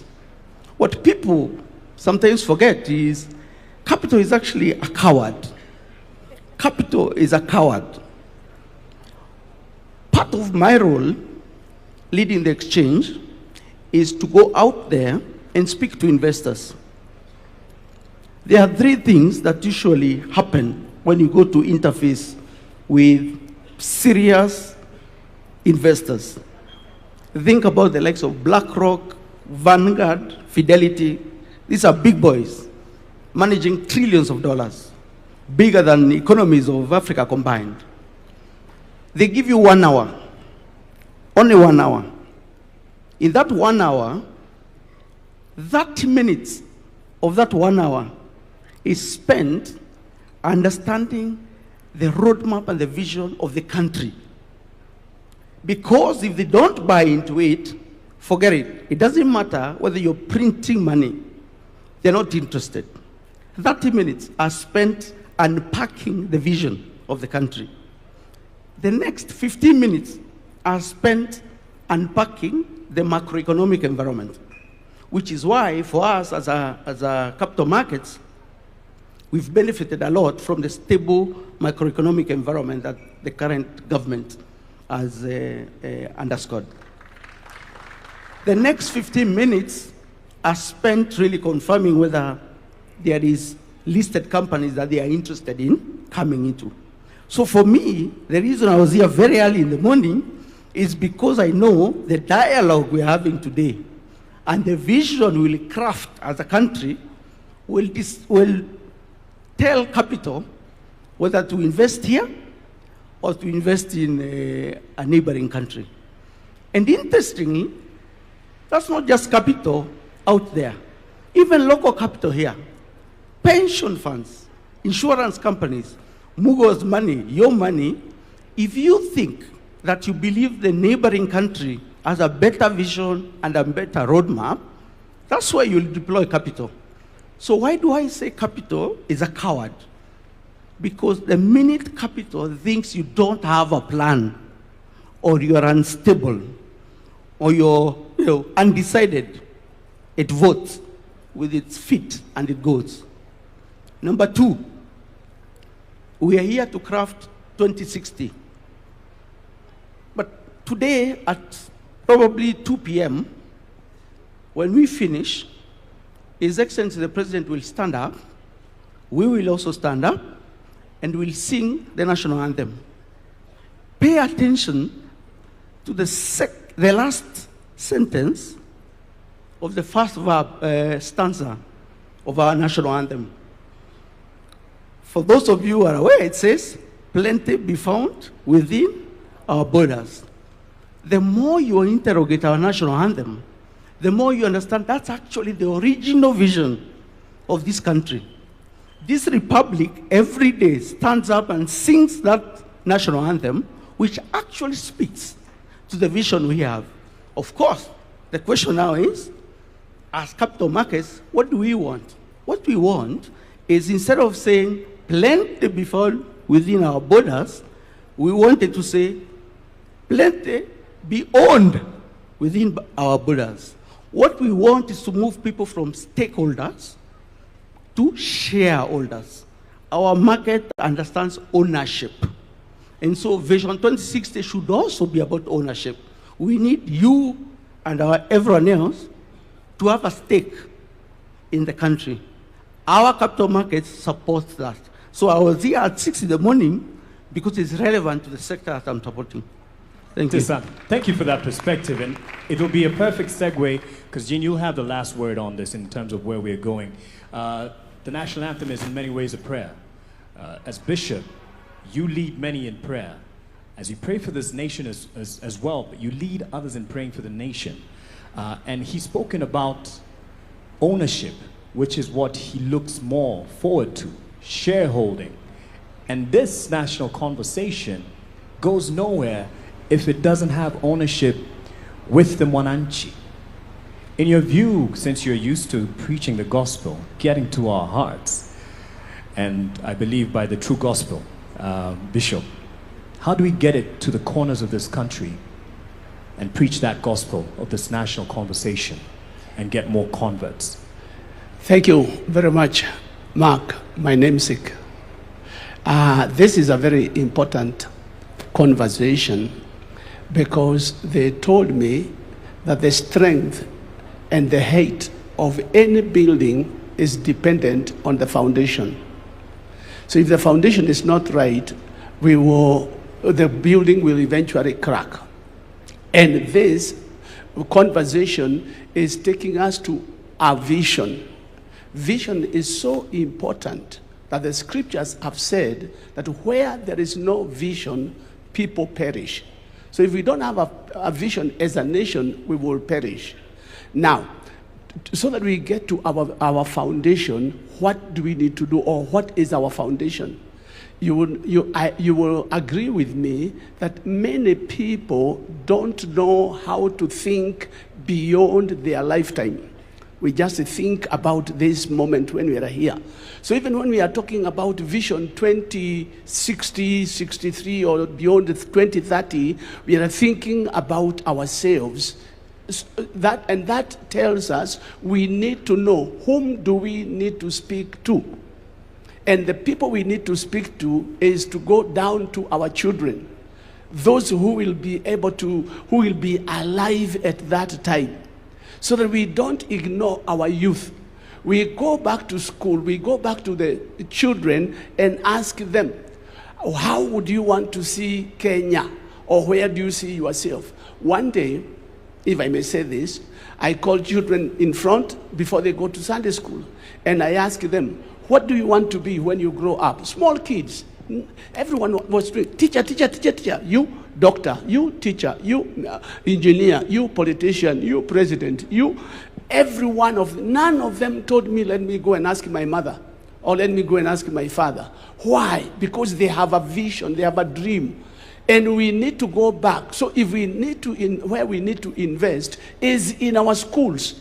So we teach our children, number one, how to be patriotic. One of the problems we have in our nation today is that we are so negative. So negative, we never see anything good. And until and unless we go down to the children and we teach them how to be patriotic, and we teach this vision to them so that they can own it.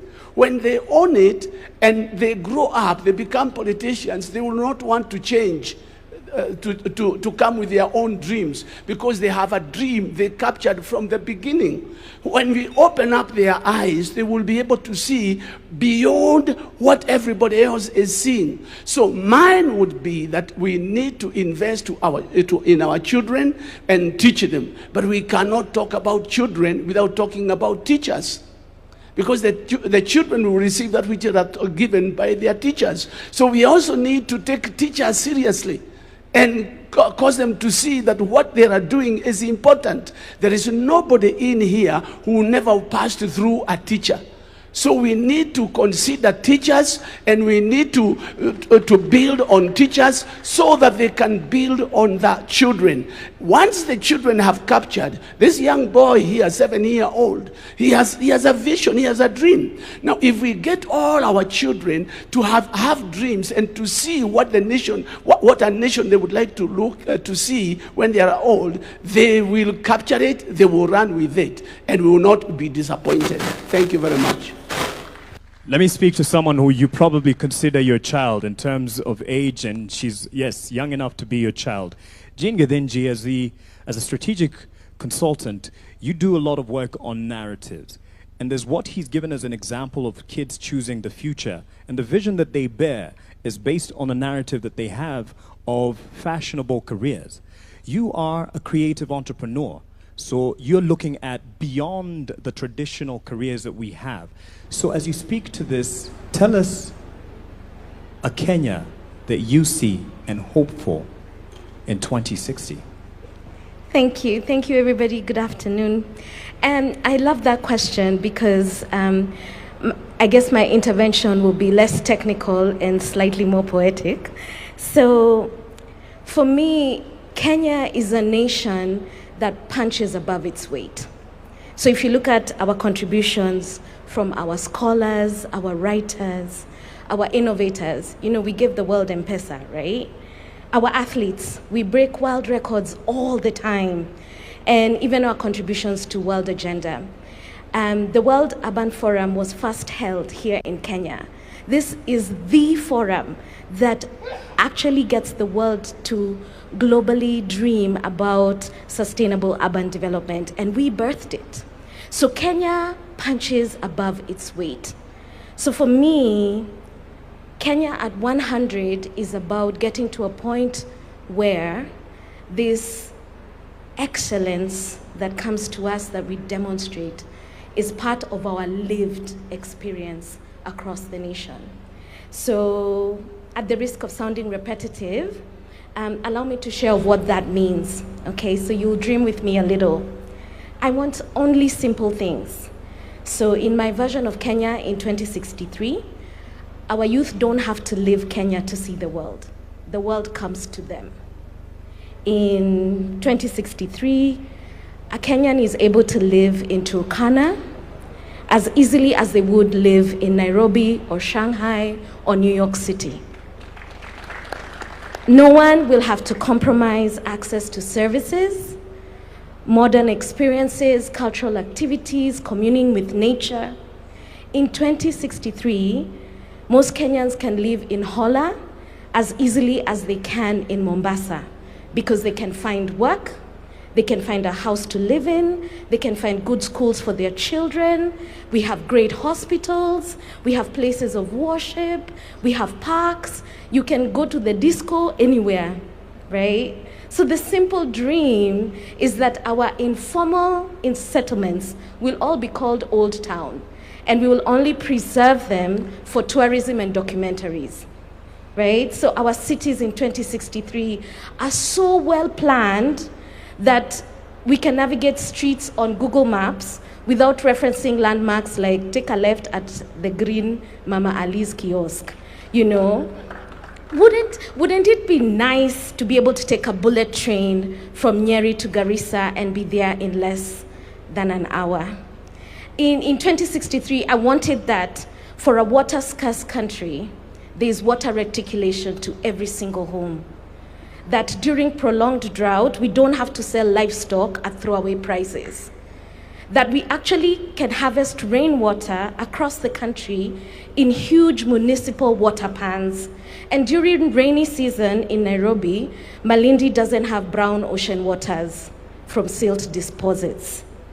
At 100 years, my hope is that Kenyan youth don't have to choose between paying for electricity tokens and eating nyama for lunch. Wouldn't it be nice not to be afraid of AI taking young creatives' space, but we have the conversation about optimizing it? Wouldn't it be nice to not have to stay at a job you hate because you're so afraid that you won't find gainful employment if you leave? Wouldn't it be so nice not to have to go to India for specialized medical treatment? Or have to join a WhatsApp group to changia someone to go to South Africa because we can't treat their cancer here? It's tragic to me that most families are only one bad illness away from financial ruin, and that working young Kenyans have to deal with black tax and supporting thousands of relatives, okay, it feels like thousands, because the state is not able to roll out social safety nets. I would love for our country to be able to take care of its aging. I would love to receive an actual refund from KRA like the way IRS in America does. Wouldn't it be nice not to have to choose between a career in corporate or creative space because you earn a livable wage either way? I have to be msanii on the side to my strategic job because I like nice things. It would be nice to have that option without having to split myself. And I know so many young people feel the same way. But wouldn't it be nice not to complain about education all the time? That we have people who are able to work in their workplaces with discipline. Wouldn't it be nice if we didn't have Kenyans taking advantage of one another? If we had a value system that allows us to grow with integrity? Wouldn't it be nice to walk at night at 2 a.m. and not fear being robbed, or walk in Tao with my cell phone and it will not be thieved? Wouldn't it be nice not to have to march in cities to end femicide because our systems deal effectively with violence against women, or even against our old aging parents, many of whom are being killed by younger relatives so that they can sell the beach plots and the farms? Wouldn't it be nice to live in a Kenya where you can sleep in comfort? That if there was a country that threw us missiles, we have the best anti-missile, defense systems? You see, I really just want simple things. So Kenya in 2063 for me is not about abstract plans, right? It's about making sure Kenyans experience excellence in everyday living. So this plan for me is about putting in place the systems, the mechanisms, and even a collective consciousness that can deliver this vision and many others for generations to come. I'll tell you something, Jean, you got the attention of the Commander-in-Chief when you talked about the anti-missile defense system. That's something that definitely has your attention. What next is what we're talking about. This is not conclusive. As much as we will be inclusive in engaging you in the conversation, those who are watching at home, online, what next is a big question. And as a segue, Bina, I'll hand it to you because as a voice within the civic or civil society space with Badilika Africa, you're very passionate about engaging, giving everyone a chance. Is it the way of having a multi-sectoral team? Is that the way to go? And these are suggestions. No one is wrong. No one knows it all. Not anyone seated here, not Ndi, not anyone. We don't know it all. We're here to share and help each other. And as we do that, as you give us that, what do you think? Is it to give everyone a chance in this conversation?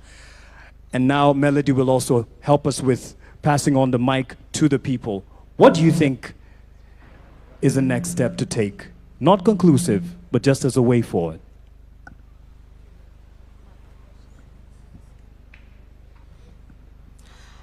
Thank you so much. Thank you. Is it okay? Thank you so much once again. So 2 things that I'm reflecting on as you ask that question is that first, even as we look at taking these conversations to the counties, it's just not about decentralizing the conversation to the counties, but democratizing yes, that word at the county, to ensure that the conversations we're having at the county, how inclusive are they? Who are we missing in the room? Who barely attends conferences? Who are we missing in the room who does not belong to a political party or belong to a CSO conversation? Because even as we spoke about the work we do at Badili. So the fact that we even focus on taking some of these conversations to the salons, you know, and we make sure the person who's braiding your hair, because they're spending 4 hours with you, are they having these conversations? What are their concerns? Because for them, they can't come here because they need to earn a living. In the spaces where we spend our time, at the barber shops, the person who shaves your hair, because they always say men are so faithful to their barbers than even their own partners. But do they understand this particular conversation? Because you guys do a lot of banter, political banter in those spaces. So how are we bringing them in? Or how are we taking those conversations there so that we can actually harvest information on what they really want, you know, when it comes to young people. And of course, I'm very happy that, you know, we have students in the room today, like we have young people in the room. We just have people picked from different sectors, which is very important. So who convenes at the county, or who convenes this gathering is important, who sets the agenda here is important, who even gathers the thoughts and notes and ensures some of the points end up on the national agenda is very important. But Mark, I also wanted to add that even as we talk about where Kenya is going next, and we talk about all these challenges, I think we have to also just discuss about how power manifests in our different spaces. Because, you know, every other day we talk about our policies, our strategies, we talk about all those things, and I don't think what we have is a deficit when it comes to the vision that we are talking about. And I think we also just have to move away, because I'm in spaces and we're always discussing about the goodwill of the person who occupies State House or the goodwill of the people who occupy political institutions. I think we just have to move away from just relying on the goodwill of people who occupy political institutions and State House to how citizens can monitor this process, can hold the people accountable on this process, so that even if you leave office today, because we have owned this process, then we are able to hold you accountable, because we have seen the power of the young people and the citizens when it comes to holding leaders accountable, whether it's the finance bill, whether it's the county development plans. And so if the citizens don't own this process, then we're going to have the same challenge that you spoke about, where when a leader leaves office, some of the plans are abandoned. Yeah. But more importantly, Mark, as I wind up on my point, is with the power holders, who decides where the resources are going to be invested is very important. The agenda setting is very important. And I think that's why other people feel like they're left behind. And so if we unpack the power dynamics in this country, then I think we'll be off to a good space. All right. I believe, and Mike, you can just keep this mic handy as well, pun intended, but as you get a feel of the room and help us get as many people. As you've noticed, I've only had one round of a question, and just that second one to get us to what we are asking. What next? Doesn't have to be a question. What do you think? What is next? Asante sana. Mimi naitwa Jasper Moses Mrutu kutoka Taita Taveta from Pare Council of Elders. Pare Council of Elders inasimamia wapare ambao wametengwa kwa miaka mingi sana. Mimi katika kwenda mbele, manake mambo mengi yamezungumzwa, nitaongea kwa bullet. Mapendekezo yangu ni kwamba in 2063 I envision a nation that is developed in whose development is anchored in the Constitution and more specific in the Bill of Rights. Second, I envision 2063 a nation built in foundation of socio-economic inclusion of all communities and groups, including minority and marginalized communities of Kenya. I envision a nation that strengthens, a nation strengthened with the cement of affirmative action for the minority and marginalized communities in Kenya and other disadvantaged communities. I envision a nation with a citizenry and leadership that respects and adhere to its own plans, rules, and policies, that is discipline and integrity. Thank you. Asante sana, nitaenda nyuma kidogo. Asanteni kwa upande huu. Nitaenda nyuma kidogo kwa vijana pia. Kuna kijana hapa. Mruhusu. Ukielekea, maybe we'll take one from here and kindly keep it as short as possible. We have so many people and would like to contribute as much as possible. Let's also concentrate on what next. What do you see as the next step? Thank you so much. Kwa majina naitwa Mwanza, son of Mwanza. Mimi ni kijana wa Mukuru. Wengi wameongea Kizungu, mimi nitaongea Sheng. Nakwambia rais, mimi kama kijana wa Mukuru affordable estate nimekuwa nikiishi kwa streets. Sasa hii umenitransform na kaa kutoka affordable house. Hiyo ndio Kenya ambayo ninataka kuona 2060. Kenya ambayo hata ule kijana mdogo, mimi kama rasta, mimi ndio mrasta hapa ndani. Hii ndio equality ambayo unaongelelea. Kwamba pia sisi wa rasta hatutaona kama wezi, but pia tunaona kama watu wa maana. Through affordable house nimeweza kusave pesa. Yenye nilikuwa nalipa rent ya mama yangu na yangu, sasa hii nimerudi shule niko MKU Law School, karibu namaliza shule. Nikuwe wakili kama mtu wa wengine. Mimi kama mtu wa streets ambayo nilikuwa naibia watu hii town, sasa hivi ninakaa affordable. Sasa hivi vijana wangu wanafanya kazi Bomas, Talanta Stadium na wengine hata huko Maurironi wako napata kichele. Sasa hivi hatuna reason ya kuibia watu, lakini tunapata pesa na tutapeleka Kenya mbele. So kwa hivyo rais, kwa hayo mengi na machache, nasema tutakusupport, na sisi kama vijana wale ambao wanapata affordable hostel wote tutakusupport tuweze kupeleka Kenya mbele ili tuweze kufika 2060. Asanteni sana na Mungu aibariki Kenya. Asante, twende kwako Gitonga. Your Excellency, I want to thank you very much for introducing this bold path for Vision 2060. It has come at the nick of time. Vision 2030 build the physical structures for our country. We recognize the immense infrastructure groundwork laid down in the lifespan of Kenya Vision 2030. As we approach now the new dispensation of Vision 2060, our national conversation must start drifting from building physical assets to maximizing technology and technological production, so that we are able to open up more openings for jobs for the youth and other people. Post-2030 era must therefore be driven purely by data, artificial intelligence, and modern technology.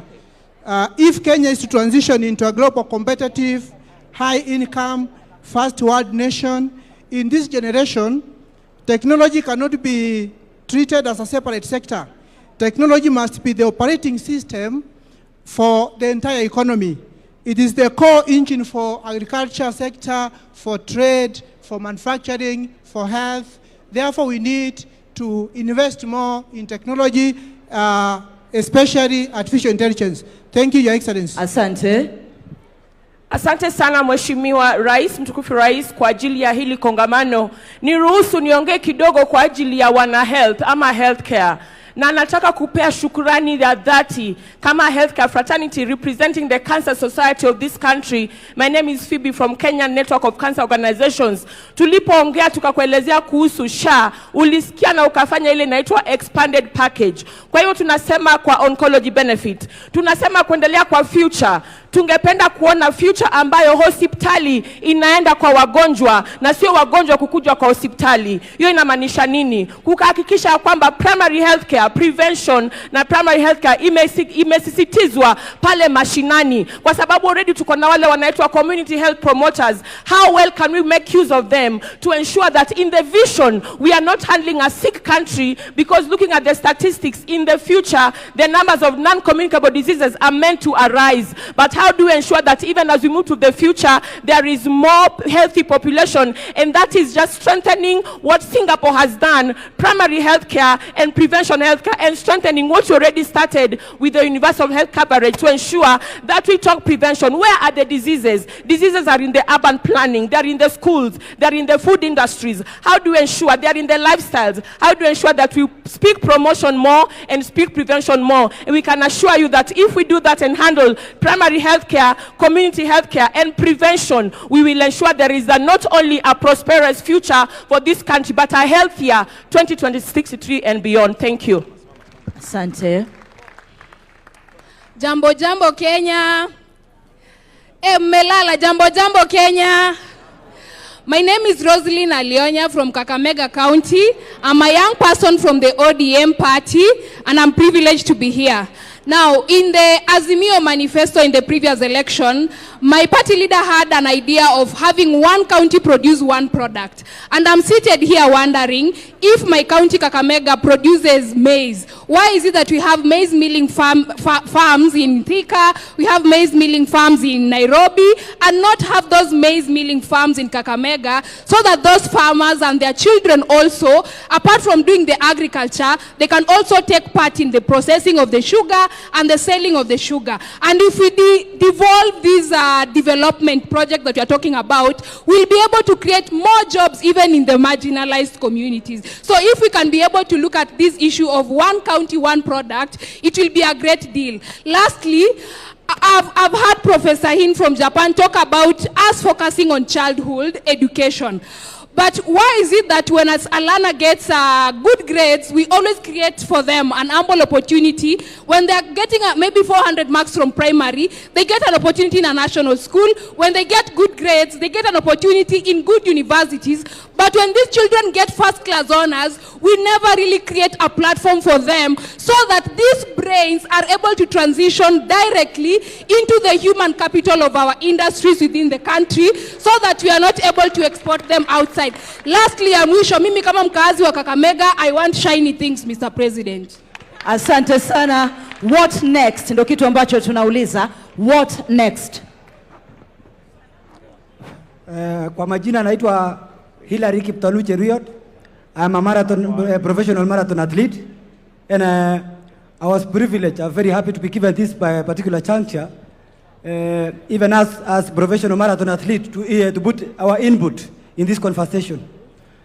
Kwa leo tungetaka kushukuru President wa Kenya Dr. William Samoei Ruto kwa sababu kuna vitu tunaona kama wakimbiaji yenye amefanya, na sisi kama wanariadha hapo awali hatuko tunaona kama tuko na mwelekeo, na ya muhimu sana kuhusu hii maneno Vision 2030 and beyond. Sisi kama wanariadha tungetaka kusaidia wa Kenya. Kwa vile mnatuelewa, sisi kama wanariadha tumeweka Kenya kwa picha mzuri pale duniani. Na kwa hivyo sisi kama wanariadha tungetaka tena tupewe chance ya kuweza kumarket, tuwekwe front kwa hii Vision 2030 and beyond. Tuweze kama wanariadha kusaidia wa Kenya na kusaidia president kushika mkono kwa hii vision. Alafu ya pili, kama mwanariadha tuko na agenda kama wanariadha tuweze kuchukua Kenya, tusaidia wa Kenya, tusaidie Kenya kuchukua Kenya ielekee Singapore. Tuko na mipango ya kukimbia, kutumia hii talanta yetu yenye Mungu ametusaidia, tukimbia hata tunapokimbia dunia, tuweze kuonyesha Kenya sisi tuko na agenda ya kuchukua Kenya to Singapore and beyond. Within Vision 2030 tunataka kupewa forum ama platform kama wanariadha, tuweze kuketi na president, tuweke mipangilio yetu kwa meza kama wanariadha, ndio tukue considered pia sisi. Asante. Basi, please pick 2 more questions from that side. We'll pick from this side. Naona hapo ndio mambo iko moto kabisa. Kisha tuanze sasa kumalizia. So 2 questions from that side, as we also get 2 questions from this side as we get closer to winding up. Thank you. Please allow me to use the stage so that everyone can see me.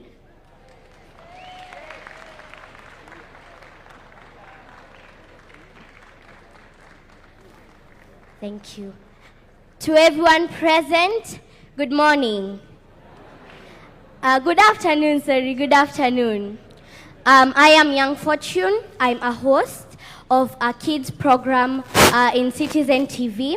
And I also sing gospel songs under 7 Heaven Music, which is owned by Guardian Angel. I am so thankful for this opportunity. And first of all, I want to thank God for giving us this wisdom to actually gather as a nation to talk about something good that will come into the future. Let me tell you, people of Kenya, your children are very, very talented. Do you know that? They are very talented. They have the passion. They have everything that it takes. But there's one thing that they are lacking. It's that support that we need from the government. I would love to request if every county can have a big center where every child there their talent can be nurtured so that they can be able to grow. We look in the social media. Other countries, children are supported. They go outside their countries to share what they have. But in Kenya, we feel a bit of left out. And if that could happen, we would be so happy. In programs like this, let us be called. Let us show you guys what we can do. I also have a point on something I feel is very, very important, and we have not talked about it well. It is the environment. As we know, we have climate change, right? Do you know that we have climate change? And as we move forward, I feel like if we don't work on it, then we are going to be experiencing something worse than what we are experiencing right now, right? So I would love us to take this a chance to continue planting trees. Let the government make sure that industries are using the correct methods to dispose their waste. Yes, so that is what I felt I needed to tell you. Thank you so much for this program. It is very, very helpful. You are building our country, and we feel that we are seen.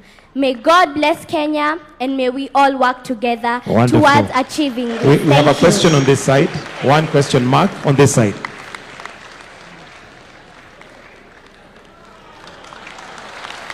Asante. Wakumalizia upande huu kindly. Hello, Your Excellency. This is Peter Joshua from Kakamega. I'm presenting Nyota youth from Kakamega region. Now, I have one question. As you know, many youths have got difficulty in accessing financing. In your government, you said something to do with AGPO. AGPO, access to government procurement opportunities for youths. You said that 30% belongs to youths. Now, sometimes we get those chances, yes, but financing, after getting LPO from the national government, to finance that LPO is very hard for us. So, how can this government help us to finance those LPOs as we proceed with supplying new products with national government?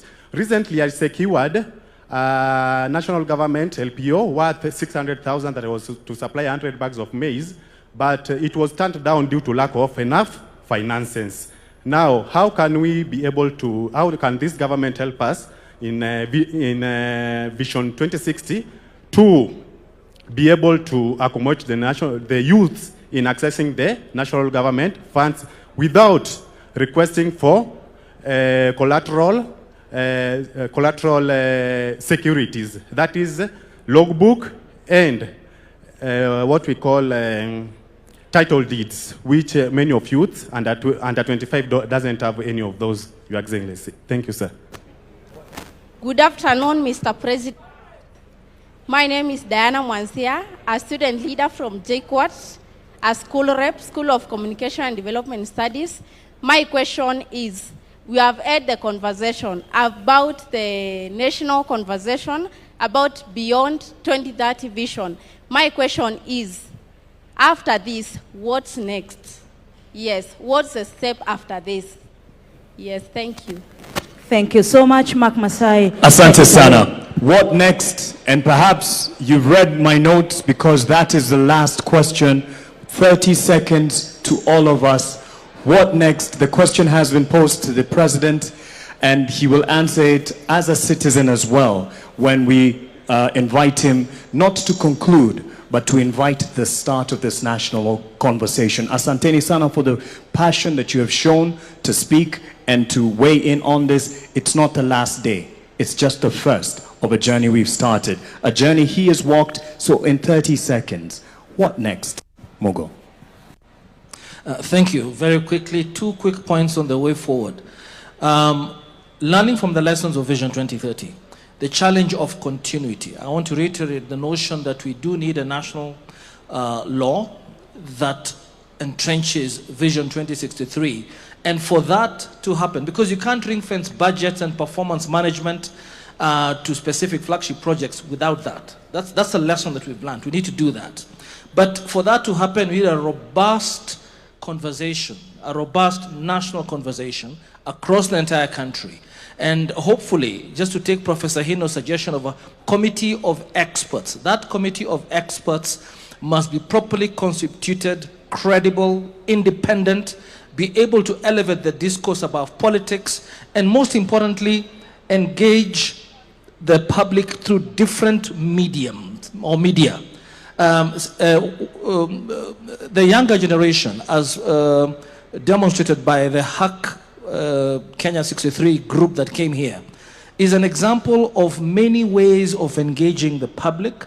So the committee of experts will have to find a way to engage that type of a public as well, and those diverse media, and be able also to carry the conversation to differentiate between the long-term objectives of Vision 2063 and what is immediate, because what's clearly emerging is that we've got immediate needs that must be addressed, but at the same time, we must think about the future of this country. Thank you. Thank you very much. I think for me is to say that Kenya at 2063 does not just look at housing in terms of building more homes, but how safe are we in those homes?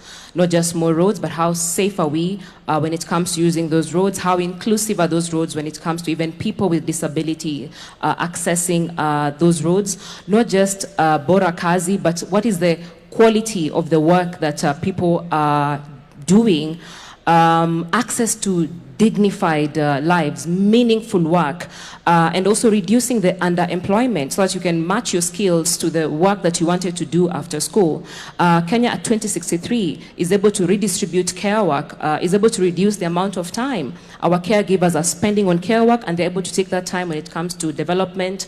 Kenya at 2063 does not treat violence and femicide as just a gender issue or a women's issue, but it treats femicide and violence as a national security issue that is actually a threat to our development. Kenya at 2063 is just not looking at building more classrooms, but also the quality of education that our children are accessing when it comes to those classrooms, the quality of diet our children are accessing before they even enter that classroom. And lastly, Kenya at 2063 is representative when it comes to women and youth being represented in political institutions. So that we're not talking about a country where the median age is 19, but then the median age of a politician in the continent is 63, and you can get to see that gap. So a country where the majority of the citizens in this country are able to see themselves, not just at the table, but they are also able to shape the conversations on that particular table. Thank you very much. Thank you. So I think this is on. So I think what next is demonstrated by our open mic session. People need to be heard. So we need to convene these forums where people speak their heart, speak their vision, and then we need to listen. And then our committee of experts can craft those into plans that can deliver a lived experience that reflects the aspiration, the dreams of Kenyan people. Thank you. Thank you. 3 things. I think the first one is, for us from a capital markets perspective, we would love that the capital markets is embedded in Vision 2060. What does that mean?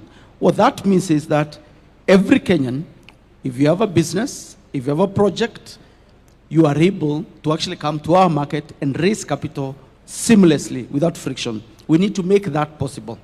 Number 2, we need to be able to democratize wealth. Why? You know, I keep going back to our national anthem because I truly, truly do believe it's our regional vision. The national anthem talks about farm may we stand to defend. People will only defend something they own. In order for us to be able to defend the vision in terms of its crafting and implementation, we need people to own both the vision as well as the underlying resources that go to making the vision a reality. And then the last thing is, we actually want to have more listings in our market. We want to have more privatizations. And the government has done a fantastic job of enabling that to happen. Case in point, the Kenya pipeline. But we want to have more of these homegrown businesses listed on the exchange. That way, every Kenyan has a stake. Once Kenyans have a stake, it's much easier and better for them to defend the vision and actually carry it through, whether there's change of government or not, whether there's political ebb or flow, but then the vision stays. Lastly, Mark, we need the vision embedded in law. There needs to be a legal framework that captures the vision and embeds it in law. Number 2, the implementation of the vision needs to be institutionalized. We can't leave it to chance. Number 3, it needs to be audited periodically so that we course correct when we are off the vision. Not just at the tail end. Marianne. Thank you. I think what is important, every bus needs a driver to move the bus forward. So what needs to be identified is who is the driver. Who will this committee report to? Is it Adrian? And I'm very willing to vote for Adrian to be the leader of this. Because there must be accountability.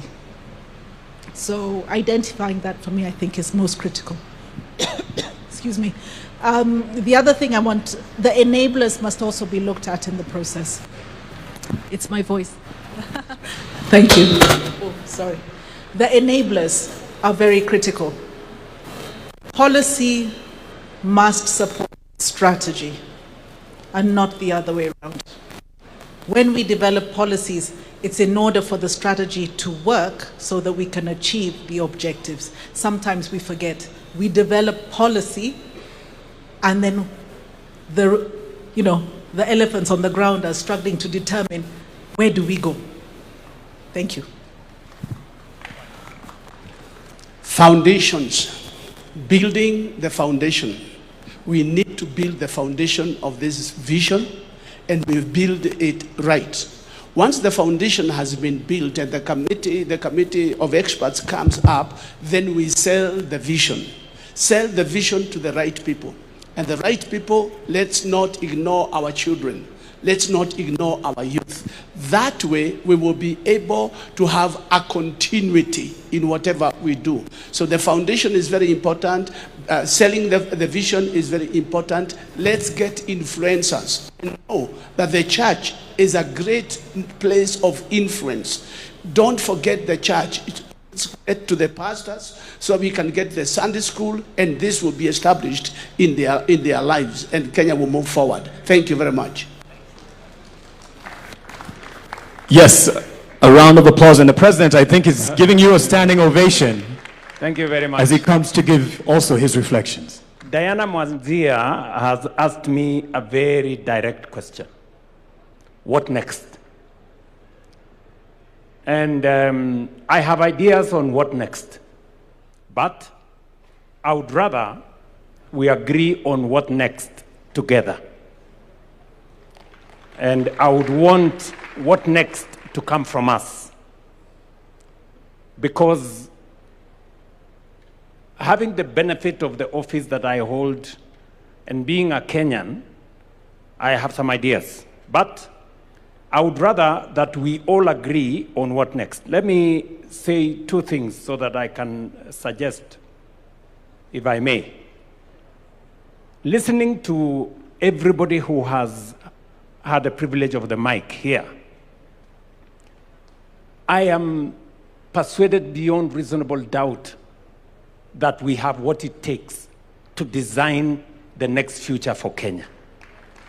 Listening to the young people here, listening to people from the private sector, listening to the tech community, listening to the civil society teams around this table, and all the other professionals, it is clear to me that we have what it takes to think about the future, that Kenya cannot afford to drift into the future. We have to have a plan for that future. I have listened to the young man, sorry, I don't remember his name, who talked about startups, and that is the next horizon. That is the place where we'll create more jobs, the tech space. And he has even suggested that there should be some compulsory learning around technology because that is how the future is going to look like. Maybe we may not go all the way to make it compulsory, but we provide sufficient incentives to make sure that there are more people in that space. And all the other suggestions that have been made around this forum. My suggestion is that, as I said earlier, this should not be a government project. Government should facilitate this conversation. Article 3 of the Constitution obligates each and every Kenyan individually to protect and defend the Constitution. We are discussing in this conversation how we are going to actualize some of our constitutional rights, whether it is access to health, whether it is, as has been said here very ably, whether it is access to education, the best quality education, whether it is how we are going to deliver on making sure there is no hunger, every Kenyan has something to eat, and not just something to eat. We have been told here nutrition is very good for our children. How do we make sure that that is available? All the way to every other constitutional right that has been provided for by our Constitution. How do we do that together? So my suggestion is that we put together a multi-sectoral team chosen by the different sectors. The religious sector can give us people, private sector can give us some people, knowledgeable. Civil society can suggest to us who they want.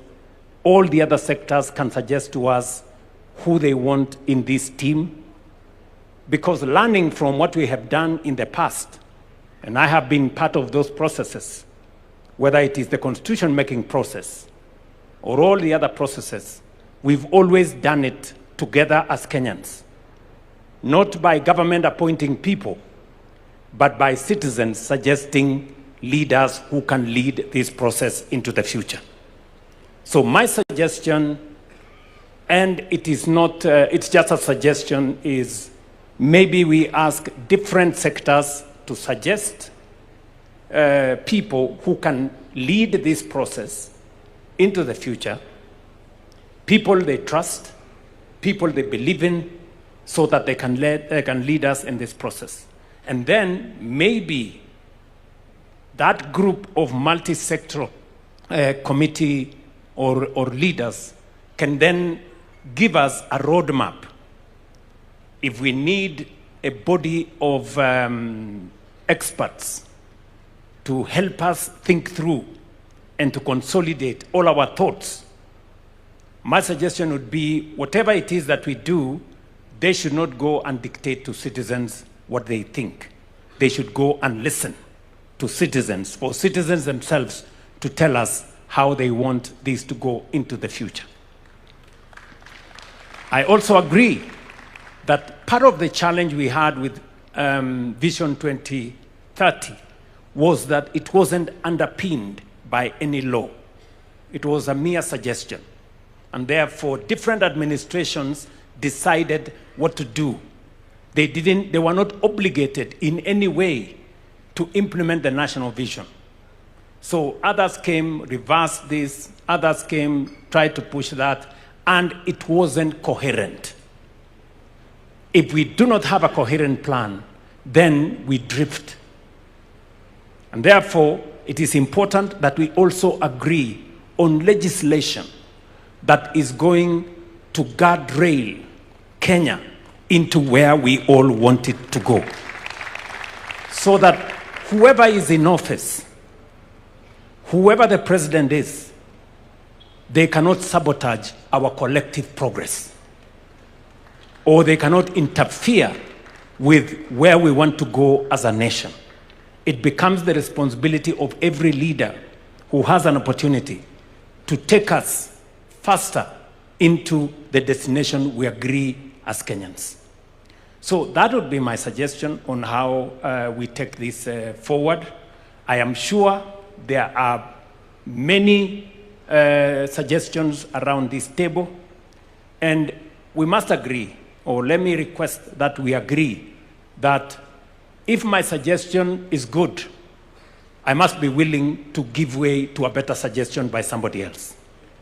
And if that somebody else's suggestion is better, they must also be willing to give up to the best suggestion so that we can all move forward together. So that would be my suggestion. Maybe other people can also have an idea of how we take this forward. Because I think one thing is a given, that we are here, it is now upon us, Article 3 of the Constitution, that we are obligated to think about how we move. And each one of us has as much obligation as I do as a citizen for us to give our input of where we want Kenya to be.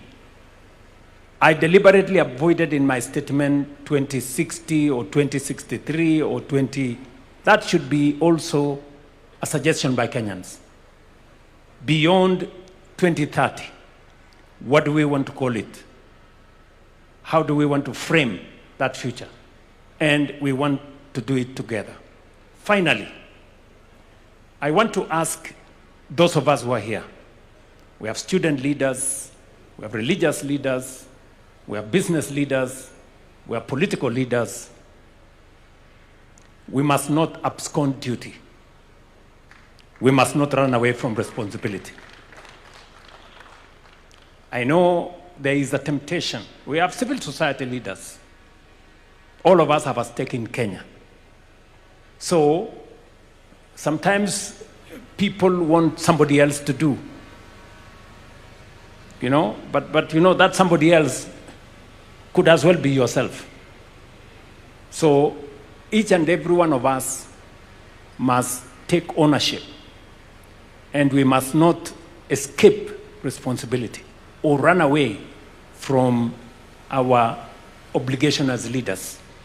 And that is why I'm asking all the leaders to work together so that we can facilitate all the citizens to participate in this process.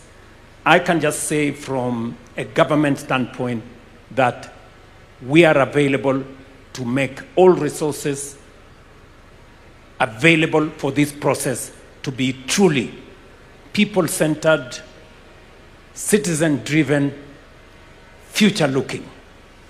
We are ready for that. Thank you very much. Maybe just so that we can benefit from some wisdom, we have one of us, an elder in this room, Dr. Oburu Oginga. He should also And as he comes, we may have our seats. Asante sana.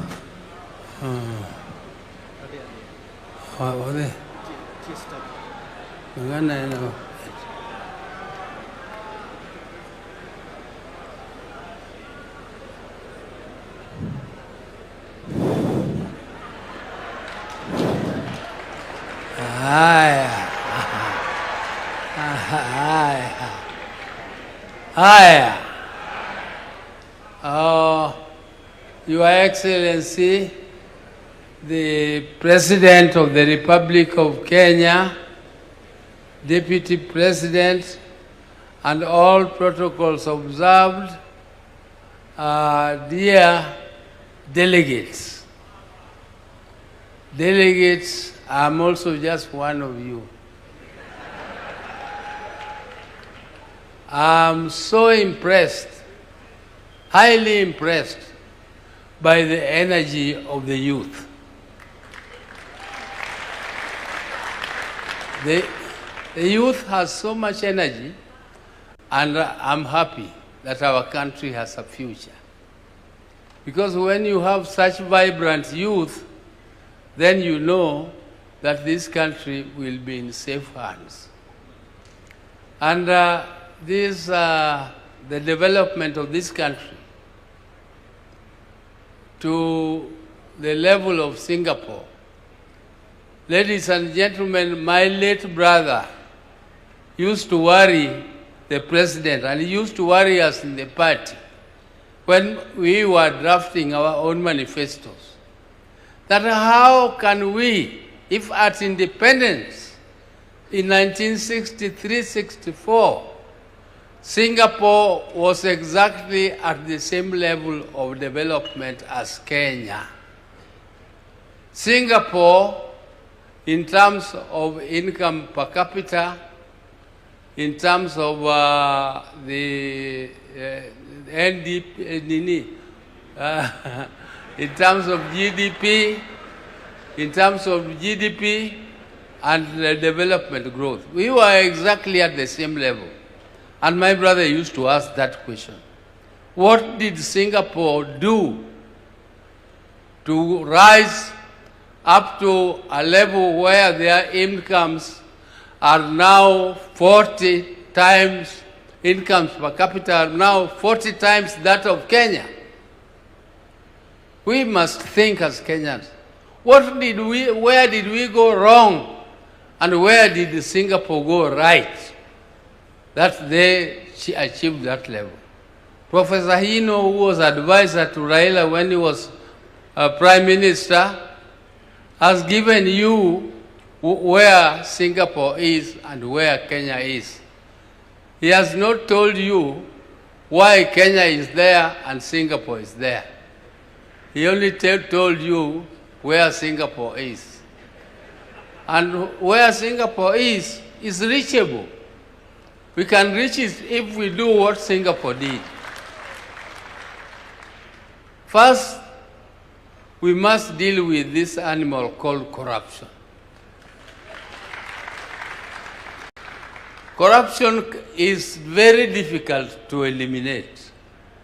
It is very difficult. I've traveled all over the world, but I know it is possible to build a society which is non-tolerant to corruption. We can build a society which is completely non-tolerant to corruption. We need also to reduce government wastage. Wastage in government.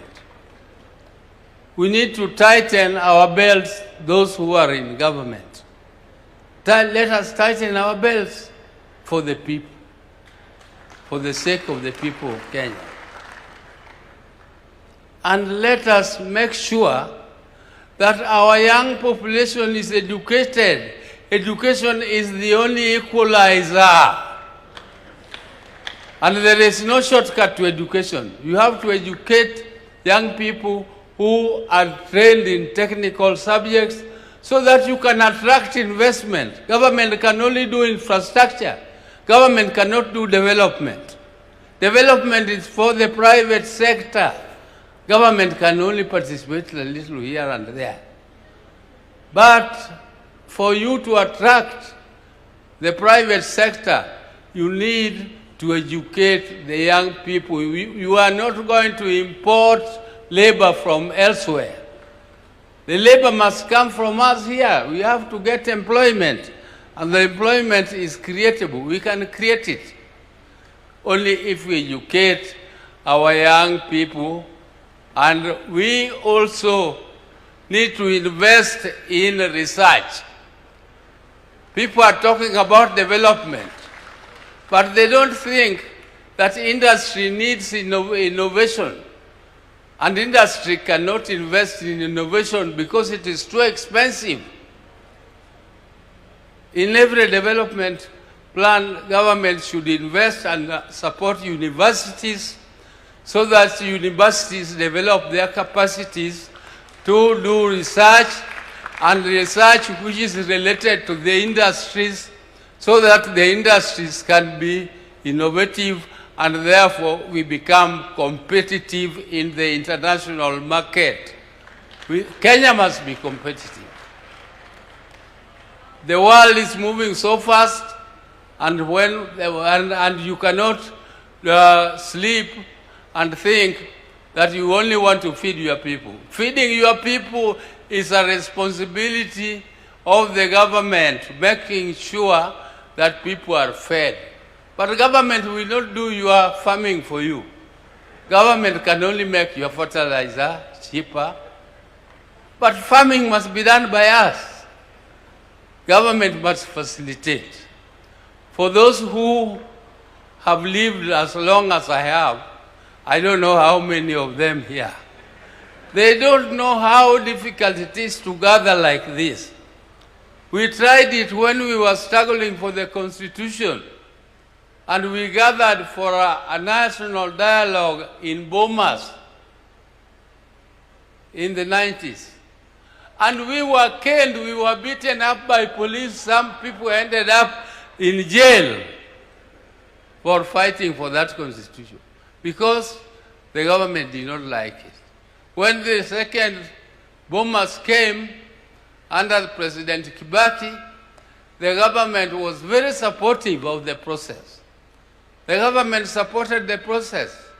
But during the end, when the government realized that some of the ideas which are coming out of national dialogue is not favorable, the government decided to scuttle it. And therefore, that national dialogue came up to nothing. That Bomas draft is still there, lying in the shelves, and it was produced by Kenyans. So when you have a supportive president who has paid, who is ready to pay for this forum to continue, those of our colleagues who are missing here are missing an opportunity. And an opportunity comes only but once, it never comes again. If you miss it, you will never find it again. Because you will not find another President Ruto. Maybe another president comes with some other ideas and we will not like the ideas. I like the experts here. They are very good. They are very, very good. But you can be so good if you don't have a supportive president. You can have good ideas, but they will lie in the shelves for good. So take this opportunity and make your ideas catapult into fruition, and let us make sure that this forum comes out with a good vision which will guide Kenya up to 2060. 2060. Some of us will not be there. But we are so happy that Kenyans are thinking about it, and I'm so happy. Thank you very much. And I want to thank you. Power is there, and power is supporting you. Asante sana. Thank Asante you. sana. Thank you very much. Thank you. Yeah. A round of applause for Powerman. Thank you very much, Mzee. Thank you very much. I think by way of winding up, I want one governor to speak on behalf of the governors who are here to tell us what are their thoughts on how do we take this process forward. Also, to a representative from the National Assembly and Senate, for them to give us suggestions on how they think this should go forward so that we can agree. I think they have done a lot of listening, and I think it is time for them also to give us suggestions on whether we need a legal framework to establish and to facilitate this process, or whether we need, and whether if we go to Parliament, they will allocate the resources to facilitate this national conversation. I also have listened to the young people. Already, they have worked on a platform, the Hackathon 100. And they have said they will use that platform to collect and to process suggestions from young people and on the digital space. I would suggest that we facilitate that process so that we can collate and collect those views in that manner. Do we have a member of parliament who wants to, or a governor who wants to make a suggestion? The Council of Governors Chair, my good brother, please take the floor. Thank you. I'll use that one. Thank you very much, Your Excellency, the President of the Republic of Kenya, Dr. William Samoei Ruto, all protocols observed. Your Excellency, I think in my mother tongue we usually say, or in our setting, don't speak because you've not spoken if there is nothing additional to say. I've heard everyone here. I've seen all the energy. I was conversing with Dr. Ndi there that the first person to have thanked God for giving us the opportunity to be here and to have this conversation was the young girl. And that tells you how smart our kids are. I just want to assure you, Your Excellency, as the Council of Governors, we have bought into this idea. It is timely. I think it is not wise for our politicians to suggest that we postpone this just because we'll have elections next year. Government is there in perpetuity, and as a responsible president who is facing an election, you did the right thing to take note of the fact that the vision that we've had is expiring in less than how many years? 3 years from now, and that you have set the process for replacing it. Your Excellency, we have so much going right for Kenya. And we have seen what Professor Hino also presented, that we've come a long way in implementing the vision that we had. But I want to tell Kenyans to understand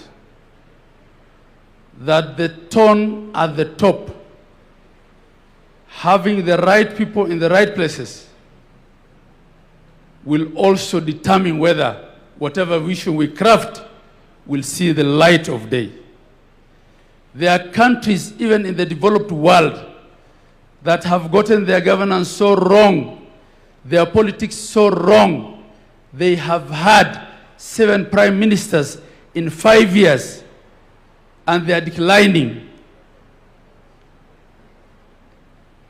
If we don't get governance right, if we don't get politics right, we will not have the right tone at the top, and whatever we're doing here will not be properly implemented. So much as we've been reminded that we're facing elections in 1 year, the Kenyans who are going to elect a president and are going to elect governors and I will not be one of those governors because I'm already serving my second term, are seated here and are watching. The decisions that you make will determine whether whatever we are crafting here will actually be implemented in the manner that we've seen visions implemented. Your Excellency, as we now cascade this down to the counties, on behalf of the Council of Governors, we want to assure you that we will support it, that the concern by one of the ladies in the panel here, that the contributions and the views will be inclusive. Everyone representing every sector, every part of the community will have an opportunity to contribute. Last but not least, Your Excellency, this is the first vision that's been implemented under the new constitution while counties are in existence and are functional and operational. We have seen what standardization of thought and standardization of implementation can do to equalize this country. Today, affordable housing is happening in Mandera, it's happening in Nairobi, it's happening in Bungoma, it's happening everywhere. This vision that we're crafting now not ought to be one of two Kenyas, the Kenya with potential and the Kenya without. It ought to be one for all of Kenya. Professor Hino was sitting next to me, told me how when he went to Turkana, they were asking him, as you came here, have you come through Kenya? Right? They knew he was from Japan, but to find out whether he's been through Nairobi, walikuwa wanamuuliza ulipitia Kenya. That story is now gone. We are all in Kenya. Whether you are the Mandera border or at Raskamboni border with, in Lamu, or you are in the border to Tanzania, at the border at the Tanzania border. We have one country, Your Excellency, under your leadership. We are seeing development across the whole of Kenya, and Vision 2063 will help us move faster to attain equality and inclusivity. God bless you all. Thank you, Mr. President. Okay. Can we have somebody from Parliament, representing Parliament, to come and say something? Please give him the mic. Please, if you can, speak to how do we make this an exercise in public participation as is envisaged by the Constitution. Thank you, Your Excellency. And Your Excellency, in fact, with the consent of the leader of majority in the Senate, he was telling me that actually what we are doing here today is what Parliament should be doing. We have today constituted ourselves as a People's Constituent Assembly to start that journey of even anchoring this process into law, as you say. And I want to say that we support.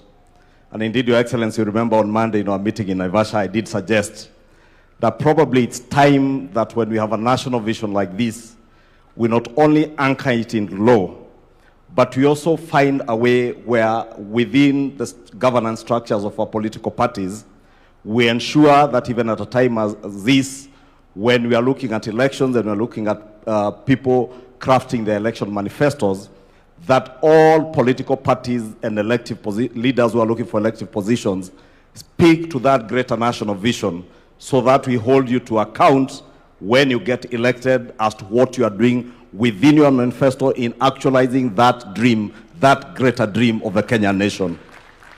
Your Excellency, Senate Majority Leader is telling me that I should say that since we craft laws or we have legislative proposals that we draft into bills and then take those bills back to the people for public participation, what we've actually done today is begun with public participation.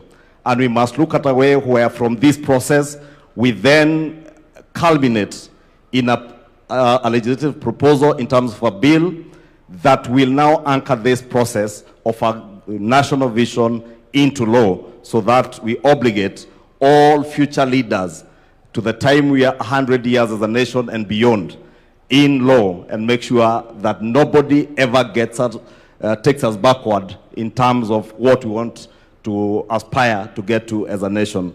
Lastly, Your Excellency, in the interest of time, Mheshimiwa Esther Presides, the county women rep for Nairobi, reminds me and told me I must say this if I get that opportunity, and she doesn't get, that when Singapore aspired to be what it is today, they had a consideration on their population growth and family planning. And she tells me and reminds me that President Mwai Kibaki, in around 2008 when we were doing Vision 2030, did speak to us on the need to look at our population growth and how we plan for that population growth. Your Excellency, is food for thought, because you've also told us that by the year, you say 2050, a quarter of the population, world population, will be in Africa. Population is both a resource, but can also be a burden to a nation's economy. And therefore, there must be a very good balance between the rate at which our population grows and the rate at which we grow our economy. And those are the challenges that we must think about as we continue in this conversation. Your Excellency, let me give you the assurance of both houses of parliament that we shall do all that it takes. And indeed, Your Excellency, wanted to suggest that probably, because parliament work through committees, I do not know whether through this forum, we could also constitute committees that will go out, probably one to sit in Nairobi, and another that goes around the country, collecting and collating the views of Kenyans, so that every part of our country feels that they are part and parcel of this process. As Mugo Kibati told us, being the first CEO of the Vision 2030, there's probably something we didn't get right when we started this process of Vision 2030. We never really involved the people, and we left it to be a process that was largely seen to be a process of bureaucrats in government, and probably that is why many Kenyans never hold successive administrations after the Kibaki administration on what we are doing towards the realization of Vision 2030. The other thing Mugo told us is that we never anchored this process into law, and that's why Your Excellency agreed with what you said. It is time that we anchored this process into law. With those many remarks, Your Excellency, wacha nikomee hapo na sote tuendelee na mazungumzo. Okay. Can I, let me get representations from three final ones. A member of the civil society, what suggestion do you have for us in terms of taking this process forward?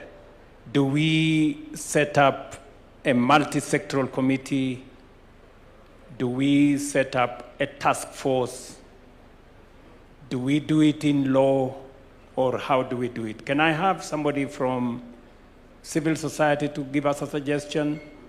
Daisy? Then maybe somebody from the religious community will give us their suggestion.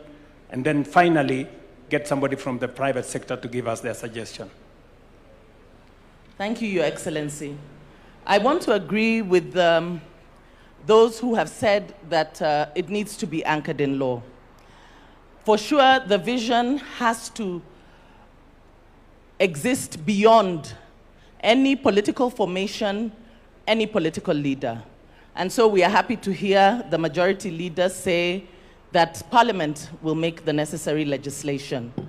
But in terms of participation, I think having an initial multi-sectoral forum would do well, so that you are able to involve as many different sectors, because the gentleman here has asked me to insist and say that even minority communities must be included. We may talk about communities, but within those communities, we have other communities whose voices need to be heard. And so I think that to structure it, we do need to have a multi-sectoral engagement with the different players. Even when you talk about civil society, it is very wide. We have women's rights organizations, human rights defenders, and a host of them all. And so moving forward, I hope that we can have a framework that guarantees that every voice, at least representatives from the different voices, will be heard. Thank you. Thank you very much. Somebody from faith-based to give us suggestion on how they think this should go forward. Okay, we have a bishop there. Maybe you can let us know your name. My name is Kanga from the National Council of Churches of Kenya. And we have nothing to add or nothing to subtract. But as Nathan has said, we have an all-round task force to put everything together, and then we put in action. Simple. The vision is there. The vision is documented. The vision is be sold to people. The people have to buy it. We give it time and then be accomplished before 2030 as we move on. It will be illogical to know that we have today and you don't think about tomorrow. You have tomorrow, you don't think about a day after tomorrow. If you do that, that's illogical. We have the vision, have an all-round task force to do the needful, collect information, sell it to the people, come back again, and then get running. Thank you. Thank you very much. Somebody from the private sector? Yes. Thank you very much, Your Excellency. I'm Dr. Ruto Eric, the President of the Kenya National Chambers of Commerce and Industry. We're very happy with this vision because, Your Excellency, if you look at Vision 2030, on the political wing, I think we scored 100%, if not beyond. In terms of the social aspects, we most likely scored 80%. But when it comes to the economic side, Your Excellency, I think that is where we are not doing very well. That for us in the private sector, when you tell us that we want to go to Singapore, I was seated there and I was thinking, I should be very proud as a Singaporean that Kenya today is at standstill and we want to go to Singapore.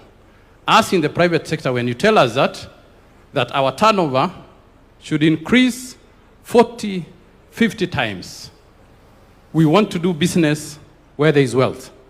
And Your Excellency, we are 100% in support as the Kenya National Chambers of Commerce that we represent all sizes of businesses from across the country, as far as Mandera, as far as Lamu. I was there 2 weeks ago, that we welcome your idea that this become a citizen-driven and multi-stakeholder-driven.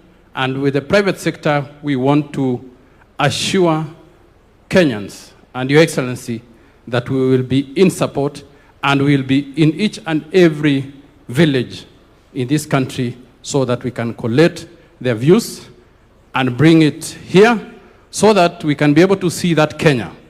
When you talk about 2063, as in the private sector, we are seeing that it is too far. Because when we wake up in the morning every day, we want to be wealthy. And that wealth that you want to create for us, we want to see it even if it's possible. We are impatient. We should see it in 2030. So that 2030 we can start another agenda of 2100. Thank you very much. Thank you. Today is the International Youth Day. And we have huge representation of young people in our midst. Can I get one young person to come to the stage? And there is a lady already there, yeah? Allow the lady in maroon to give us an idea as to how do we take this forward in your context. Apart from hackathon, how else do you want us to take this forward? Na kabla hujasema, utatueleza bag ni ya nini? Thank you so much, Mr. President. They do say, power is done what? Is grabbed. Sindio? So I came for my chance. My name is Ruth Kemto Ziko. I come from Bomecho University. I'm the school president.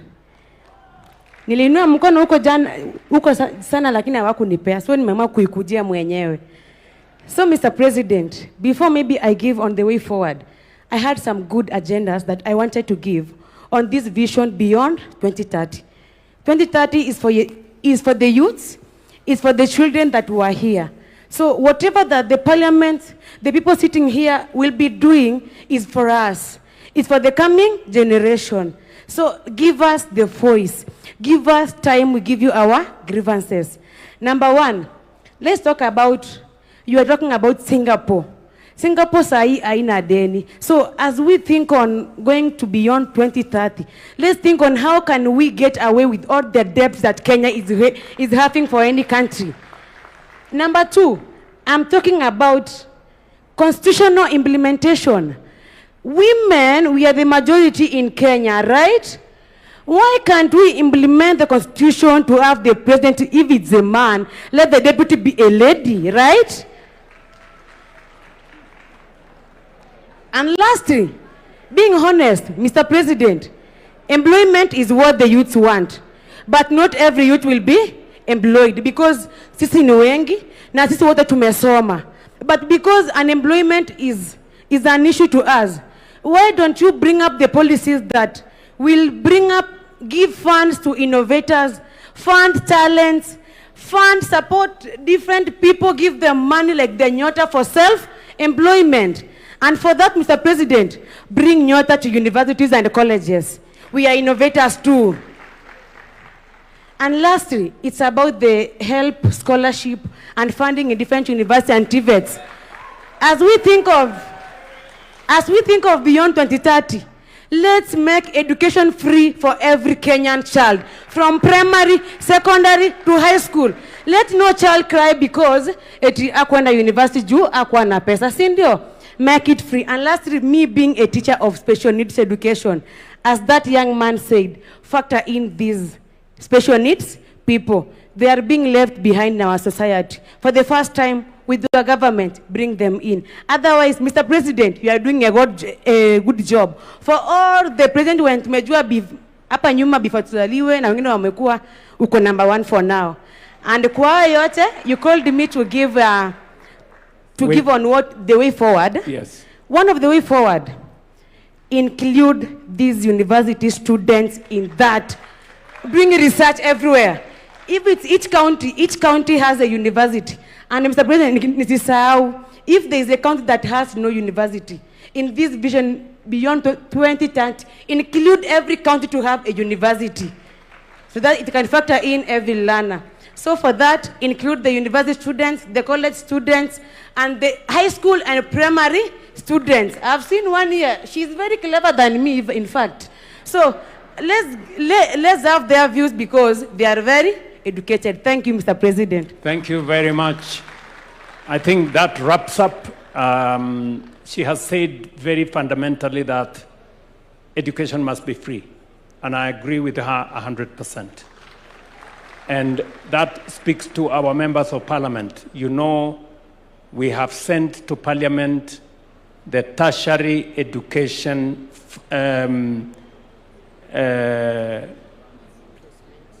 placement and funding bill. Tertiary education funding, placement and funding bill. We want that bill as soon as possible to get out of parliament so that we can implement a program that every child that is placed in a learning institution, in a TVET, in a Kenya Medical Training College, or in a university, all of them get funding for their education without exception. And that learning and education is not pegged on the ability of the parent. It is pegged on the intellectual capacity of every student. You do the course for which you are suited and you have applied for. And government of Kenya must make sure that funding is available. That is already in the works. And you have told us we should include young people, we should include universities in this process. and therefore I think we are set. Thank you very much. Hand it over to the people running the program.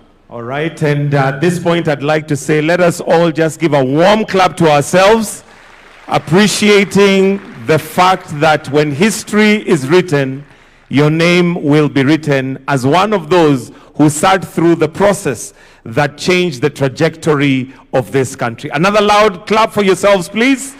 Your Excellency, with your permission, that brings us to the end of this session. I request that we all be upstanding. We shall finish with the national anthem as our prayer, which we all know, so let us have the national anthem as our closing prayer. The anthem.